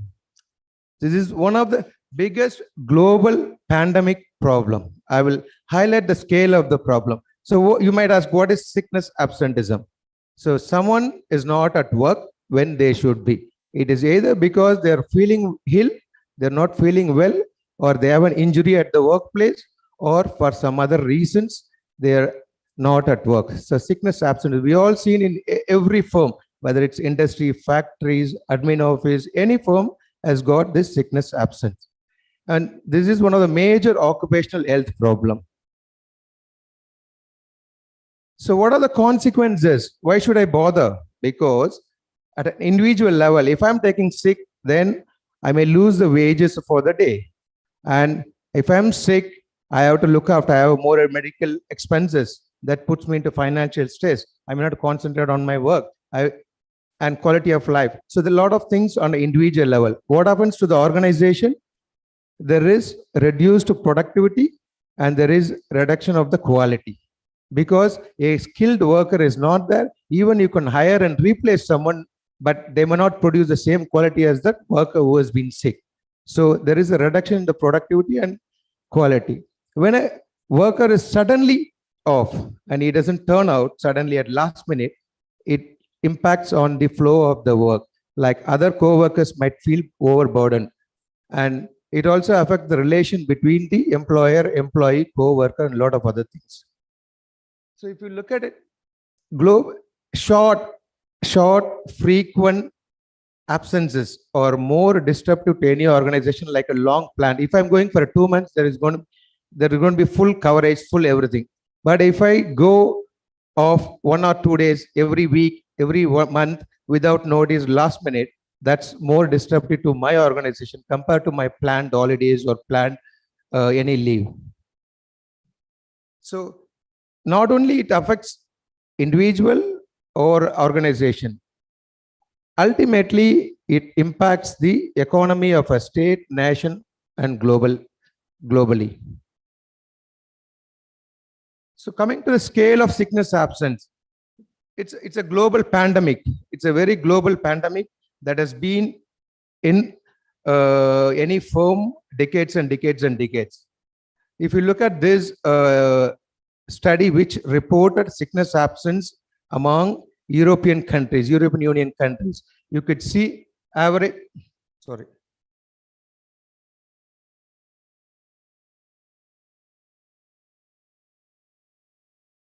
Light, sorry. Oh, sorry, I did something. Light. Come on, how do I?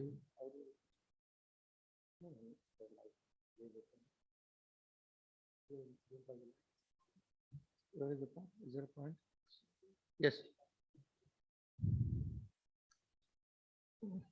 No, it's not good. Okay, if you look at the average sickness absence in European countries is 14.9%. What's happening in US? According to US Labor Department, their recent statistics, January 2022, you could see 7.8 million workers lost their working days productivity because of illness. So in Jan month alone, 7.8 million.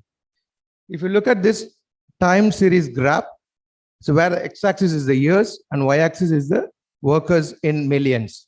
You could see that the blue plot line, if you follow, blue plot line is the workers who have converted from full-time to part-time because of the illness or injury. The red line is workers who are supposed to be at work or not at work because of illness. So if you follow the far end of the graph, you could see huge increase, sudden steep increase in both absence and conversion to part-time because of injury-related or health-related problems. So this is the scale in US market. What's happening in Indian scenario? ICR did a huge survey in 2007 and they highlighted the scale of sickness absence. And they say average of 51 days is lost, and a quarter of the companies are losing 14% of their working days. So that means equal amount of productivity and profit is lost. So it is not limited to one sector, steel industry, you can textile industry, coal miners industry, IT industry. There's a lot of industry. Every industry is affected with this sickness absence. And this is why we call it a pandemic problem as well. So if you look at the 2019 Ministry of Labor, Indian Ministry of Labor has released a document and it says in the year of 2019, there is almost 640,000 man's working days are lost, which is a huge loss for any firm economy. So look, this study looked at the steel and iron industry, and they've said average days lost by their firm is 14.9 days.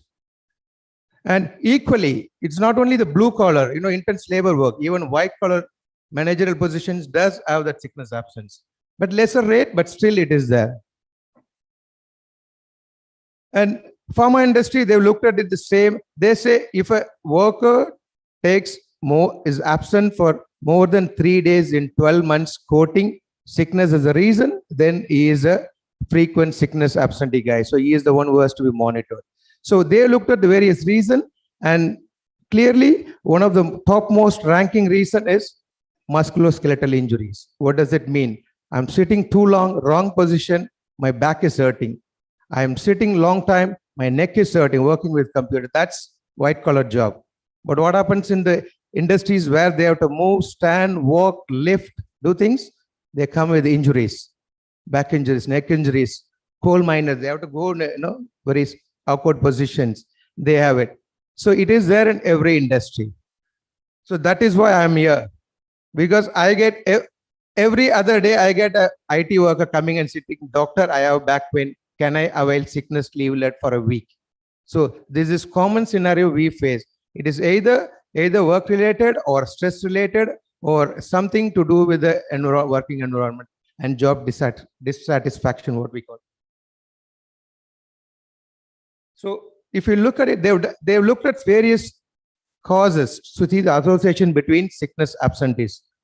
They've looked at gender, they've looked at how many dependents you have. If you have too many children, too many dependents, you are stressed, family situation, you are frequent absentees. So there are a lot of things. The most important thing is relationship with the co-workers, relationship with the supervisor, manager, and mental stress. These are 3 things which are very important for an employee or a worker to go on sickness absence frequently.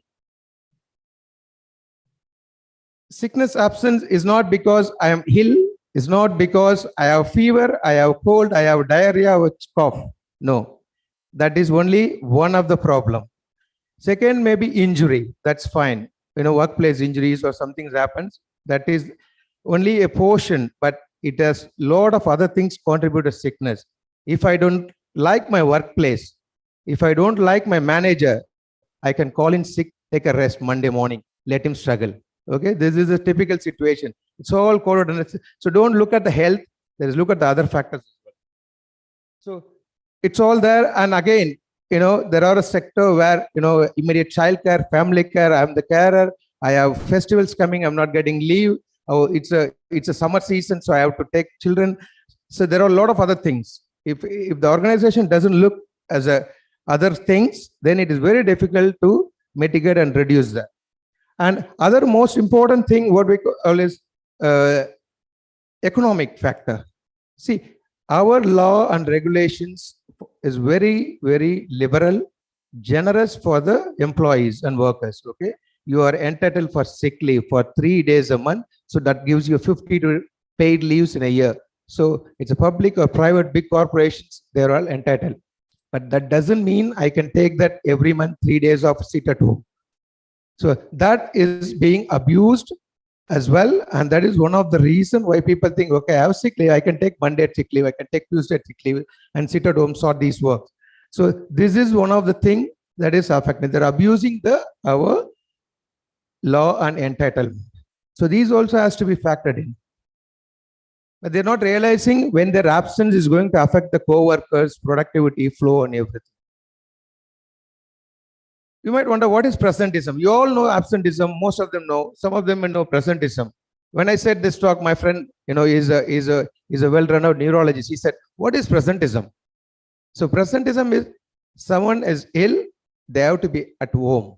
If you are ill, stay at home. That is the policy. But we are all workaholics. Okay, sure. Every one of in this room, at some point of their career so far, when they are ill, they would have managed to go to work or do something, concentrate on work function. So that is called presentism. Okay. So my worker who is ill is supposed to be at work, but he is on the factory industry or an admin office, but not concentrating. He is not in his full capacity to give his performance. So he is underperforming. So that is called presentism. He is there, but he is not producing giving the output as he's supposed to be. So that is the presentism. And that is the huge problem compared to absenteeism. Absenteeism is far better. We can get a replaced position. We can sort that out. But presentism are the guys who keep on coming when they are ill and they don't work well. This will impact the other co-workers and this will affect the flow as well.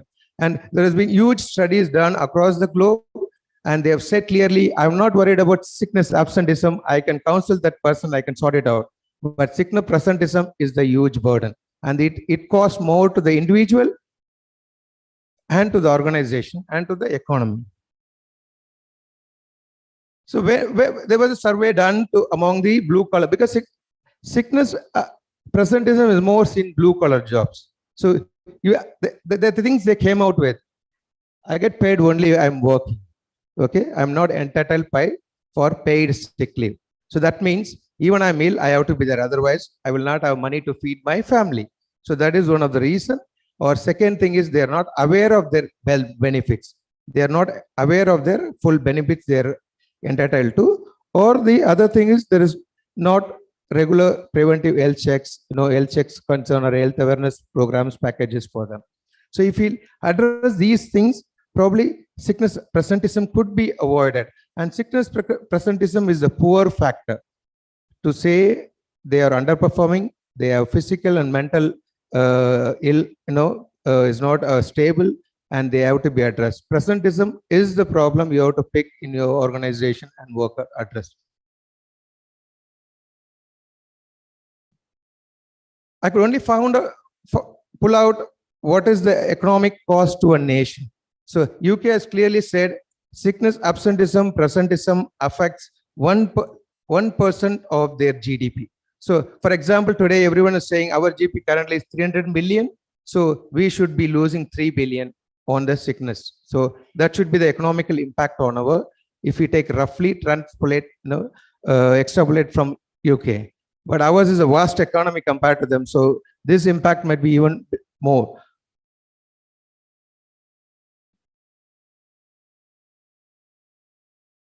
So what are the preventive strategies? First and foremost, we saw human capital, human development index, and everything. Human resource is important. So human resource, when it comes to human resource, the health of the human resource is very important. So investment on the health is the key thing. So what you can do, either, big organizations, big firms, medium firms are nowadays offering some basic insurance cover for them and the family. That's good, well and good. There is also offering some health vouchers, which is good. They can use the health vouchers to go and get that check, this check. So that is an initiative that helps well. Okay, and we have to raise awareness about their health, and also we have to have a periodic preventative health checkups. And periodic preventative health checkups will help to pick up certain things and treat them before they become sick, so that you are not losing any sickness absence. So that is one. And see, not every white collar people will have access to the healthcare, will have access to the insurance, will have coverage for everything. But a blue collar person may be struggling because his spending is less, and the public spending is less at the moment, and his access to the corporate may not be, he may not be afford. But we have to raise awareness. Now we have the comprehensive CM health insurance scheme, which is taken up in most of the private sectors and is giving some more adequate coverage. So these things have to be, they have to be made aware, preventative health checks and basic insurance coverage, some protection, some peace of mind. You will be satisfied. If my company gives insurance for my family, that's a benefit. So I will look at it. Okay, I have to be loyal to the company. I will have to be, so you will be more satisfied and you will be more motivated. So after health, the second thing is job dissatisfaction. So we have to consider in the workplace. The workplace is very important. As I said, it is IT employee having back pain, even sitting jobs, even industries lifting manuals will have problems. So ergonomy, wherever the industry is, if I'm involving standing job, if I'm involving lifting, moving jobs, if I'm involving in idle sitting jobs, so ergonomic conditions has to be fine, and infrastructure, lighting, noise, and everything has to be optimal. And even some of the, say, oh, doctor, my this area is work area is not that very satisfied. There are a lot of other disturbance that also disturbs me mentally, and I'm not able to concentrate. So the other things are there. So you need to focus on the environment of the workplace so that the employee is satisfied. See, the other thing is, third is occupational health hazard. What our industry is, what our firm is, occupational health hazard.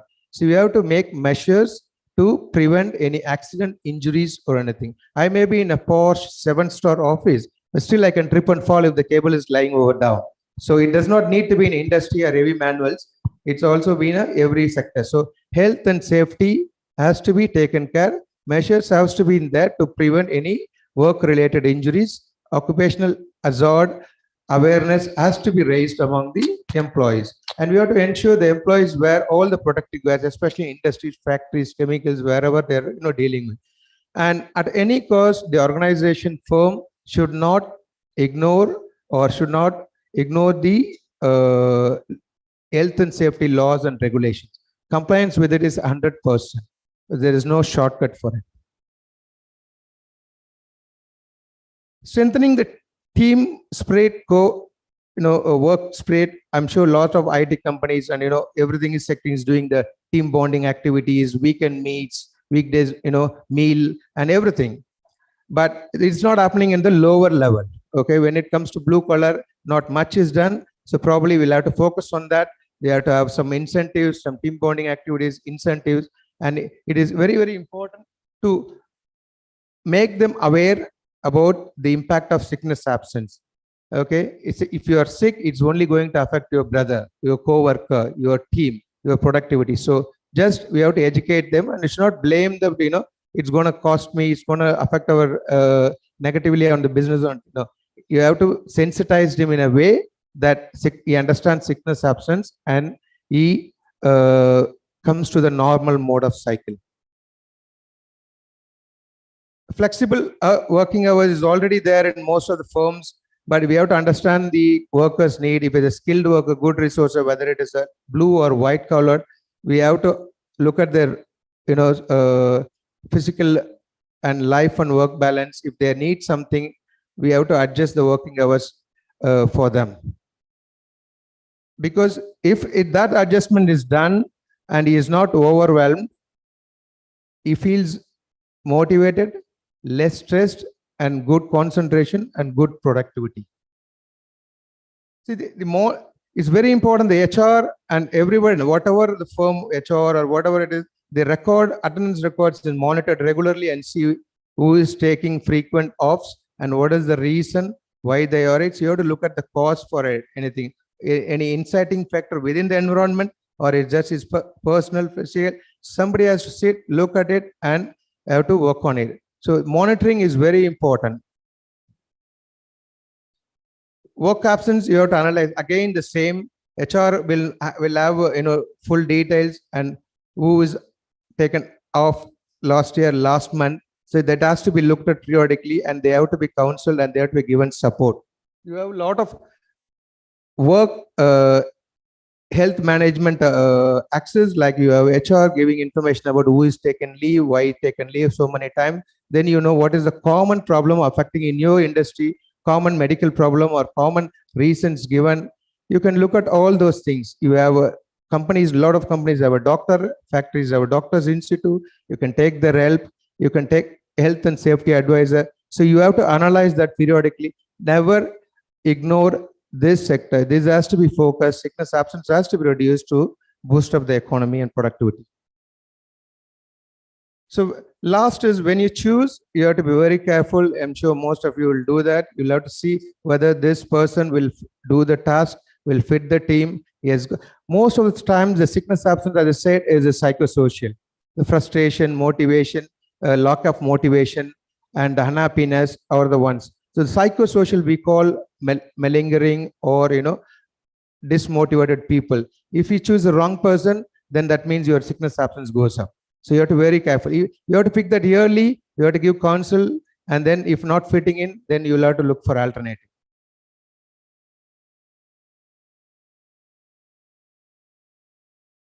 So I want to conclude: healthy, satisfied employee, that means few sick leave days, greater productivity, and higher economic growth. So healthy worker and satisfied worker is what you need for any firm. Thank you.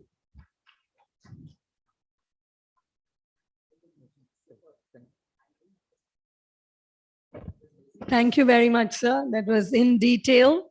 May I request retired IAS officer, Mr. Skandan, to kindly come and felicitate Doctor, please. Thank you.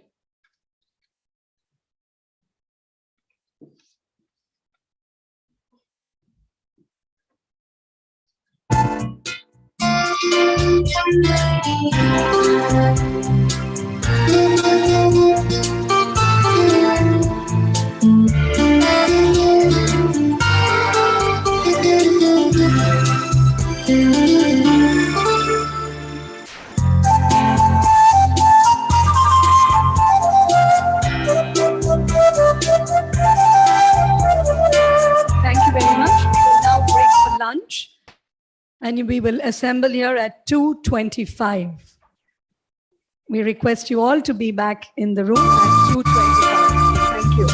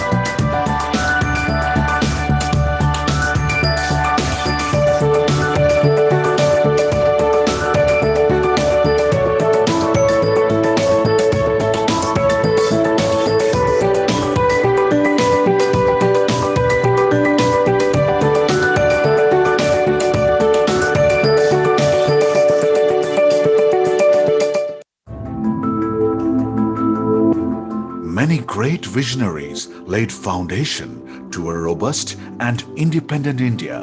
And the vision of two great men cemented the foundations of this great nation. India Cements was founded in 1946 by Sri S.N.N. Shankaralinga Iyer and Sri T.S. Narayan Sami. The first cement plant was set up in an obscure village called Talayuttu in South Tamil Nadu. From its humble beginnings, it has grown to become a leading player in the industry with plants across the country. Having become the largest cement producer in South India, it has diversified into other businesses.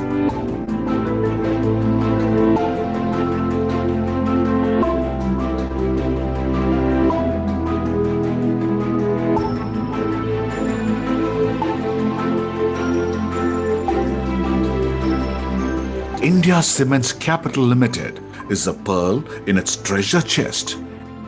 India Cements Capital Limited was incorporated as a public limited company in 1985 as Aruna Finance Limited, which later became Aruna Sugar Finance Limited. In 1997, India Cements acquired majority stake and brought it under the banner of India Cements Capital and Finance Limited. ICCL is primarily involved in forex trade and advisory, stockbroking and travel. For exchange, ICCL's Foreign Exchange Division is an RBI authorized Category 2 money changer that has been in the business since 1995. What started at one location with 2 staff has now grown into a huge network across the country with branches across the length and breadth of the nation. While the division was basically concentrating only on retail foreign exchange, signing up agreements with American Express and Thomas Cook India Limited to stock and sell without any bank guarantee. Travelers' checks on trust of reputed brands paved way for scaling operations. With a growing demand for plastic, the company signed agreements with Citibank for prepaid cards in 2001, with Axis Bank in 2003, American Express in 2012, with HDFC in 2013, and with Thomas Cook in 2019. The need to add allied services was felt, which necessitated the inclusion of money transfer services like Western Union, a sub-agent of Reliance Money, formerly Sita's, in 1999, Matrix calling cards in 2005, and travel insurance with Tata AIG in 2010. We have added up Reliance and Religare since 2018. It currently has branches in various states across the country, serving thousands of travelers and businessmen traveling across the globe. Travelers to and from the country can buy and sell international currencies instantaneously at the best rates available, hassle-free, that too at your doorstep. All transactions are totally transparent and happen as per government guidelines. Money transfer tie-ups with foreign universities helps students traveling abroad with easy arrangements to pay fees and other charges with least paperwork. ForExchange is an easy-to-use online tool that helps clients estimate currency conversion rates at any given time and helps them in buying and selling currency. ForExchange also offers travel insurance for tourists, business travelers, students, and patients who seek medical treatment abroad. The plans are designed according to the needs of each individual traveler. In addition to currency exchange services, ForExchange also sells MX Traveler checks, prepaid Forex cards of Thomas Cook. They also encash Visa and Masters Travelers checks. In keeping with the tradition of our parent company, the practices followed are highly ethical and does not deviate from the laid norms of RBI set guidelines.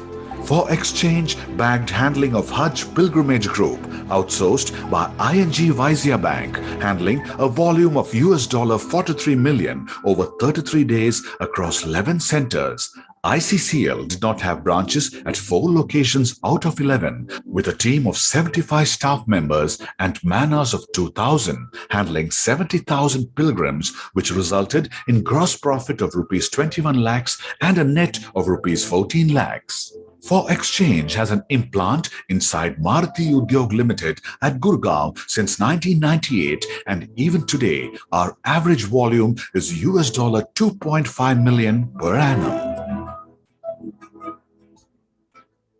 For Exchange is the only reputed organization to handle purchase of foreign currency notes and coins from at least 60 to 70 reputed temples, trusts, boards, churches, etc. across South India. Our other clients include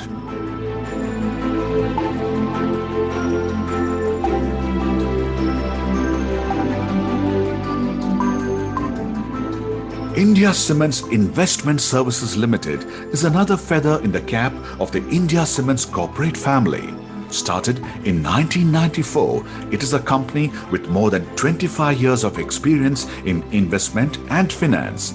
It provides services in cash, stock and index futures, stock and index options, commodity, IPO, FPO, mutual funds and bonds. They also provide advisory services for clients to build their business portfolio for better returns. The company offers excellent back office support using latest technology, well-versed staff, and an extremely competent team of analysts and experts. ICISL meets with all the requirements of SEBI and RBI guidelines. They are empaneled with United India Insurance Company, Can Bank Financial Services Limited, and State Bank of Mysore. Over the years, ICISL has earned its place in the industry, offering complete transparency, professional services, good returns, and total trust. Midas Advisory is another important division of India Cements Capitals Limited that provides valuable professional guidance for importers and exporters on foreign risk management. A well-equipped dealing room with expert analysts provides access to latest trends in movement of currency value. Reports on movement of various currencies with expert professional comments are made available to clients regularly. Specific and blanket advice are provided as per the client's peculiar business situations to hedge risks in fluctuation of currency value. Coromandel Travels is ICCL's business divisions involved in providing comprehensive travel-related services that include ticketing, hotel booking, car rentals, visa services, leisure tour packages within India and abroad. Coromandel Travels is IATA accredited, making it a preferred travel company with a stamp of approval. Coromandel strives to become a leading player in the budding travel and tourism industry in the country. Money that is hard-earned should be invested wisely, where it earns more for the investor. With over 7 decades of impeccable reputation in the world of business, India Cements is proud to present India Cements Capital Limited, a hallmark of trust for all your investment needs.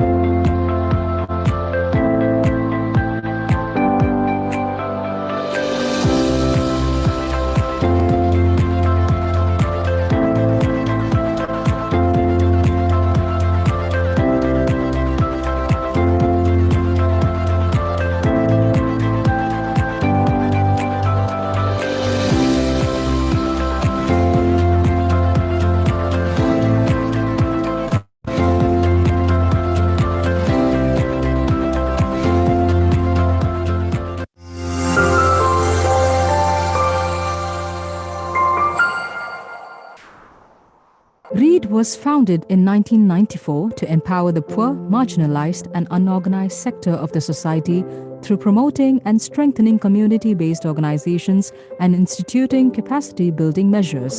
To organize and strengthen the vulnerable group in rural women, READ started promoting self-help groups through microfinancing. ஆரம்பத்தில் சுயஉதவி குழுக்கள் அமைச்சு அவங்களுடைய பொருளாதார முன்னேற்றத்துக்கு உதவி செய்வதற்காக அவங்கக்கிட்டே சேமிப்பு கடன் கொடுத்து வாங்குறது இந்த பழக்கத்தை உருவாக்கி அதன் பிறகு வங்கிகளை இணைப்பு கொடுத்து வங்கி மூலமாக கடன் பெற்று அவர்கள் பொருளாதாரத்தில் முன்னேறணும்னு சொல்லிட்டு அவங்களுக்காக ஒர்க் பண்ணிகிட்டு இருக்கிறோம். ரீடு தொண்டு நிறுவனமாக எங்களுக்கு வந்து ஒரு குழு ஆரம்பித்து கொடுத்தாங்க. அவங்க மூலமா நாங்கள் 13 பேர் சேர்ந்து சேமிப்பு வசூல் எல்லாம் சேர்ந்து கட்டிட்டு இருந்தோம். ஹோட்டல் சின்னதாக ஹோட்டல் ஆரம்பித்து எங்களுக்கு வருமானம் போதுமான வருமானம் வந்துட்டு இருக்கு. அதனால் எங்களுக்கு எந்த பிரச்சனை குடும்பமும் எங்கள் குடும்பமும் முன்னேறி எங்கள் குழுவில் மொத்தம் 13 பேர் இருக்காங்க.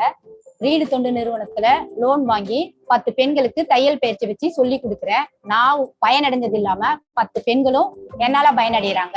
1999 ஒருங்கிணைந்த பெரம்பலூர் அரியலூர் மாவட்டத்தில் மன வளர்ச்சி குறைந்த குழந்தைகளுக்கான சிறப்பு பள்ளி முதல்ல ரீடு தொண்டு நிறுவனத்தின் மூலமாக தான் ஆரம்பிக்கப்பட்டது. 2002 பெரம்பலூர்ல மன வளர்ச்சி குறைந்த குழந்தைகளுக்கான சிறப்பு பள்ளி ஆரம்பிக்கப்பட்டது. Programs that provide employment skills, vocational training and entrepreneurship development for people with disabilities are operational in these schools. The vocational trainings like handmade greeting card making, typewriting, tailoring, bookbinding, agarbatti making, basket making, candle making are given in READ's Community Resource Center. இங்க வந்து 56 குழந்தைங்க இருக்காங்க. மனவளர்ச்சி பாதிக்கப்பட்ட குழந்தைங்க. காலையில பாத்தீங்கன்னா 9:30க்கு school ஆரம்பிச்சு reading skill, writing skill, numbers, time, money, curricular activities எல்லாமே வந்து காலையில 12:30 வரைக்கும் நடக்கும். மதியம் 12:30க்கு மேல கோ கரிக்குலர் ஆக்டிவிட்டிஸ் சொல்லி கொடுப்போம். Indoor game, outdoor game, song, story telling, vocational training சொல்லி கொடுக்குறோம். அதுல வந்து ஊதுவத்தி, ஃபினாயில், மெழுகுவத்தி அந்த மாதிரி ஒகேஷனல் ட்ரைனிங்லாம் கொடுத்து பண்ணிட்டு இருக்கோம். நல்ல முறையில் ஒரு சிறப்பான படிப்பை கொடுக்கறதுனால இங்க உள்ள பெற்றோர்கள் எல்லோருக்கும் ஒரு வசதி வாய்ப்பா இருக்கு. பிறந்ததுலேருந்து 9 மாசம் வரைக்கும் எந்த ஒரு மூவ்மெண்ட் இல்லாமல் ஃப்ளாட்டாக தான் இருந்தா. ஸ்கேன்லாம் எடுத்து பார்த்துட்டு குழந்தைக்கு வந்து மூளையில பிரச்சனை, அந்த பொண்ணால இனிமேல் நடக்க முடியாது, ஒன்றும் செய்ய முடியாதுன்னு சொல்லிட்டாங்க. 2016 வந்து கேம்ப் போட்டிருந்தாங்க. அப்போ வந்து நான் மரியா டீச்சரை மீட் பண்ணினேன். எங்க ஸ்கூலுக்கு வா, நான் தெரப்பி கொடுத்து நான் நடக்க வைக்கிறேன்னு சொன்னாங்க. நான் 2 வயசுல பாப்பாவை வந்து இங்க அழைச்சிட்டு வந்தேன். படுத்த படிக்காதான் இருப்பா. இங்க வந்து பிசியோதெரப்பி கொடுத்ததுக்கு அப்புறம் 5 வயசுல நடந்தா. அதுக்கப்புறம் இப்ப நல்லா நேர்ச்சி நடக்கிறா, பேசுறா, எல்லாம் செஞ்சிட்டு இருக்கா. READ also sponsor for HIV treatment in addition to providing capital investment for the families of HIV victims. எனக்கு வந்து HIV பாதிக்கப்பட்டது வந்து 2006 கவர்மெண்ட் ட்ரீட்மெண்ட் எடுத்துக்கிட்டேன். அந்த மாத்திரை வந்து எனக்கு சரிவர வந்து சப்போர்ட் பண்ணலை. என்னால் வந்து மாதம் 4000 4500 என்னால் பணம் கட்டி வாங்க முடியல. அப்போ தான் வந்து தொண்டு நிறுவனத்தை கான்டாக்ட் பண்ணேன். அவங்க எனக்கு உதவி செஞ்சாங்க. இப்போ ஸ்பான்சரும் பண்ணிட்டு இருக்கிறாங்க. என் பையன் படிக்கிறதுக்கும் உதவி பண்ணுறாங்க, எனக்கு மெடிசனுக்கும் உதவி பண்ணுறாங்க. இன்னைக்கு நான் ஒரு நல்ல நிலைமையில இருக்கிறேன்னா அதுக்கு காரணமே அவங்க தான். எங்கள் வீட்டுக்காரர் HIV பாதிக்கப்பட்டு 2000 இறந்துட்டாங்க. எனக்கு 2 பொம்பளை பிள்ளைங்க. அவங்க இறக்கும்போது ஒரு குழந்தைக்கு 5 வயசு, ஒரு குழந்தைக்கு 3 வயசு. எங்களுக்கு ரீடில் வந்து கூப்பிட்டு அனுப்பிச்சாங்க. நாங்கள் இங்கேருந்து போனோம். அதுல இருந்து ரீடு மூலியமா எங்களுக்கு எல்லா நன்மையும் கிடைச்சிது. அது மூலியமா என் பிள்ளைகளை 2ஐயும் நல்லா படிக்க வச்சேன். ஒரு பொண்ணு டிகிரி முடிச்சுது. 2 பிள்ளையுமே நல்ல முறையில் கல்யாணம் பண்ணி கொடுத்துட்டேன்.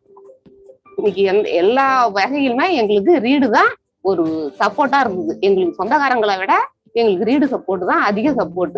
HIV பாதிக்கப்பட்டவர்கள் இறந்து போறாங்க அப்படிங்கிறதுனால அந்த இறந்து போனா அவனுடைய குழந்தைகள் பாதிக்கப்படுறாங்க. ஸ்பான்சர் வாங்கி அந்த குழந்தைகளை படிக்க வைக்க ஆரம்பிச்சேன். 2003 இன்னைக்கு 2021 வரைக்கும் கிட்டத்தட்ட ஒரு 18 ஆண்டுகளாக இந்த பணியை வந்து தொடர்ந்து செஞ்சுட்டு இருக்கிறோம். அப்பா எனக்கு 2 வயசு இருக்கும் போதே இறந்துட்டாங்க.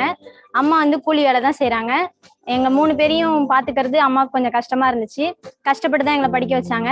நான் 8th படிக்கும் போது எனக்கு இந்த ஸ்பான்சர்ஷிப் ரீடு தொண்டு நிறுவனத்தோடைய ஸ்பான்சர் வந்து கிடைச்சது. அப்பையிலேருந்து நான் 12th முடிச்சு BA BEd எல்லாம் முடிக்கிற வரைக்கும் எனக்கு எல்லா செலவுகளையுமே இந்த ரீடு தொண்டு நிறுவனம் தான் ஏத்துக்குச்சு. இந்த சமுதாயத்துல ஒரு டீச்சிங் ப்ரொஃபஷனல் லைன்ல நான் போறேன்னா அதுக்கு முழு முக்கிய காரணம் வந்து இந்த ரீடு தொண்டு நிறுவனம் தான். READ is working towards creating a sustainable livelihood possible for women and differently abled people, along with the poor and marginalized people.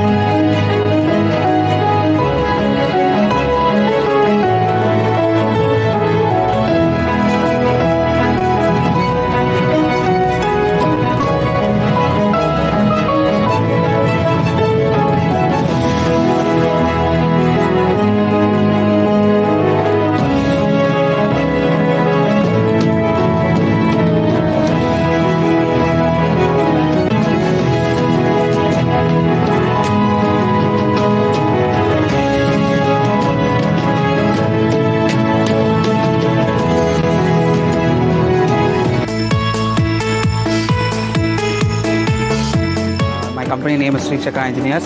We are basically into sheet metal fabrication. This company is principally funded by Tamil Nadu Industrial Investment Corporation. We are a big company, and right now we have achieved a turnover of around 2.5 crores per year. I'm lucky that I've got a very good team on my back. And for this initial 2 years also, they have been, TIC has supported me in an enormous way. Like they have given me a lot of confidence, and they've advised me in certain sections on how to approach the government offices and everything. So I'm confident it's benefited to this team. Thank you. My name is Amit Gupta. I'm the founder CEO of Conclave Industries. I founded this company in 2017, and we started this company from Vanagaram, Chennai. We approached TIC because the industry manufacturing requires a lot of investment. நான் house wife தான். எனக்கு வந்து bank போகிறது, company நிர்வாகம் அப்படின்னா என்னன்னு கூட தெரியாது. ஃபர்ஸ்ட் டைம் நாங்கள் டிக்கை அப்ரோச் பண்ணுறது ஃப்ரெண்ட்ஸ் மூலியமாக கேள்விப்பட்டோம். ஸ்டார்ட் பண்ணும்போது நிறைய பயங்கள் இருந்தது, சந்தேகங்கள்லாம் இருந்தது. போகும்போது நாங்கள் ஒரு நர்வஸாக தான் போனோம். கவர்மெண்ட் பேங்காக இருக்குது, எந்த அளவுக்கு நம்மளுக்கு இவங்க வந்து நம்மளுக்கு ஹெல்ப் பண்ணுவாங்கன்னு தெரியல. அந்த பேங்க்கில் போய் லோன் கேட்டோம்னா அங்கே செக்யூரிட்டி இது ஒன்று இருக்குது. Loan whoever wants to come up with life, you can go there without any hesitation and approach them for any kind of help. And with the government backing and subsidies in other areas, we are really beneficial in terms of starting our company and then growing it. For the 20 years, given the fact that TIC has always been the backbone of our growth. So any kind of investment that I make always goes through TIC. என்னோட friends, என்னோட customers எல்லாருமே recommend பண்ணியிருக்கேன். And that is something I hope a lot of people would come and experience it.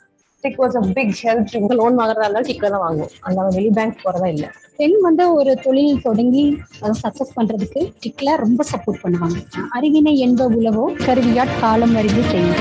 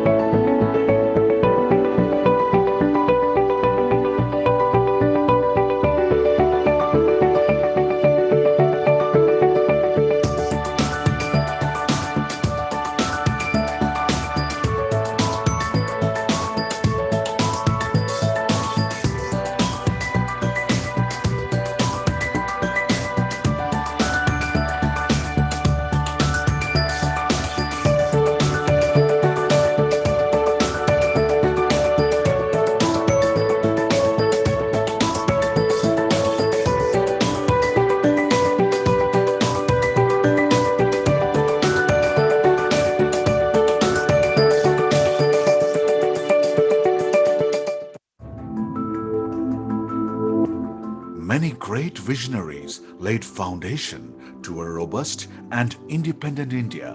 And the vision of two great men cemented the foundations of this great nation.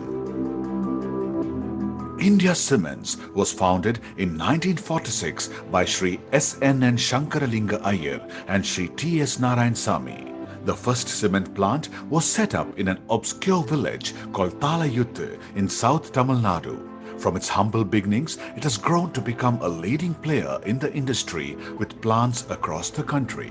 Having become the largest cement producer in South India, it has diversified into other businesses.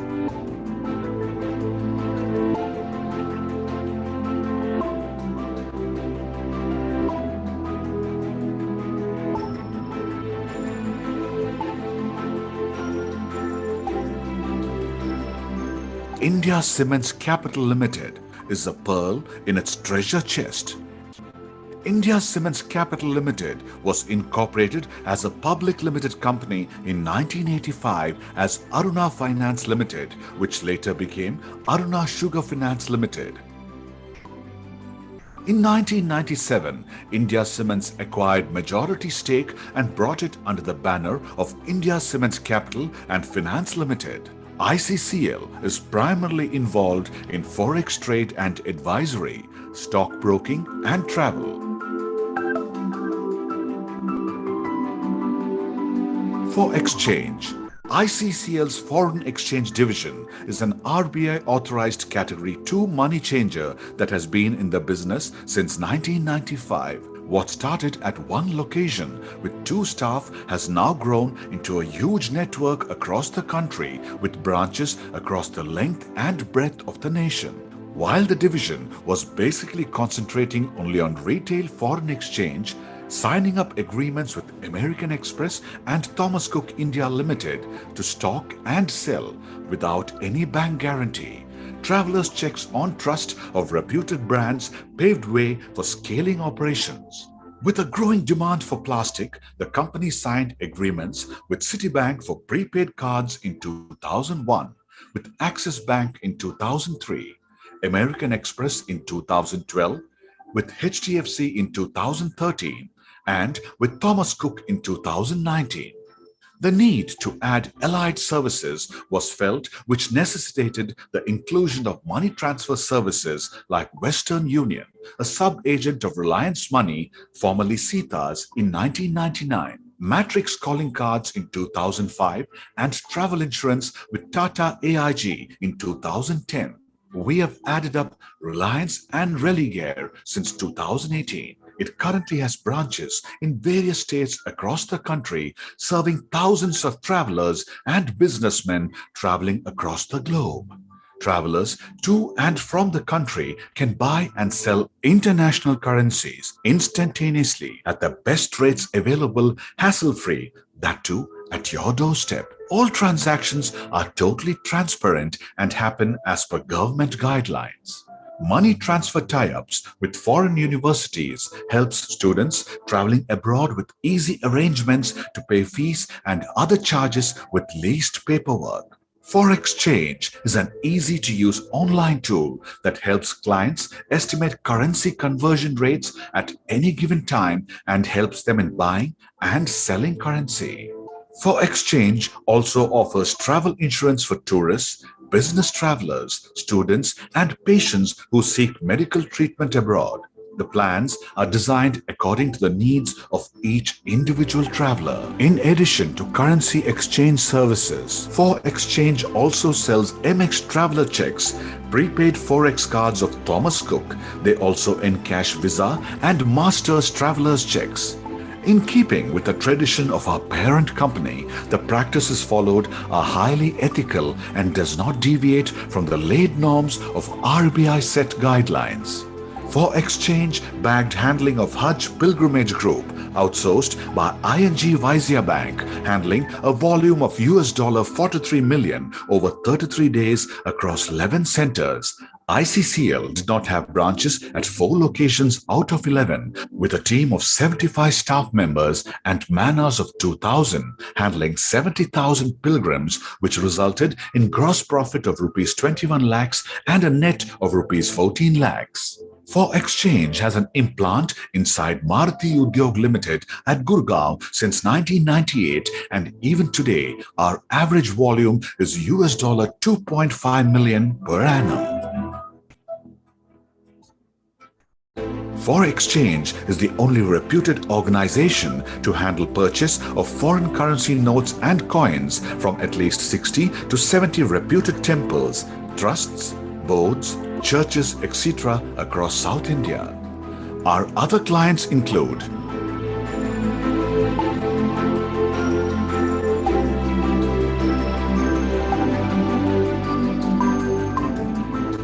India Cements Investment Services Limited is another feather in the cap of the India Cements corporate family.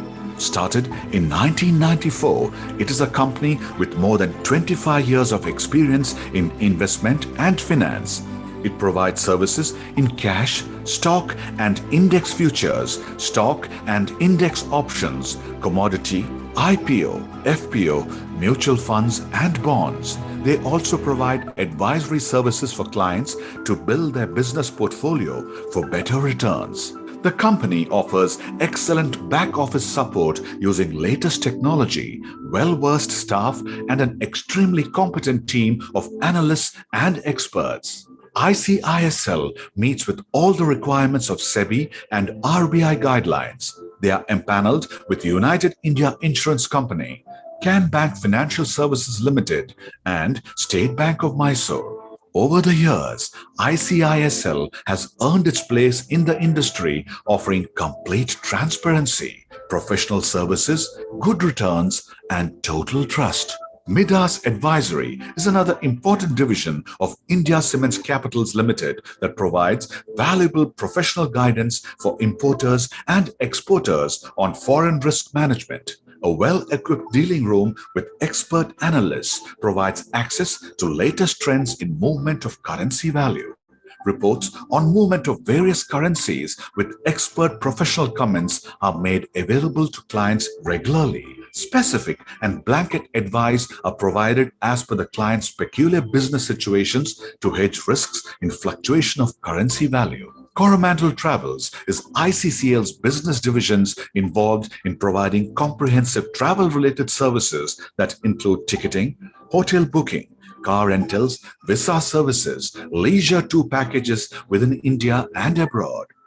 Coromandel Travels is IATA accredited, making it a preferred travel company with a stamp of approval. Coromandel strives to become a leading player in the budding travel and tourism industry in the country. Money that is hard-earned should be invested wisely, where it earns more for the investor. With over 7 decades of impeccable reputation in the world of business, India Cements is proud to present India Cements Capital Limited, a hallmark of trust for all your investment needs.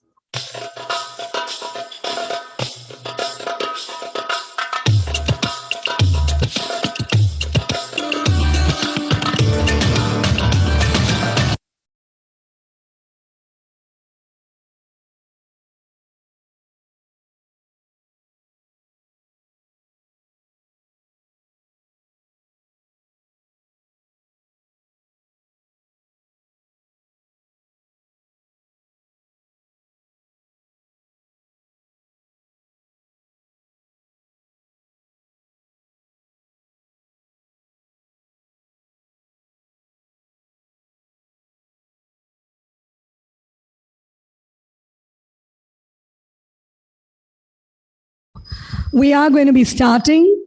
Yeah, thank you. That bell was helpful.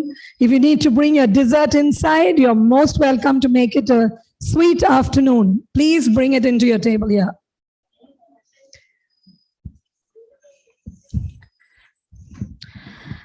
This afternoon, we have 3 very knowledgeable people who will be sharing with us Mr. K. Suresh, Managing Director, CEO, India Cements Capital Limited, Chennai. Ms. S. Srimati, ED IOB, Chennai. Mr. P.R. Perumal, MD and CEO, Titcot Limited, Chennai. We can applaud for the lovely group here. There's always a saying, more is less, less is more. Thank you. Over to you, sir.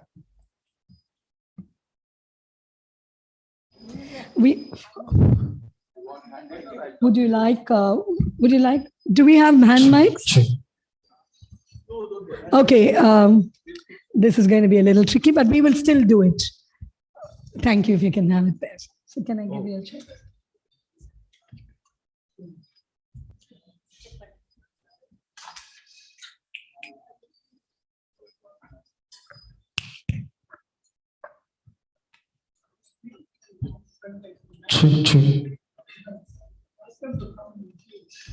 Can we have more people come in front, please?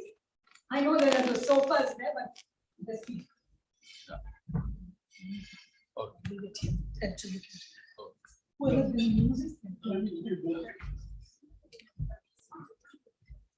Good afternoon, everybody. It's always daunting to speak after lunch. And even more difficult to listen after lunch.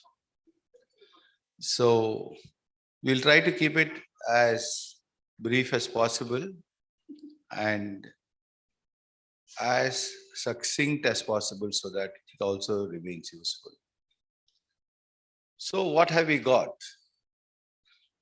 We have today a wonderful topic of turning Tamil Nadu into a $1 trillion economy by 2030. We have heard in the morning speakers who have stated various statistics and indicators on where Tamil Nadu stands. Most of you know already that Tamil Nadu is a leading industrial state, first among the first 3 industrial states in the country, with a terrific potential.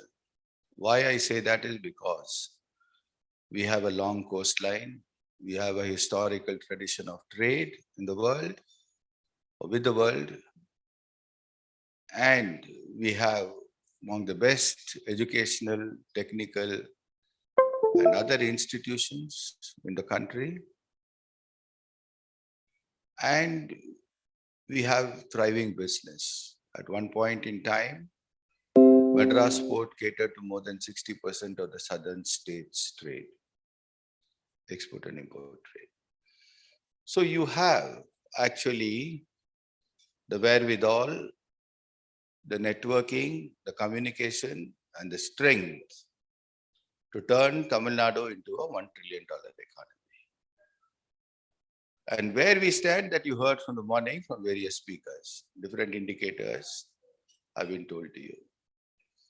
So in this session, we have very eminent speakers. We have very eminent panelists today with us here, Mr. P.R. Perumal, Mr. K. Suresh, and Ms. S. Srimati, whose long experience in the sector of finance and industry will enable you to understand how to take this forward. What is the ecosystem that needs to be created? In one word, I will say the ecosystem is, with good governance and proper economic, social, and political development, are prerequisites for an industry to grow and thrive. Because without a good ecosystem, no industry will be able to thrive. So, in order to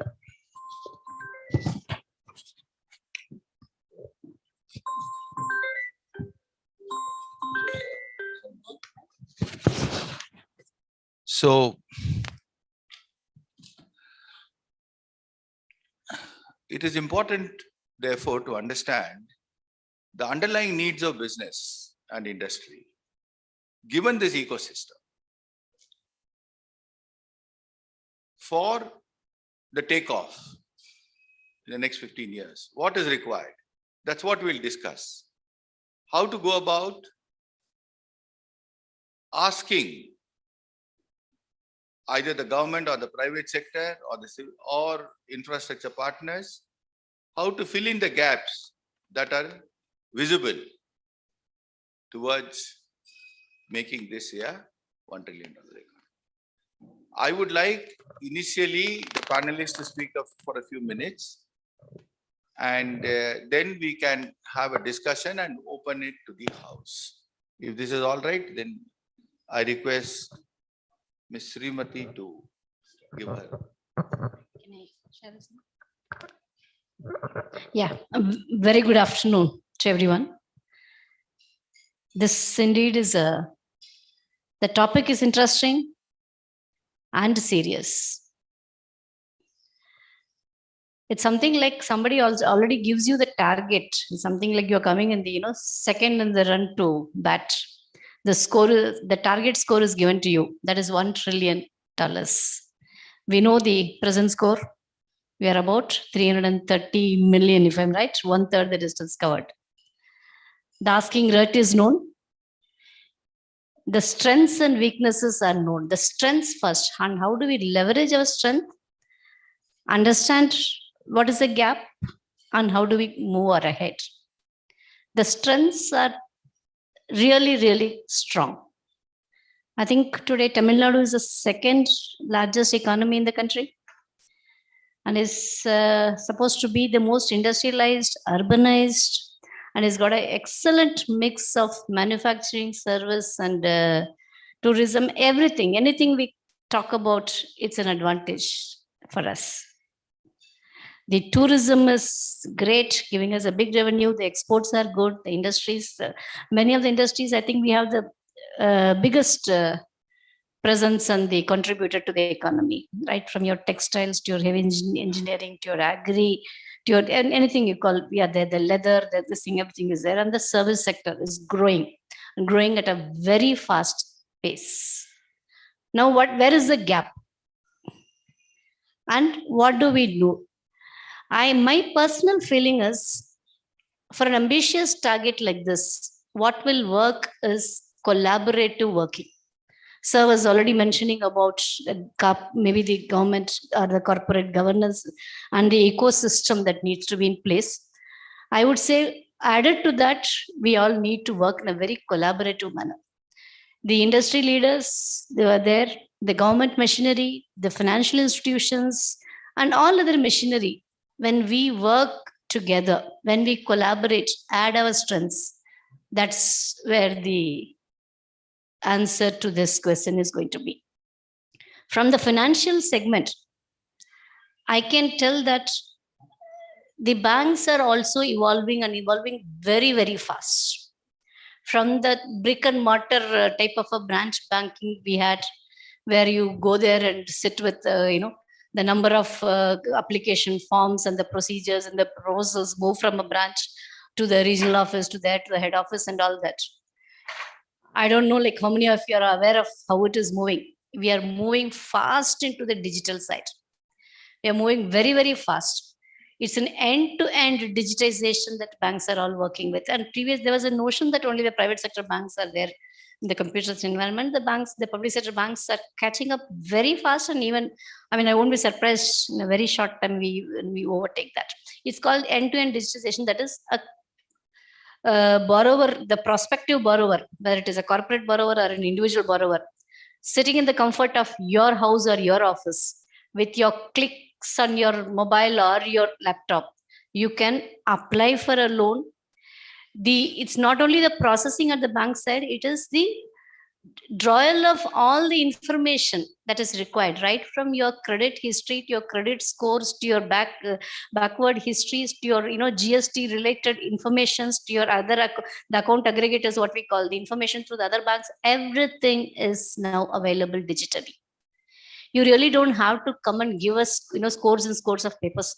That's the type, that is again collaboration. There was a time when banks were looking at technology as a big competitor. We said the automation that is coming, the mechanization, the computerization is going to be a big challenge for us. Today, we are saying we are collaborating with the same fintechs. That is how the future is going to work.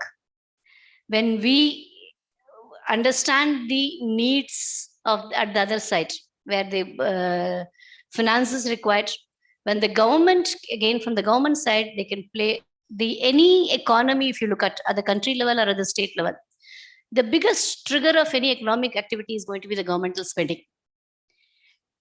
The projects that are announced, the bigger infra projects or the capital intensive projects or anything that the government becomes the first point where the economic activity is triggered, and from then on it flows, and then the industries take over, the corporates take over, then the comes to the small enterprises who become the ancillaries to these people, and then the individuals, and that's how it flows. So that is where a government's role comes in, that's where a financial institution role come in, and then come in the roles of the other entities, that's it.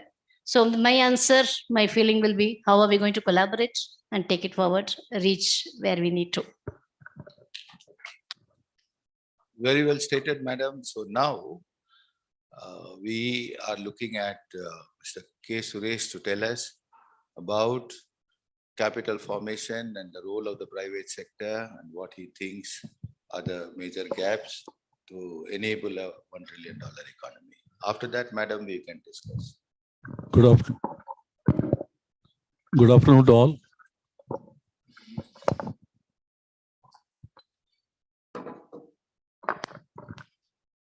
Good afternoon to all. It's really an interesting topic, and I'm very privileged to be as one of the panelists. I think this 1 trillion economy already, as Madam said, target is set. But when a person sets the target, whether he owns that target, feels the target, yes. Our CM, if you ask me frankly, he is very strong in his conviction of achieving this 1 trillion economy. We can see a lot of developments that are happening on this. First one I have to tell you is that necessary ecosystem, that's what my panel discussion chairman said, proper ecosystem must be there to achieve this 1 trillion. As next is whether Tamil Nadu is capable of doing that. What are the strengths? What are the deficiencies in our system? Can we plug those deficiencies and see that we are rising to the occasion? Most importantly, my view is that we should have the following things to achieve the 1 trillion. One is human capital. Next is land. Third is proper energy, that is power supply. And fourth is finance, that is a very important. And fifth is government policies. If these things are available, then automatically, 60% of my problem is solved. Now the question comes to all of us is that whether government is ticking one by one all these items. Yes. For example, human capital. Yes, Tamil Nadu is known for having brilliant people, but to my surprise, one of the presenters today put it that we are lagging in quality of education. In one of the presenters, slide, I am surprised to see that we are lagging behind quality of education. That means what? Even Kerala is first in that. We are not there. We are almost 6th or 5th in that aspect. So what is required is here, enough intelligent people are there, but we have to train them properly so that that force can be converted into a required synergy for achieving this 1 trillion economy. So human capital is available, only it calls for a slight trimming or shaping those energies into synergies. That's what first. Next comes the land. When I wanted to achieve this trillion economy, naturally I have to ensure as a government whether I'm having sufficient land to all the entrepreneurs who wants to start the business or the manufacturing entity. Yes, here also government has done, rather taken a lot of steps. First, what they have done is they have reduced the land cost at various, industrial estates, which were high order. The prices were very high earlier. Now they have reduced drastically to give you an opportunity of owning the land at a cheaper rate so that you can establish your business at a nominal cost. I think that's a fantastic move they have done.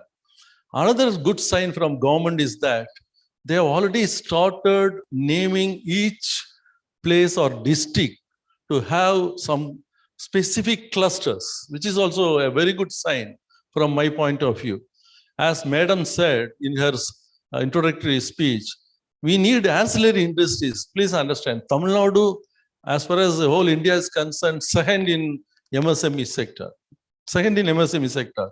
If I give a thrust to that sector, achieving this 1 trillion is very easy. Because suppose I get 5 to 6 big industries, then the ancillary industries will be more.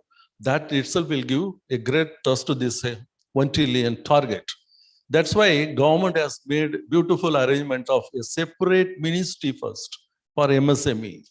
And that MSME ministry, if you go through their website, you understand what kind of capital support they are giving for starting a business. I think no state is giving, I'm repeating that. No state is giving that kind of finance help for an entrepreneur to start a business. So this another commitment from the government is of very high order. So that you need not worry about the land, and even you need not worry about the seed capital. What I meant is seed capital, which is available. In many ways they are giving you. Next comes the power supply. Here only there is a problem as far as TN is concerned. Of course, by some vision, government has already put in place a nuclear power station, which ensures a continuous supply of energy for all of us. Still, we are lagging on that because most of our power supply is depending upon coal-based thermal stations. You know very well, coal is a scarce commodity. Rather, sometimes the quality of coal in India is not equal to the imported coals. Because of that, I think one of the even presenters put about quality of energy also, which is also one of the points. So in order to ensure that, here only the government has to see that a continuous supply of energy at a reasonable cost. If it is available to the industries, then the industries will have a beautiful, wonderful night to enjoy. That's why the government should little bit focus on improving the energy side. I think they're also focusing on non-renewable energies like solar, etc., etc. And that also will give you a thrust to this, rather fill the gaps which we are having as of now. Next comes the collaboration. That also Madam said. Private and public. Please understand that government alone cannot achieve this 1 trillion. It is a big task. Whom we want is participation of private entities. That's why that also another big positive thing happened from government side. Almost 109 MOUs signed so far with 52,000 crores commitment. Out of that, 25,000 crores commitment already executed. That itself shows that government is serious on achieving this. That's why my humble view is that Tamil Nadu already is contributing around 9% of export, 6% of revenue collection. That means we are well placed. We are solid in all aspects. So definitely, and one more thing the CM said beautiful. Don't compete with other state. Compete with a country like Japan. That's what he was telling. If you compete with other state, you may lose your sight. You may lose your vision. So he was right in his approach, stating that compete with countries like Japan or Southeast Asian countries and see that we are progressing. So that is also a positive note. So overall, with the central government, not only state government, central government commitment also of very high order to ensure that each state is prosperous. Even yesterday, you would have seen a lot of projects being commissioned by our Honorable Prime Minister. Because, as somebody said, infrastructure development alone will give a boost to the economy. That's why they are particular about concentration of linking what's called Gaja Shakti. That project, that itself is nothing but linking port, airport, rail points everywhere to the nearest place of action so that the things are moving in a fast way. That will also help the industries to grow and enjoy the benefit.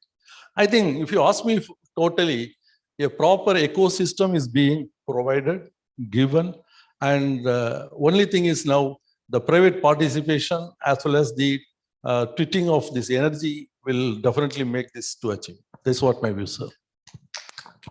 Thank you very much, Mr. Suresh.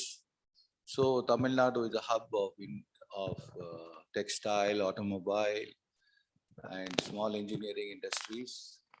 But over above all that, that's going to govern us, as Madam rightly said, is the digital economy and the information technology.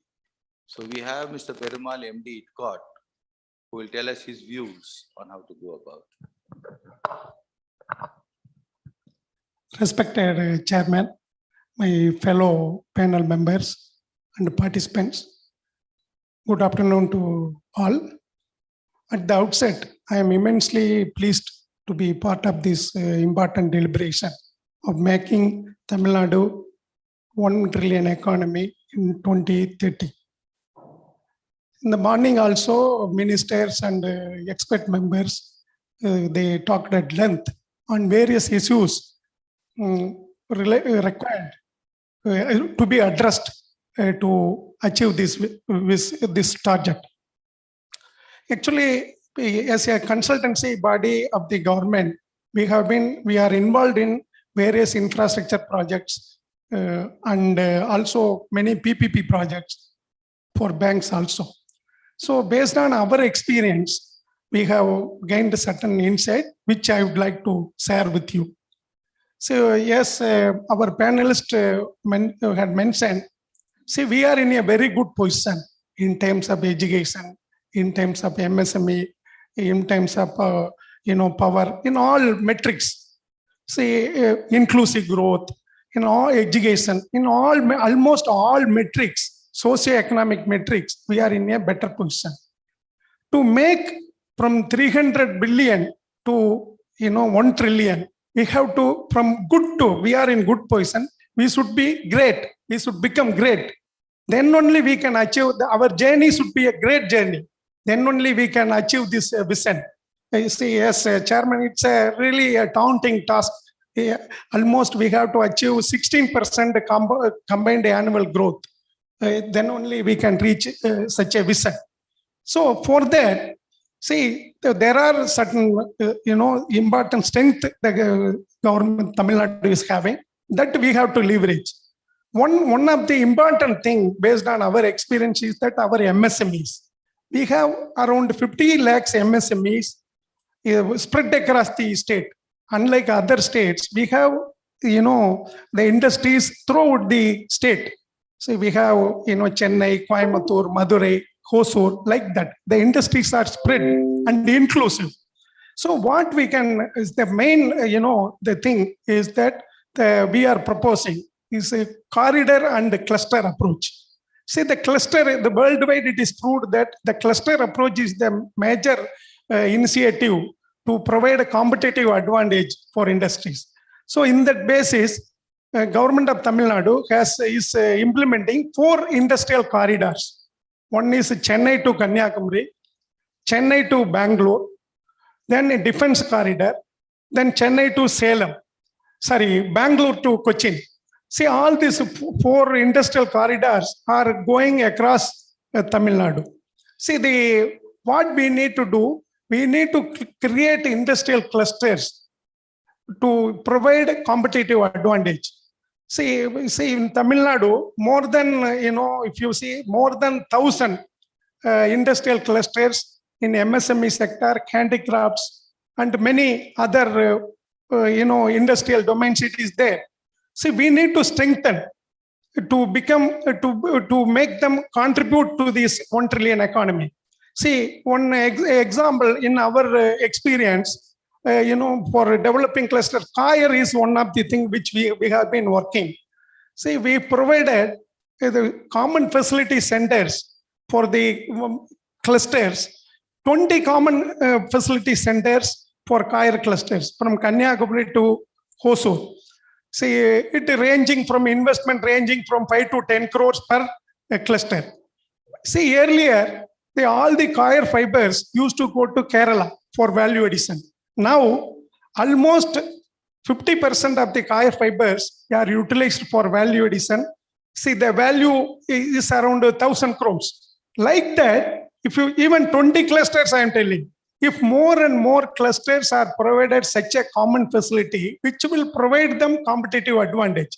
See, individually, an MSME cannot afford a high-end machine, sophisticated machine. And also he cannot afford to stock raw material. For that, the collective bargaining, the collective activism will enable them to come to mainstream and provide a competitive advantage. And they will be in a position to market the produce worldwide. Likewise, several clusters, you know, the Tirupur Knitwear cluster, PUM cluster in Coimbatore, like that.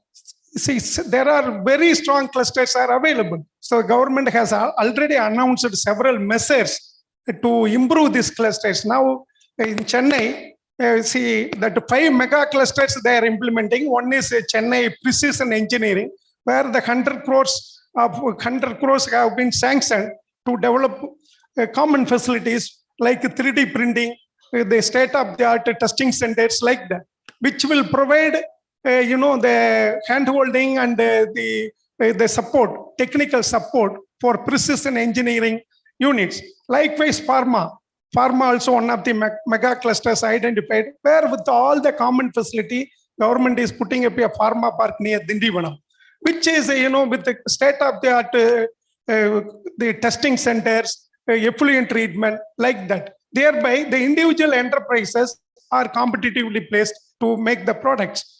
So likewise for e-vehicle. So several initiatives, several strengths we are there. All the policies are poised to make them very from good to great level.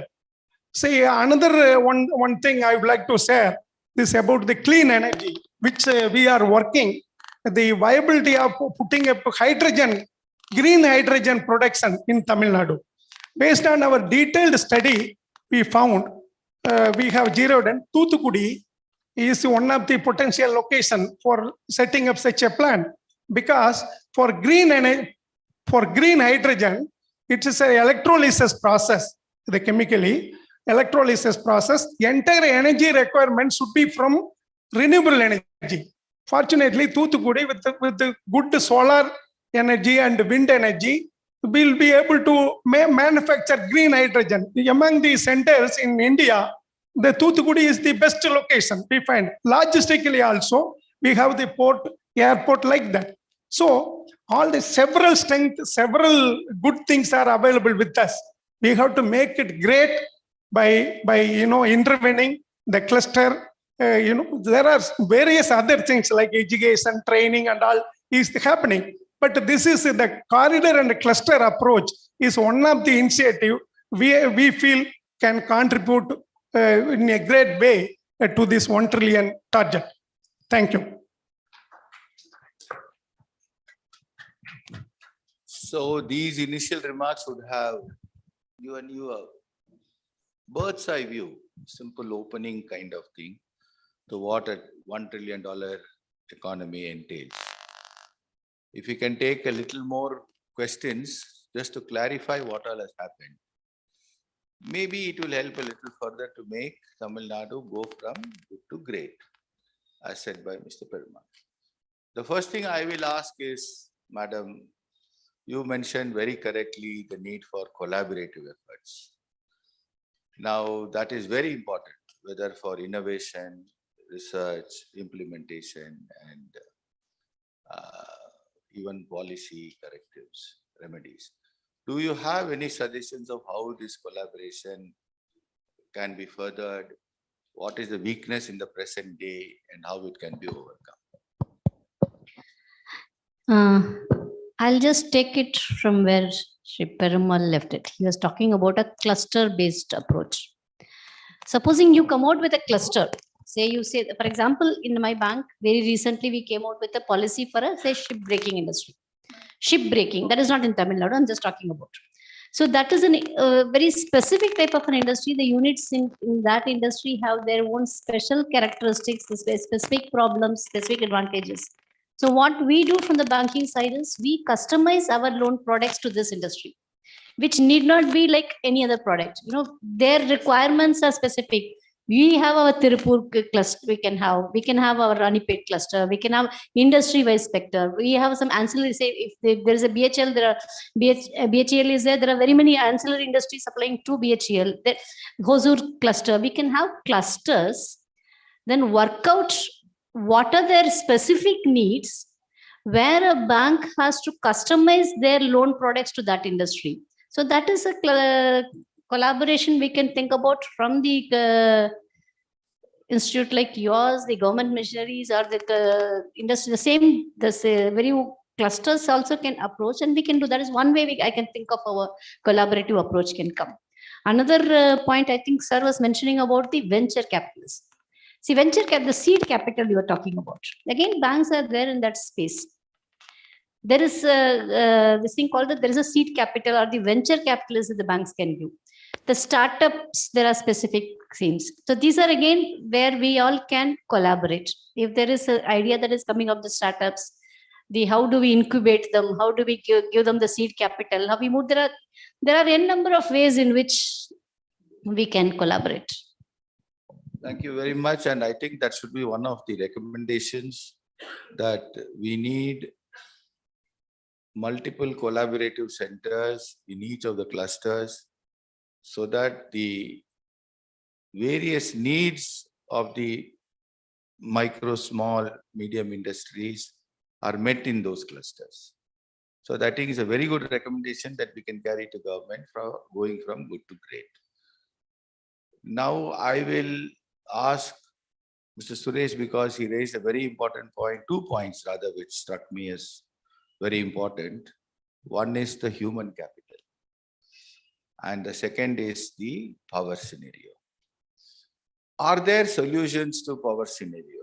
For instance, can we have a dedicated line in all industrial estates, depending upon their power requirements, which can be even at a cost?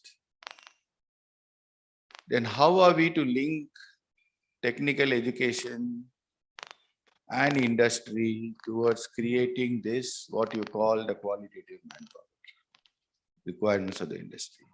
How do we assess the needs of industry, especially the small scale industry and other industries? So I will leave it to both Perumal and Suresh to say how we can do this more effectively. Also, very important point which I thought I will add to what they have said. You know, today, the kind of compliance that industry has to fulfill, even if it's a small industry, that compliance is very often not done because the micro and small industry, they don't have that kind of manpower and that expertise to comply. Same with their upgradation of their technologies. So I am asking Mr. Perumal, if under the cluster concept, we can provide centrally these facilities, maybe it would help in a long way for the sustenance of the small scale industry. After all, Tamil Nadu has, I'm informed, about 48 lakh units. It's not a small number. So I would now pass on to Suresh to just try and see. Regarding the quality education, I think what is lagging is that our curriculum, of course, the technical, education is based on central AICT's syllabus, etc. Is there a proper system of internship? Is there a proper system of hand-holding for the students to learn various aspects of an industry? That is where the problem comes. See, we are making the students to study as if they are robots, not as a human beings. We have to make them to first feel that you are studying not for purpose of yearning, for the purpose of achieving something. That's what we have to imbibe in their mind. That will happen provided the system, that is the people who are teaching them, they must be inspired. They themselves must be inspired to do that. If the teachers or the lecturers, they themselves are not having that attitude, then whatever you teach, it just will go to dustbin only. That's why there is a question mark of employable graduates. Employable, that is the catchy word there. Are we having sufficient employable engineering graduates? We are having engineering graduates, but are we having that? That's the first question. Next is education. I think one of the presenters here again mentioned that in the eastern and the southern end, there is no much progress. The poverty level is more. Why? Because still we have not focused on the development of these areas as far as education is concerned. That's why now even government here also, first step is that even they have offered now what is called morning breakfast to the students first to come to the school. I think slowly, they are imbibing that attitude that education is a must. First, they want to drive that point. Next, the colleges, they themselves should take it internship seriously. I have seen myself internship students for financial sector. They are coming and just going for the sake of writing something and getting the deal. That's all. Nobody is learning with heart. You should learn by submitting yourself to the project or the industry where you have been put in. And if you learn that, then you will become employable. So that is first thing. That's why I think our skill development programs are there, central government, even state government also hooked to that program. A lot of things are happening around that also. Many NGOs are available to give training. Similarly, now ITA students also have been given a booster that you are eligible like 12th or something like that. They named it so that, everybody is at par now. Only difference is that how you are becoming employable. Next, our panel chairman was telling about the quality energy. Here also, I think renewable energies, as our Mr. Perumal said, Tuticorin or Tirunelveli, that side wind energy is being produced extensively. But still there are gaps in that. Are we having a quality production of wind energy? Are we putting quality, what's called wind blades there? That is another issue. For the sake of climbing depreciation, other things that is being sold as a product. It is not sold as a product for the purpose of helping the public or the government to generate a very useful energy. So if you have that in mind, naturally the quality of energy will go up. Similarly, the coal also. Here, I think we need a great intervention from central government because state governments are depending upon central government for supply of coal. So, and the import of coal will cost you more also. The power cost will go up.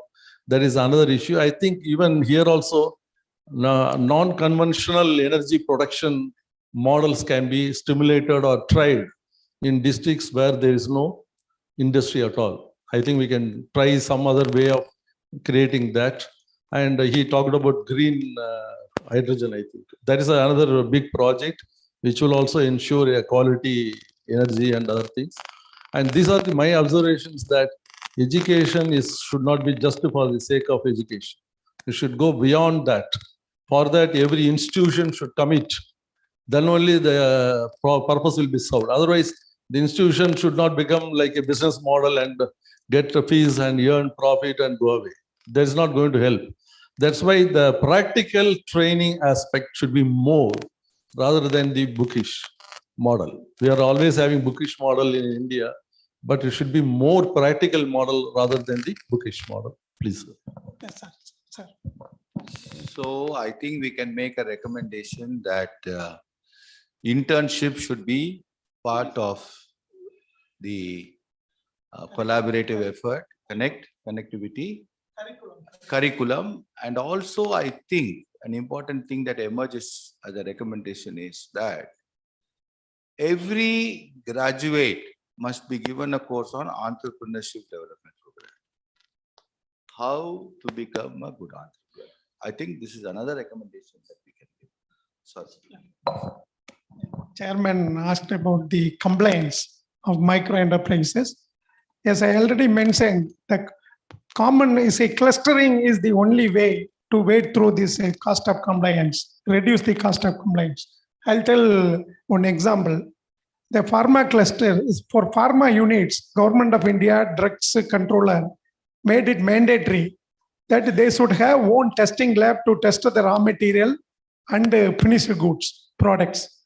See that the minimum cost itself around 50 lakhs for putting up a micro entrepreneur cannot afford to put up 50 lakhs. The solution is you put up as a common facility where based on that at the strength of the common facility, you can ensure compliance. The drug controller permits that if an accredited lab is available, that is giving a certificate that this is a part of this enterprise is part of this lab, then it is permitted. Likewise, effluent treatment also, common effluent treatment, common testing, common raw material testing, like that. Recently, we are working on a project for silver anklets in Salem, where you may be wondering, silver anklets in the Velli Kolusu is around 100 crore worth of products are manufactured in Salem. But they have all scattered, multiple logistics, multiple things. So that increases their cost of production. So now SIDCO is putting up a plug and play facilities with the support from Government of India. So that they cost, normally if they are going for rented thing, they have to pay at least 25 rupees per square feet. Here, at 7 rupees per square feet, the facility with the plug and play facility, with the common testing lab and the quality control system is put up. So this way, the enterprises are becoming competitive, then they are able to do. Likewise, they are importing, the silver around 100 kg per day. I mean, the requirement. So now through MMTC, Mineral and Metal Trading Corporation, they have tied up, they are importing in a bulk way, instead of doing through traders and individual people. So it is a collective way. This is the way, sir, where our micro enterprises, MSMEs can be empowered, enabled to contribute to this 1 trillion economy. Thank you, sir. Just I would like to add on compliances.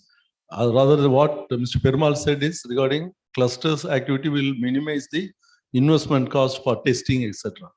From other compliances angle, I'm telling you, multiple tools are available now. Fintech developed like anything. Everything is available, cloud-based. So an MSME can make use of it. Rather, pay and use model is available. I need not invest anything on my software. I need not invest in server. Everything is available on cloud-based. Anywhere, anybody can join and do the work. So that type of, facilities for salary processing, for PF compliance, ESI compliance, GST compliance, corporate law compliance, everything is available at a throwaway price nowadays. That's why the compliance, yes, my submission is that lot of focus on compliance is there, increased the burden of all units, but they need not worry about it. Softwares are available so that they can do that, or they can outsource people also available. So that way they can mitigate that issue. They can focus on their own production, etc. Very true. Actually, that's the setting that we have to recommend to the government, that common facilitation sector, both for innovation and research and for testing and compliance, as well as many software requirements, should be made available to those who cannot afford them initially as capital costs. And that is one way of making the smallest entrepreneur go from good to great. But I have a last question to Madam. Madam, you have heard that the importance of the common facilitation center. Actually, years ago, when the cluster approach was initiated in the government, and it still continues to do well, one of the important components was a very complicated system of appraisal of the cluster by a team consisting of the Government of India, the state government, hand-holding it with an NGO, etc. Is it possible, madam, in the new scenario that we are looking at, that banks can handhold a cluster of 25 or 30 entrepreneurs to set up a common facilitation center at some cost, but probably not high cost, but some subsidized cost? Maybe the subsidy can come from the government or any other institution. But if this is possible, I think the pace in which we do the common facilitation center and the cluster approach, which is the key for going from good to great, may perhaps be achieved. Just a thought, I thought. Yeah, thank you for that poser, because that brings out the banker's view on this. See, the common facility that we talk about need not be only for an industry. For example, even at the agriculture side, if you see, earlier we were working, like for example, the fruits and the other perishables, the vegetables, other things which the farmers produce, they don't have the time or the infrastructure to move it to the market where there is a demand. So in that situation, what was proposed was the NABARD and the other banks and other organizations encouraged setting up of, the FPOs, the farmer producer organizations, or the JLGs, the joint liability groups. And through them, we started working on projects, something like calling, let there be the fruit crushing plant at that point in the village where the intersection, some of the villages can be there. So that these producers are immediately crushed there, then there is a cold storage there, and then you move it to the market. So similarly, on the industry side also, the common, exactly what you were talking about, the facility. Now coming to the bankability of that project. Sir was talking about how would a bank come into the picture to facilitate this type of a thing. For any project, it's a pure financial structure of it that is going to be looked at too. There are two aspects. One is the technical feasibility of it. The second thing is the economic viability of it. The technical feasibility will have to be done, what we call as a project report, we call it, that needs a technical brain behind it to say that, yes, technically, this is a feasible project and we need to get one project report done by any such technical ability. The second, the part two of the same study will be the financial viability. Like what is going to be the cost of that project? Now divided into the project components, like what is going to be the land that is required there, like what you are talking about, what are the machineries required there, what are the other construction or other hard expenditure that is going to get into it, and maybe some portion of the soft expenditure that is going to go into it. That constitutes the project cost. Now, what is the benefit that is going to come out of that? Yes, no, what is, like, for example, you create a facility for that cluster. What benefit is it going to give to those industries who are going to avail those benefits? Out of that, what is the revenue generation that is going to happen, or a cost cutting that is going to happen? It can be one of the two. So ultimately, the revenue generation or the cost cutting that happens because of the creation of this facility, will that be enough to service the loan and leave a margin which is going to be the benefit to the end users? So this particular study is not a very, I'm not talking about a very high-fi funda, but every bank branch that goes into it. We can facilitate a team which will work on this, both the technical side and the economic side of it. As we come out with the brain idea, we get one study done on this, get a project done on it. Once the technical feasibility and the economic viability is established, any banker will be there ready to fund it. That's my wonderful, ma'am. Wonderful. And I also suggest the recommendation that the banks can identify one or two agencies like ITCOT who can do this work and come up with a feasibility report, and they should be accredited as such. But the point is well taken. There has to be revenue generation, there has to be some accountability, and there has to be a prompt repayment. So I have been given a task now to wrap up. So before I wrap up, I will request if there is any question from the audience to any of our panelists or to me, which we can hopefully try to answer. Someone can pass on the mic.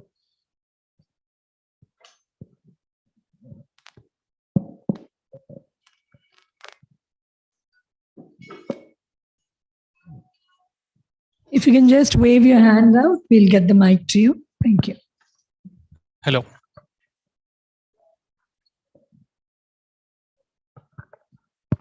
Hello.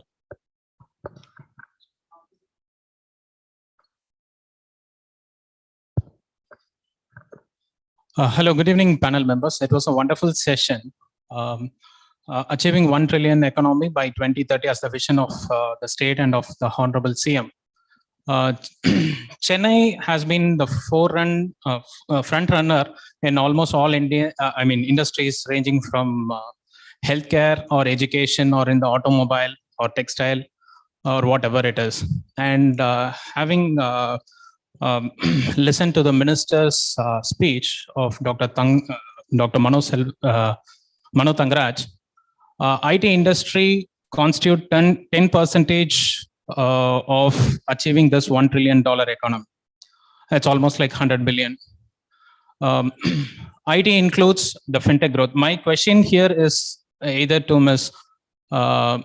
Suresh or Mr. Srimati. Fintech is part of IT, and as I said, like Chennai is going to be the next fintech hub, apart from achieving itself on the SaaS side. What is the roadmap ahead from the banking sector as well as from the investment banking sector? Like capitalist, like what is the roadmap ahead? Do you have any design thinking approach of Tamil Nadu competing with the neighboring states like Karnataka or Telangana, or even in the developed nations? Like we have Silicon Valley, we have London, Dubai as a fintech capitals of the world. To achieve this, do we have any roadmap? Like giving infrastructure, software is all okay, but how do you attract talents and how do you attract foreign companies? Kind of a red carpet welcome for them to come and collaborate with the Indian banking system and the Indian entrepreneurs.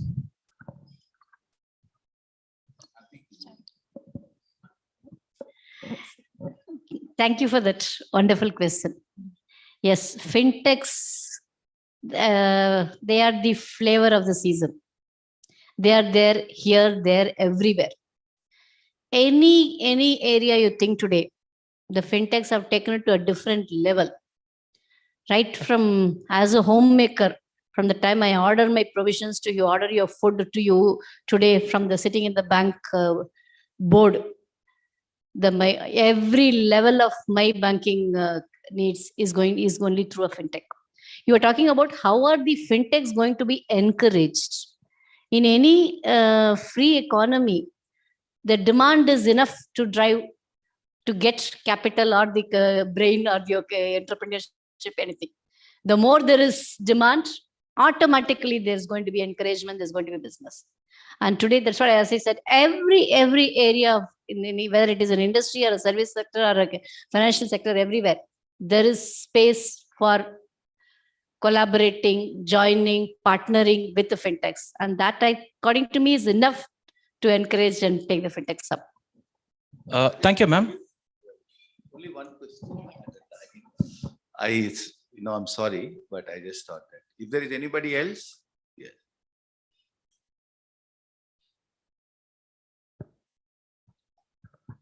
Hello, happy evening. I am Jayaraman from MSME called E-Star Engineers. We make multi-level automated car parking.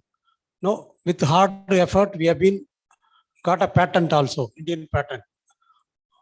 At the same time, what is our capacity is something like Pandi Bazaar, which is done at 45 crores. The same project can be executed at 15 crores. But for the past 1 year, we have been hunting for the loan. We say a lot of, on the stage, it is easy to say, MSME, we want to grow 1 trillion and other things.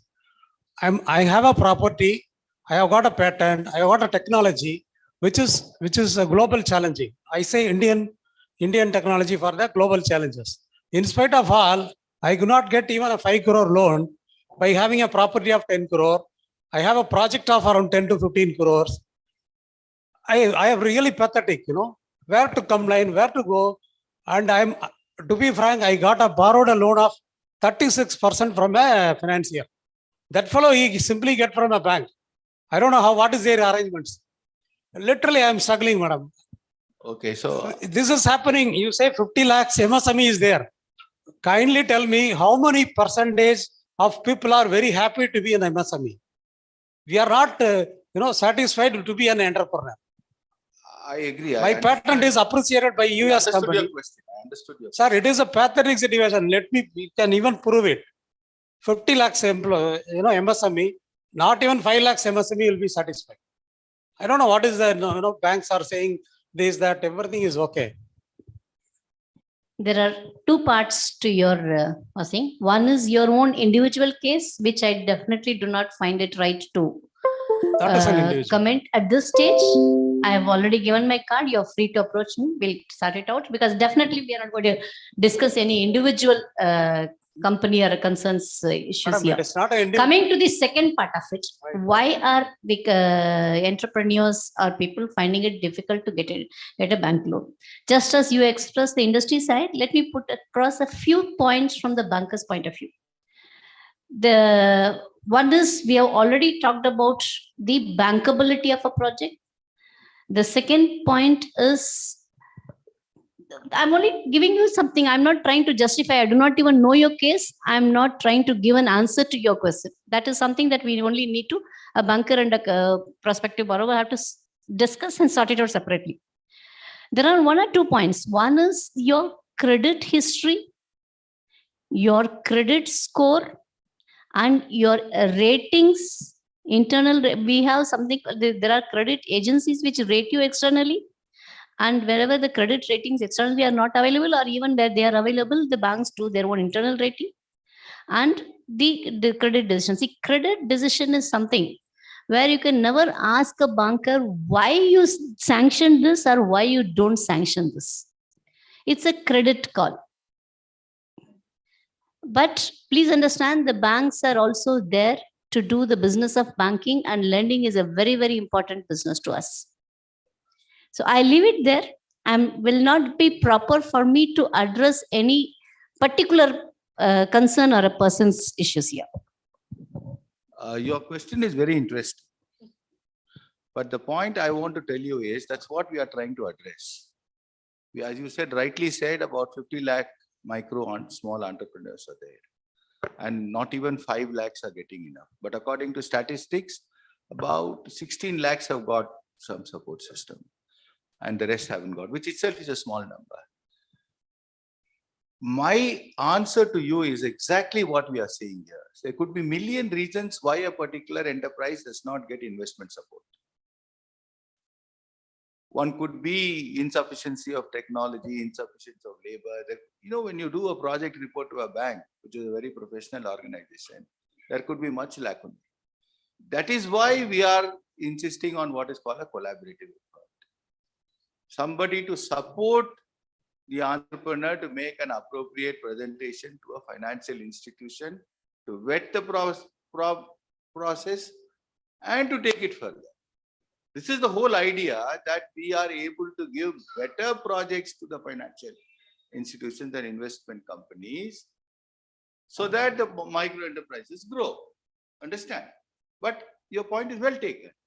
As far as your thing is concerned, please look up Kairetsu. Kairetsu is an organization which looks at patents, which looks at projects and viability, and they bring in investors. They are an all India, all metro organization. They have good experts. They meet, they call the entrepreneurs. So it's only a suggestion to you. It's up to you to take it further. One more thing and one last question. I will add on to you also. Institute of Chartered Accountants of India has provided a portal, MSME grievances. Please put all your issues there. It is a collaborative arrangement. There are wisdom people available there to guide you what is lacking or what is needed for getting the funds. Definitely you will get an answer. Please approach that also. The next question, the last question. Yeah, sir. Good afternoon, sir. I am Shankar Lingam. 1 trillion economy for as far as Tamil Nadu is okay, sir. But all the concentration is being made only in and around Chennai, it seems. Not even Coimbatore, not even Tirupur nowadays. Only the spatial development should be there, especially in southern districts and eastern districts. Only when industries and services are flourishing there, we can achieve this kind of investment, and public investment has to be more in these areas, I think so. Can I answer, or would you like? Do you have All anybody can. That is the reason we said the corridor, industrial corridors, Chennai, Kanyakumari, where there are a lot of nodes. It's a public investment. Government is investing. So they have special incentives for southern states, southern districts, like the Thoothukudi already furniture park. See, things are happening now, much more broad-based. Likewise, we have Chennai, Bangalore industrial corridor, where the eastern districts are taken care. Likewise, Bangalore, Cochin industrial corridor, where the western districts are taken care. The defense corridor also, almost all over Tamil Nadu. So, see, now the government is focusing on that. See, that's why the tier 2, tier 3 cities, see, now the focus is going on. So that will definitely, we are on the right track, I feel. So that's what, another 3 years. That's it. That. Just to add to that, if you look at the policy note of the Industries Minister, he has announced new estates in many of these industries. Transitco, where it is absolutely going to be greenfield, and more than, I think, 8,000 or 10,000 plots are there for people to see. Thank you very much for everybody. Thank you. This is something which is like a power bank. All the answers. Thank you so much. They definitely need a round of applause to be able to answer the questions you've asked. And thank you, IOD, for bringing such brilliant speakers. Knowledge is something, but to be able to sit there and take care of everything.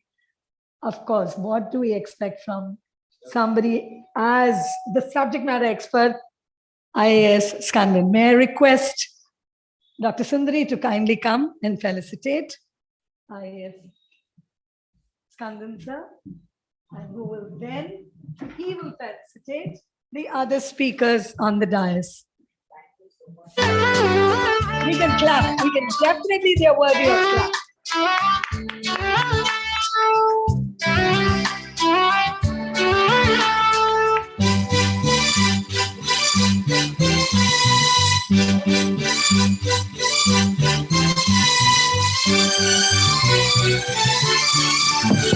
So may we request you to hand over the book and the mementos. Srimati ma'am.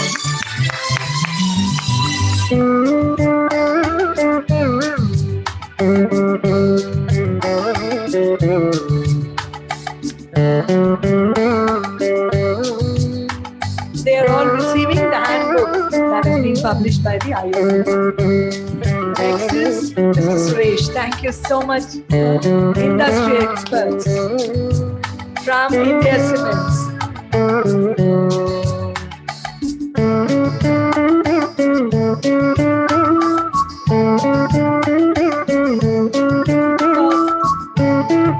Shri Perman sir.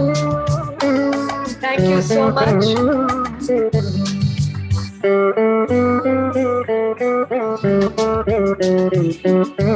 It's important to capture these moments for memory. Thank you so much. Can we have, yeah, we do have.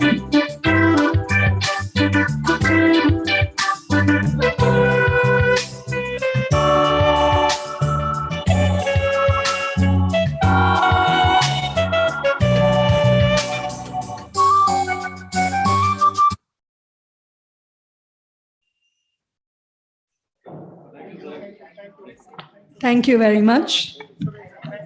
We will now be moving on to our next speaker.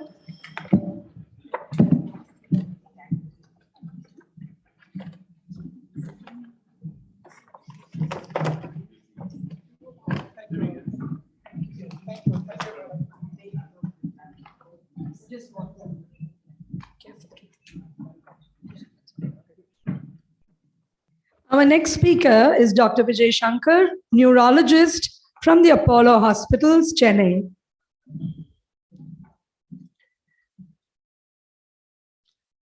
Dr. Vijay Shankar, neurologist. Thank you, sir.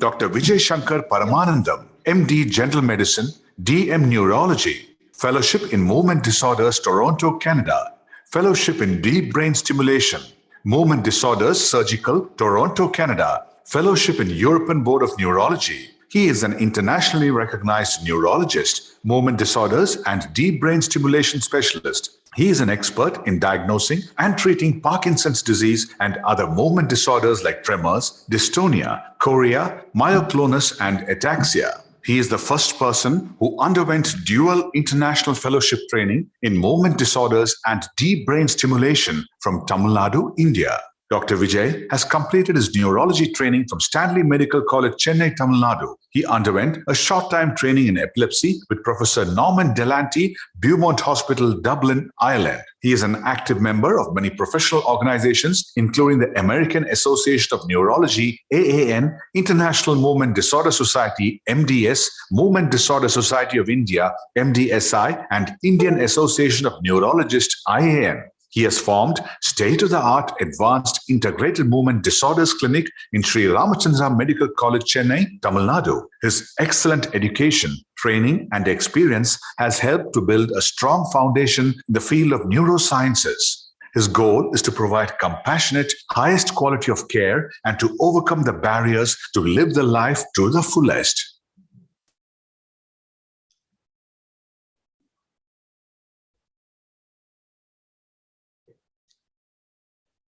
So good afternoon, everyone. So I'm going to talk about a little bit about neuromodulation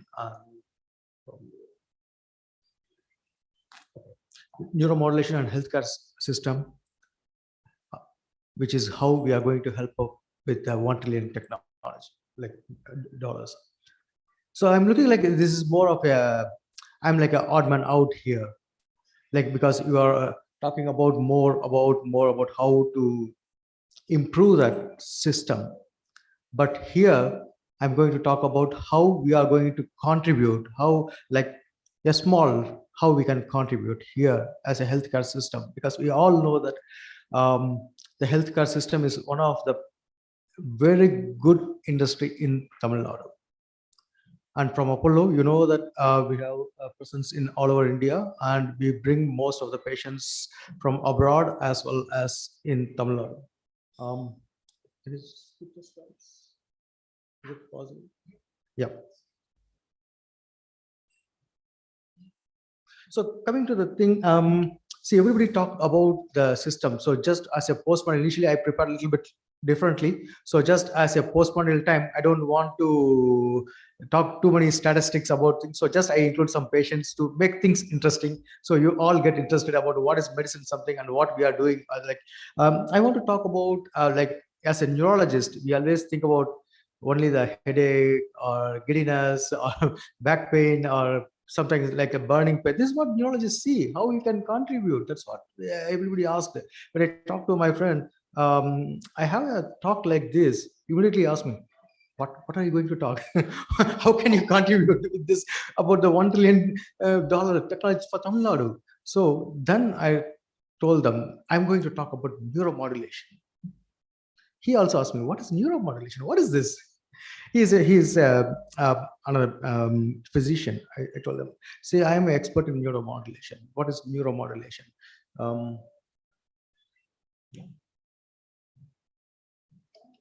Yeah, this is what I'm talking to you. So what is neuromodulation? Neuromodulation means it's like changing the brain or altering the brain signals by chemicals or by devices, and we can get the best out of the brain, or something like avoiding the troubles or curing the troubles. That is called as a neuromodulation. I'm going to talk about in the couple of slides. So how we can boost the 1 trillion economy with our small contribution. So what is deep brain stimulation, which is very, very useful for Parkinson's disease, tremors, and dystonia. Like we all have heard about cardiac pacemakers. The cardiac pacemaker is whenever the heart is beating irregular or whenever the heart is producing troubles, at the time only it will work. We place, this is a place.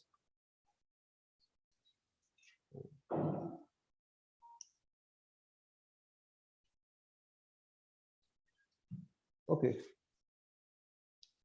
What the slides are not opening. Okay. I think it's embedded. It's my computer problem. Yeah.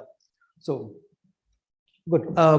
We place 2 electrodes in the brain, and we connect a battery in the chest, and then connect the wires inside the skin, below the skin. And this is very, very helpful for Parkinson's disease. Probably my slides are not working because I kept all the slides in my computer. Always I used to present from my computer. So when I switched from other things, the video was not copied. So we place this type of small 2 electrodes in the brain. Just like you can see, this is my hand.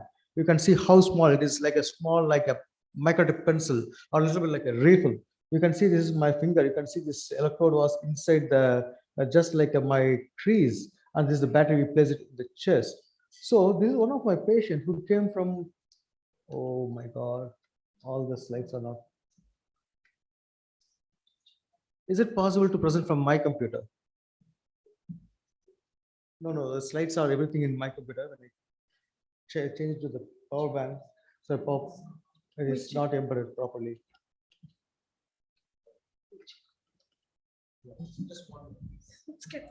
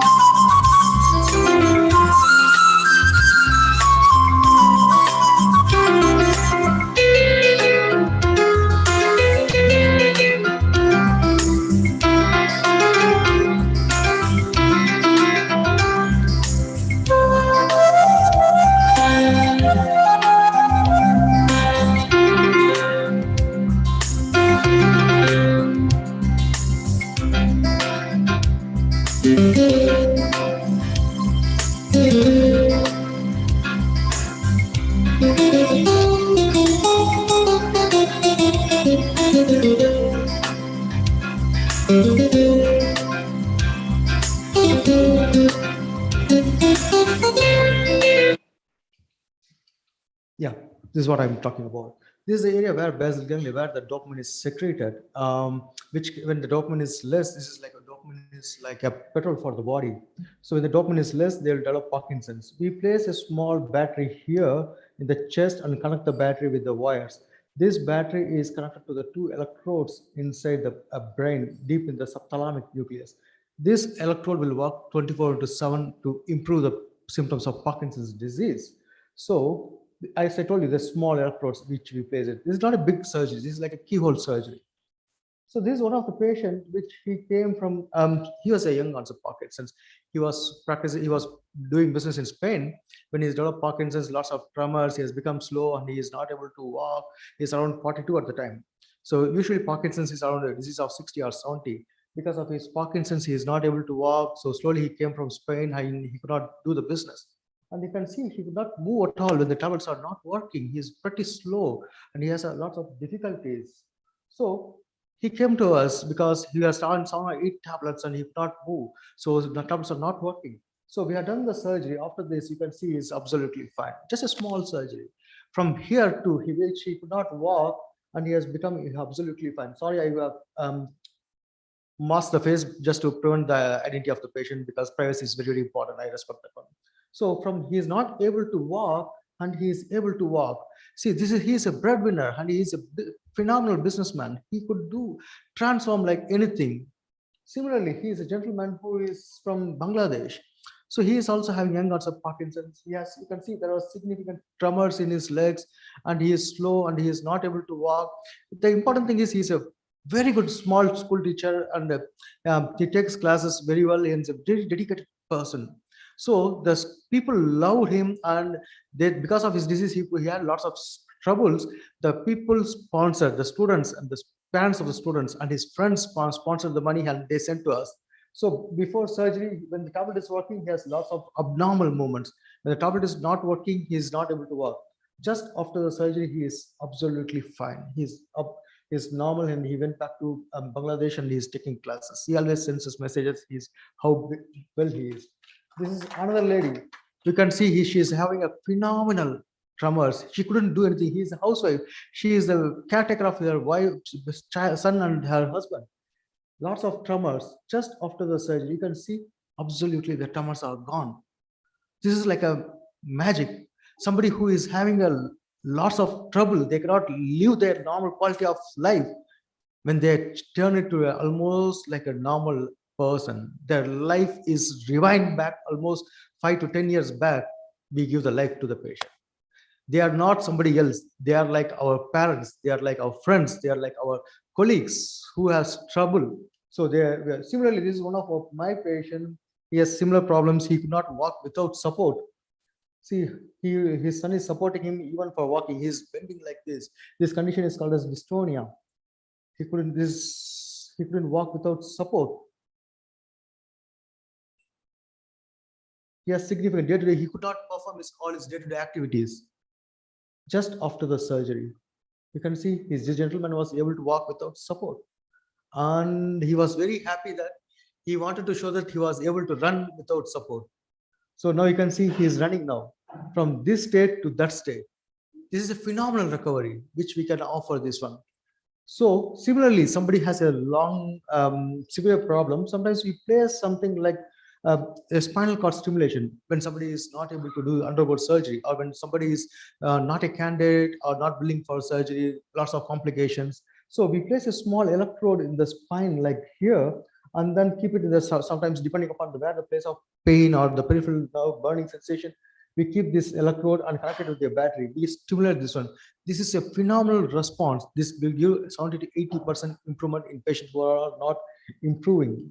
So why I wanted to show is, this is another patient who came to us, young lady, and then another gentleman. 2 times we have done this one, who is having a similar technology. That's why I showed this video.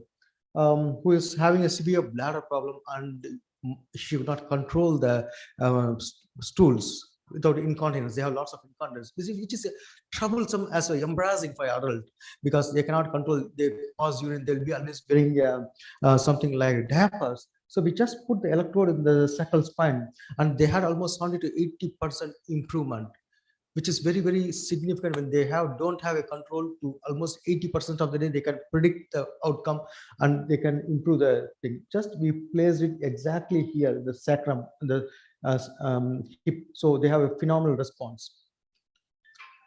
The other thing is stroke. That's very, very important. Why I'm going to highlighting these things I just tell you about again. The stroke, which we call as a hemiplegia, the weakness of hands and legs, which is called as a golden hour. See, when the patient comes to us within 10 minutes, the green area, which you can see here, the green area is the blood vessels supplying the brain. Within first 10 minutes, you can see only the red area, the part is damaged. 1 hour, the green area is the area which is exactly the whole artery is supplied. 1 hour, the area slowly, the stroke is expanding.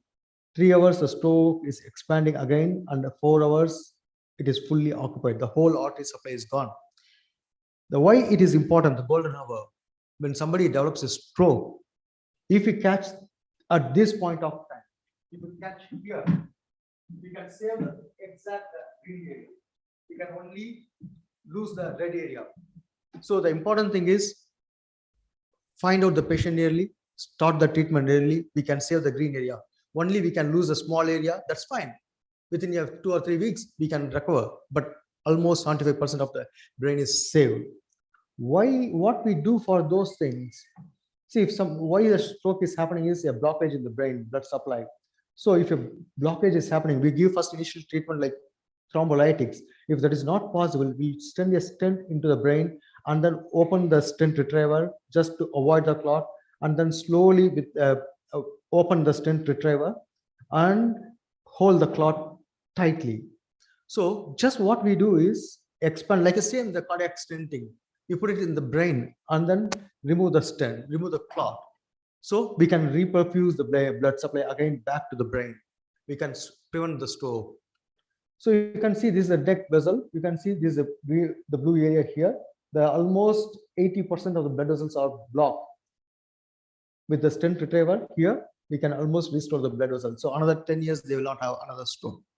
Similarly, in the brain, see, you can see this one. This is almost 60% to 70% blood vessel is blocked. With the stent, the blood vessel. See, you can see there is obviously there is no blood vessel here, and the amount of blood vessel is less here. But you can see the retriever. Everything is, the blood vessels are restored. So we can avoid a stroke. We can give life for a patient who can, if he develops stroke, another 3 to 6 months, he cannot lift the hands or legs, or he cannot walk. So we can prevent this one. Similarly, another one, this is a young child came, she had epilepsy, the fits. Every day she had almost 8 to 10 episodes of fits. Suddenly she will fall, have a fits. So we are done something like, so this is another data I would like to say. 50 million people are having epilepsy all over the world. Almost 35% of the seizures are uncontrollable. For these uncontrollable seizures, we place a small device in the vagus nerve and stimulate the vagus nerve. With this vagus nerve stimulation, at least 70 to 80% of the, this is the vagus nerve, 70 to 80% of the epilepsy can be controlled. This, I'm not talking about the ordinary epilepsy. This, I'm talking about all these patients are uncontrolled advanced patient. We are giving life to them. So just a small introduction to neuromodulation, which we offer in a high-end technology in India. So we all know, coming back to the about the medical tourism or healthcare industry, we can see that healthcare industry reaches almost 372 billion in 2022 in India because of the health insurance and advanced infrastructure and people coming from abroad for the treatment. And the advanced healthcare treatment is provided in Delhi, Mumbai, Hyderabad, Kolkata, Chennai, and Bangalore and Ahmedabad. But even though it was, they mentioned Delhi and Mumbai and Hyderabad as earlier, and also the cost of the escalation, the growth healthcare sector is growing really almost like 3 times from almost in 5 to 6 years. But the important thing is the medical tourism and our own healthcare in India. You can see the Indian medical tourism market is not something simple. It is almost like 22,000 crores in 2020. And also it can increase up to 1,34,000 crores in 2026. Almost, probably COVID has hampered a little bit, but these numbers are phenomenal. And also the healthcare in 2020, almost like all over the world, like the highest people are going to Thailand, Singapore, US, or Europe for high-end treatment initially. But now India is transforming as the hub for the medical tourism. And also after the COVID, probably we can say it's a blessing in disguise. Initially, people has to travel all over from Delhi to Chennai to get the treatment. Now, because of COVID, we have started the telemedicine, the video consultations. Now we can reach all over the people in India, even somebody like from Kanyakumari or even from Kashmir. They can just with a video call, they can get the expert opinion from here. So we can provide the advanced treatment for everyone. So you can see that why I'm coming back to the neurostimulation market. Neurostimulation market is driving the healthcare sector now. Initially, it was expected to be 7.1 billion. Now it is becoming 19 billion in all over the world. But Indian scenario, comparatively slowly, it is improving. Last year, like the awareness is improving. Last year alone, the DBS 550 DBS cases has happened, 31 crores, and almost pain stimulation. I showed you the stimulation in the back, almost 70 cases, 10 cases. Almost it's slowly picking up. In another 5 years, it is going to catch up with the world. Slowly, we are improving. I'm talking about just a neuromodulation because I'm a neurologist. I'm talking about the neuromodulation alone. Similarly, we can have the cardiology. There are lots of things out there: liver transplant, renal transplant, orthopedic knee transplant or hip transplant, surgical pits. There are so many things out there which Tamil Nadu is the hub for all these patients.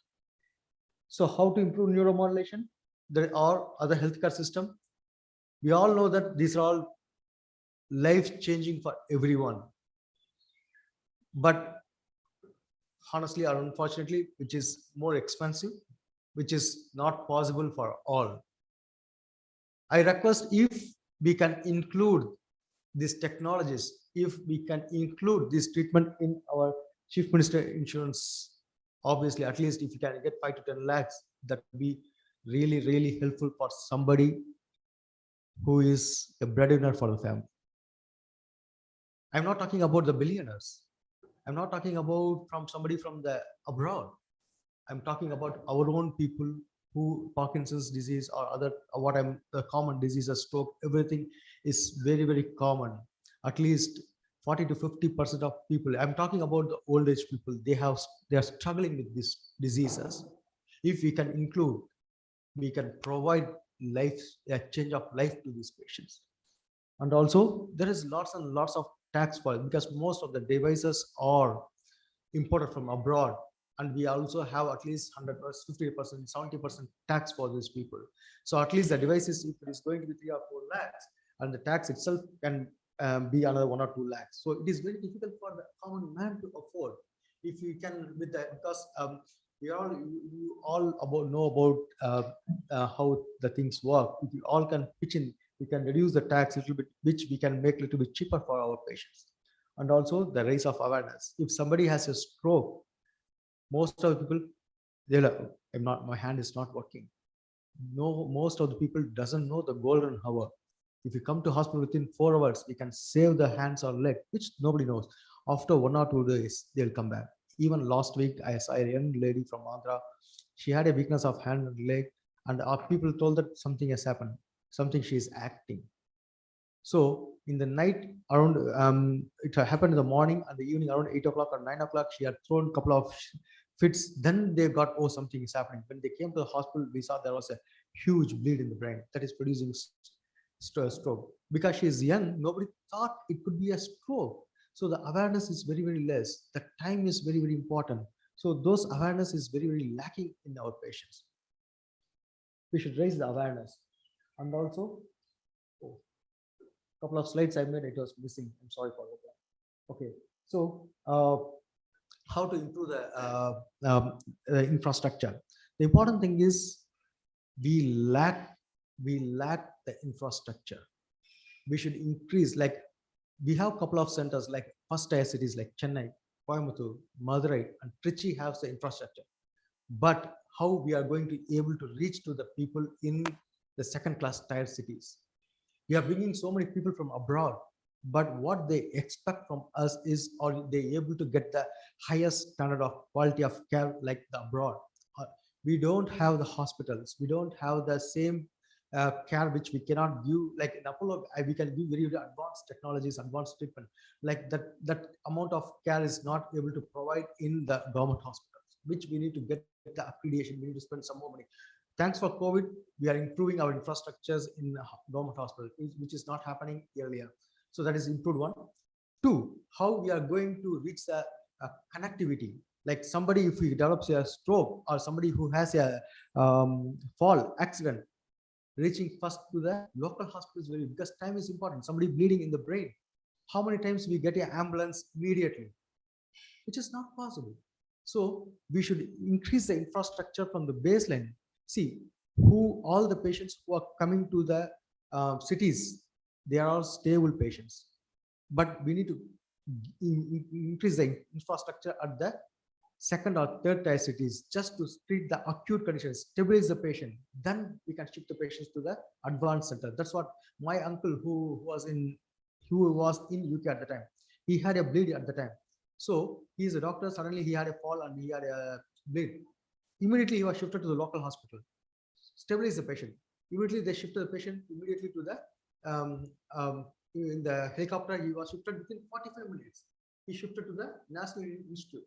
We don't have like that. We don't want like that. At least we want the ambulance. At least we want the PHC to get the proper treatment immediately. Stabilize the patient and shift the patient. That's what we want. We need to structure the system.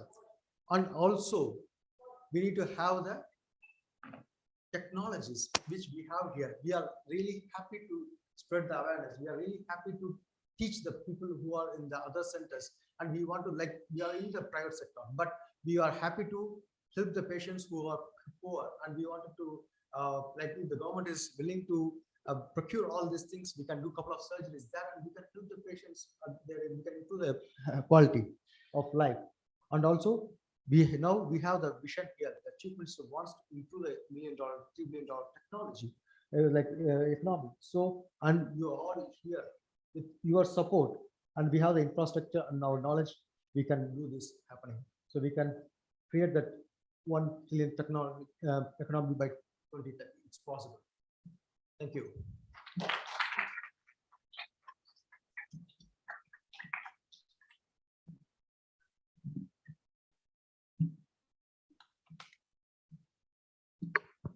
Thank you very much.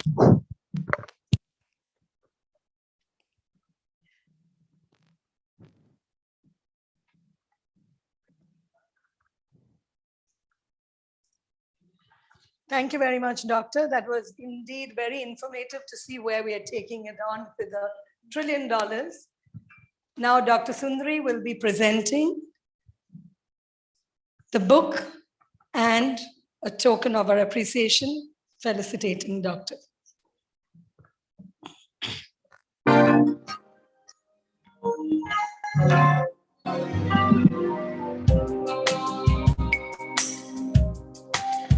A token of appreciation from IOD. Thank you. And the handbook published by IOD. Thank you.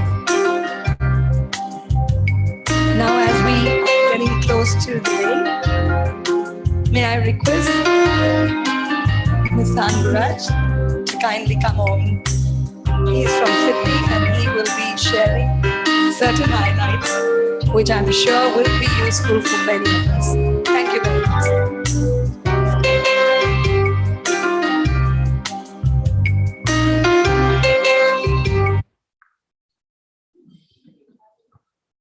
Presentation, please.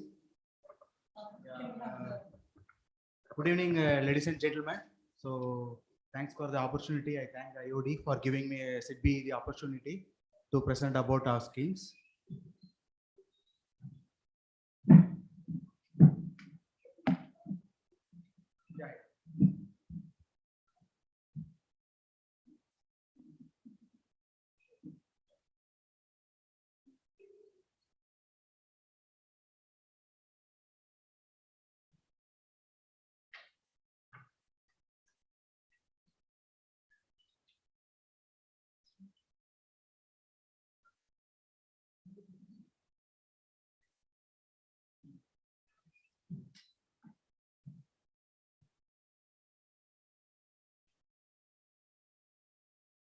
Yeah. So the caption is $1 trillion economy by 2030. So how MSMEs are important?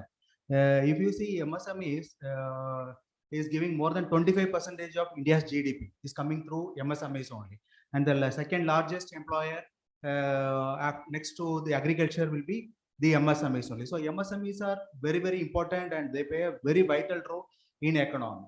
So in that process, SIDBI is also supporting. SIDBI, you all know, it is a development finance institution. So just I will give a brief background. Yeah, so this point, in fact, morning, Honorable Member of Parliament everybody touched upon. But here only one thing I wanted to say is, if you see from 2010 to 2020, the GSDP, the gross state domestic product went up from 82 billion to 290 billion, growing almost 3.7-fold in the past three consecutive 10 years. So why that is important is that if the figures are to be calculated in the same way, $1 trillion is very much attainable by 2030. So only thing we have to grow at around 14% CAGR. So this point already we have discussed enough. So I'll straight away run through what is SIDBI and how SIDBI is supporting the MSMEs, the startups and other associate concerns, which because SIDBI, if you see as on date, it is in the entire MSME ecosystem. So first we provide direct lending. Direct lending means direct customers. So we give directly to micro or small or medium enterprises. So that is our mandate. Second thing is indirect finance. Indirect finance is our huge portfolio we have under indirect finance. Indirect finance is nothing but funding to banks, NBFCs, MFIs, those kind of activities. And the third is the major thing, promotion and developmental activities. If you see cities, main objective is not lending. First is the promotion and development, and the second is the lending activity. So promotion and development activity, we do a lot for MSMEs. It can be a capacity building. It can be a market connect or credit connect to MSMEs who are not aware how to market their product or how to get credit from formal credit institutions. So, and we are as a nodal agency for any central government subsidy scheme. SIDBI will be the nodal agency. So we have 80 branches and scattering to Tamil Nadu. We have some 9 branches, and we are having a portfolio of more than 2,000 crore in Tamil Nadu. So these are our journey of SIDBI. I'll just skip on. Okay, these are we are the entire MSME ecosystem. So this RxSale, I'll start from the left. RxSale is nothing but it's an invoice discounting platform. So you all know that REDS platform. So invoice discounting. So it basically takes care of your delayed payments. In case if you are supplying to a large scale unit and the payments are getting delayed, you can come to the portal and you can discount your bill and you'll get the immediate credit based on some commission will be there. Subsequently, the payment will be done by the large corporate to RxSale directly or to the banker, basically the banker. The UDAN, CGTMSE UDAN, this is a game changer for many small enterprises. If you see, UDAN is nothing but CGTMSE, wherein it provides guarantee for loans up to 2 crore. So up to 2 crore. Because for an MSME, if you see getting a third-party collateral or third-party guarantee or collateral, it will be very difficult. To overcome this issue, the CGTMSE was formed. It was formed and it is giving a very good support to the first generation entrepreneurs, because first generation entrepreneurs, it is very difficult for them to bring any collateral. So up to 2 crore you can avail under the CGTMSE, wherein government is guaranteeing maximum of 75%. So the bank should not have any issues in giving credit to those MSMEs. And the Mudra, you know, this is a refinance institution for Mudra loans. And SIDBI Venture, basically it is a venture capital institution.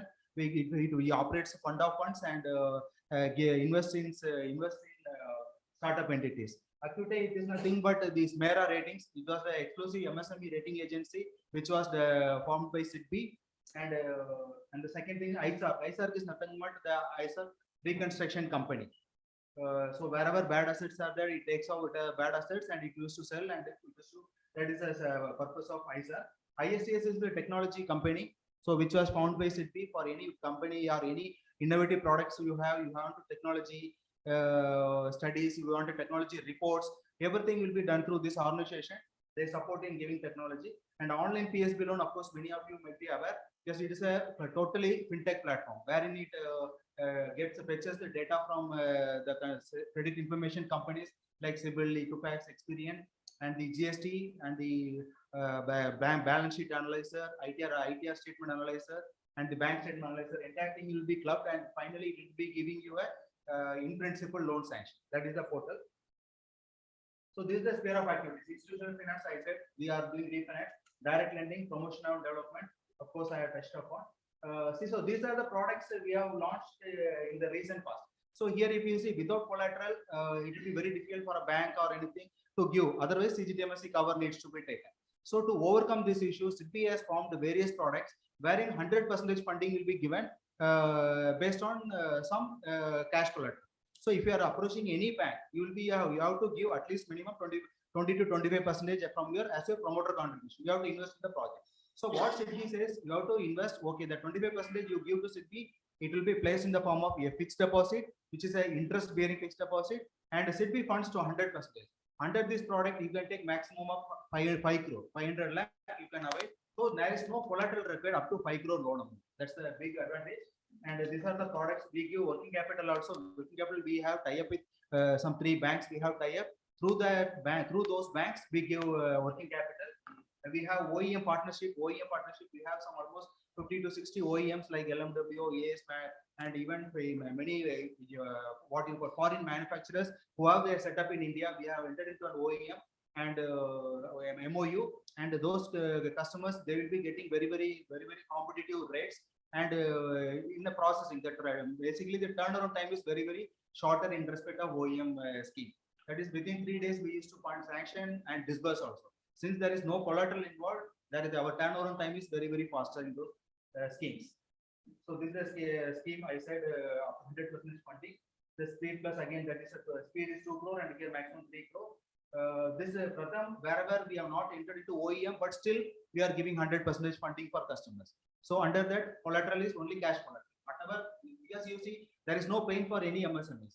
Because anyhow, wherever you go, even you are giving a collateral 100% funding, no banks give. You have to give 25% or 20% as promoter contribution. You have to bring in the project. Same amount you are keeping as an FD, which is interest bearing. Interest also today we are giving very industries best interest rates. We are giving 5.35 with compounding interest, and the yield will be around 5.5%, which is very best in the industry today. This is a star scheme. We have tie up with the Tata Solar, and we are giving solar. So we are setting up rooftop solar. Basically, this scheme is for rooftop solar. Maximum of 2.5 crore we will be giving. So it is also under 100% funding. So secured business loan is nothing but if you see you are having business and you wanted to grow exponentially. In that case, what is the requirement? Working capital. The regular working capital banker, they may not give immediately, because for you they will be always giving that working capital based on the projection. Like how much you do next year or current year, how much you have done. Based on that, some projection will be there, and of whatever, if they are projected 10 crore, they will be giving maximum of 2 crore. That will be the maximum limit as per the norms. So here under this thing, if you have a working capital exponentially, you are growing, you want higher working capital. So under this scheme, we give loan. This is based on security loan. This is a secured business loan, or some banks call it as loan against property. So under the scheme, what happens? You can avail the loan. If the value of the property is 1 crore, you can take maximum of 60 lakh under the product, under the scheme, and that can be used for any business purpose. You can use for research, you can use for working capital, even you can use for machinery purchase. Any purpose you can use for business. This is like a business loan we give. So this is a term loan general. Where we give 75 to 80% funding to the customer, and based on some collateral or based on taking CGTMSE cover. So that is structured based on the customer's requirement. So no, if any customers are not fitting in the earlier schemes, those customers will be covered under this scheme. So working capital I already covered upon. This is also 100% finance scheme, wherein we give at very competitive rate. This is a rate we are giving. We were giving at 5.5 interest rate. So for the first year, and from second year onwards, it will be around 7%. But now it will be now the interest rate has increased to the 5.5 now because of the repo rate increase. This repo link. So now the minimum interest rate will be 5.9 under this scheme. Similarly, this is for greenfield projects. Greenfield is nothing but whoever is setting up for the first time. That those unit. There also we are giving presently at 6.4% minimum interest rate. So this is actually a new scheme who are future export champions, we call it. So wherever you have find good export oriented units, for them we fund. We have tie up with Exim Bank, and we give multiple products. Whatever products available with SIDBI and Exim Bank, you can avail in a single sanction. That is the benefit of this scheme. This we call it as Upatya Sitare. So TREDS platform, this I already covered. I told you that this is a bills discounting. This is a very good platform for MSMEs who are supplying to large corporates. So you can, it is a entire thing is totally system based. You have to just upload your invoice. It will be going to the purchaser. The purchaser has to accept that. Subsequently, it will go to the bank, and the bank under bank it will be a auction kind of thing. So you will get very competitive rates. Even people are getting at 4.5% discount rates. CGTMSE I have covered. CGTMSE, you all know CGTMSE gives guarantee up to 2 crore. But latest change in CGTMSE is earlier if a borrower is taking 2 crore loan under CGTMSE, subsequently he is not eligible under CGTMSE. But now the CGTMSE has changed the guideline. It is on limit basis. So once you have taken 2 crore loan and if you exhaust, if you have prepaid some 1 crore, so the balance 1 crore again you can go for loan under CGTMSE. That is the latest change CGTMSE had made. Initiatives in Tamil Nadu. Today we had a lot of discussion on cluster development part. So under which SIDBI had already sanctioned some 524 crore to Tamil Nadu government alone. So for cluster development, and initially we have started 2 clusters. One at Ambattur. We are supporting construction of hostel or workman hostel for the staff employees of the MSMEs. And the second thing at Odisha, Coimbatore. And similar way, multiple places we are identifying wherever we could pitch in, and we are giving cluster development. We are giving a very cheap cost fund to state government, and state government is implementing along with city the cluster development. So these are all our promotion and development activity. So just I will run through. These are the activities we do for various institutions. Those who are doing into. This is, for example, 45 students with special needs. For them, we have given a grant assistance. These are grant assistance we give. This is what we call the promotion and developmental activity. This ODOP, one district, one product. So this is the latest announcement by Government of India. Under this, in fact, last 10 days back, we have done for fisheries at Tuticorin. We have taken a fisheries cluster, and we have done, and we have trained some almost 100 people how to manufacture fisheries products, and it was a very big success. In fact, because this is the how we make the college students or anybody to become an entrepreneur. We are giving lot of capacity building for becoming an entrepreneur. So similar way, we have identified cashew nut cluster in Kanyakumari. So, and based on the success, we will be doing lot many activities all over Tamil Nadu, and it is happening all over India. So this is Government of Tamil Nadu. We are already working closely with Industry and Commerce Ministry. So Mission Swalavamban. If you see this also again, it will be a P&D activity. 1 month back, we have conducted we have invited some 50 to 60 micro enterprises, and we have given entire infrastructure. Like we wanted to do 2 things. Basically, the concept was market connect and the credit connect. So you see, if you micro enterprises, they know how to manufacture their product, but they don't know how to borrow money or how to market their product for the purpose of their next getting into next level. We have arranged Swalavamban Mela, under which 50 to 60 micro enterprises they have been given stalls, and they have been selling through the industry. We have connected with some banks, we have connected with some markets. So entire thing we have done in a single single atmosphere. We have completed entire thing. So this will be taking them to the next level, because recently they will be investing small level, whatever amount they have. Now they will be going to a proper finance, because this will avoid them getting into very high cost funds from private lenders. So this is so Stand Up India scheme, of course, you all know Stand Up India scheme. This is basically for SEC or at least women borrower. This all banks are mandated to give. So SIDBI is also part of it. We are implementing this scheme. And Udyami Mitra portal, it is a marketplace product. Marketplace means here, if you enter into this portal, you know how to start up a unit, where to get the finance. You can have an online application through this. Up to 10 crore you can apply, and it goes to the respective banks. So this is a very informative portal. You can just go through this portal. So PSB loans, I already told it gives in principle sanction, and you have to only approach the letter to the nearest branch which you have selected in the portal, and you will be given sanction. Then under this online PSB also, you can avail the loan under CGTMS. So PM Swanili, this is for street vendors. So SIDBI is the implementing partner, and CGTMS is giving the guarantee based on guarantee to the banks for lending to the street vendors. So it is a very successful scheme of Government of India.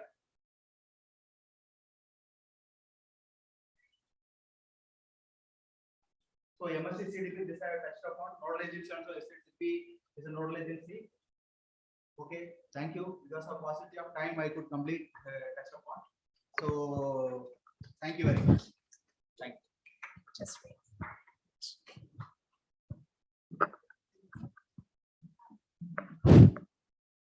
That was very informative, and I'm sure we will be looking up on the SAR website to see what is there. And now Dr. Sundari will felicitate. And I would request Dr. Sundari to wait on there because we have another very important gratitude gesture that will follow. Thank you very much. Appreciation and the book being handed over.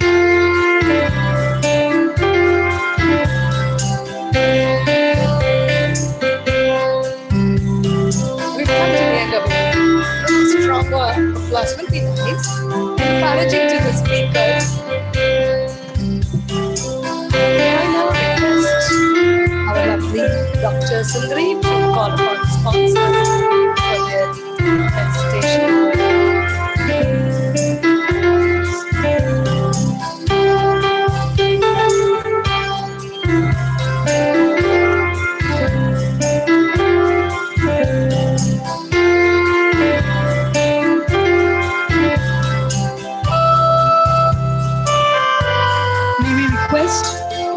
Representative from MGM, please.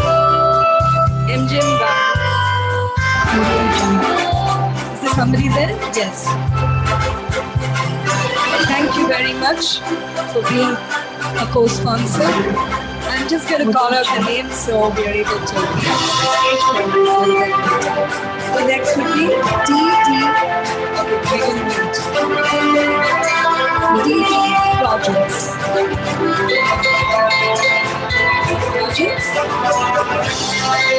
Thank you very much. Apollo Hospital.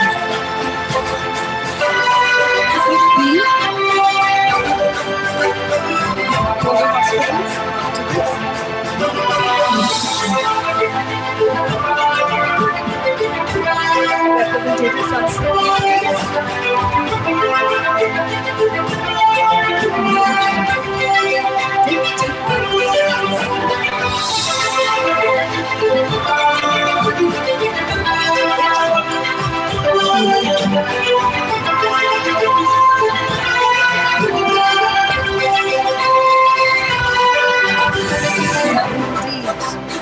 Representative from Institute of Directors. I'm very grateful for all your support.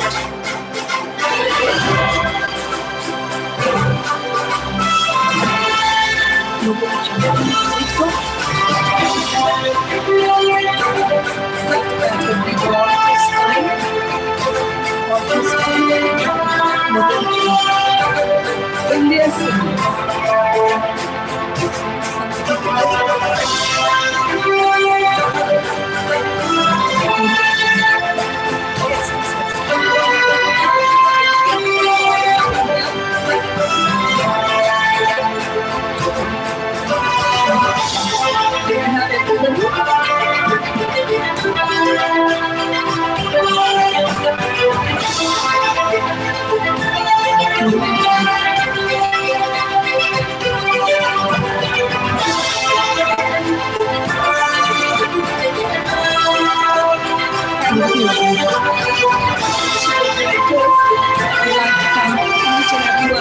Before you leave, we still have people who have been part of our event today with the stalls. EDIITN, Red, Telslum, Easter, Apollo Hospitals.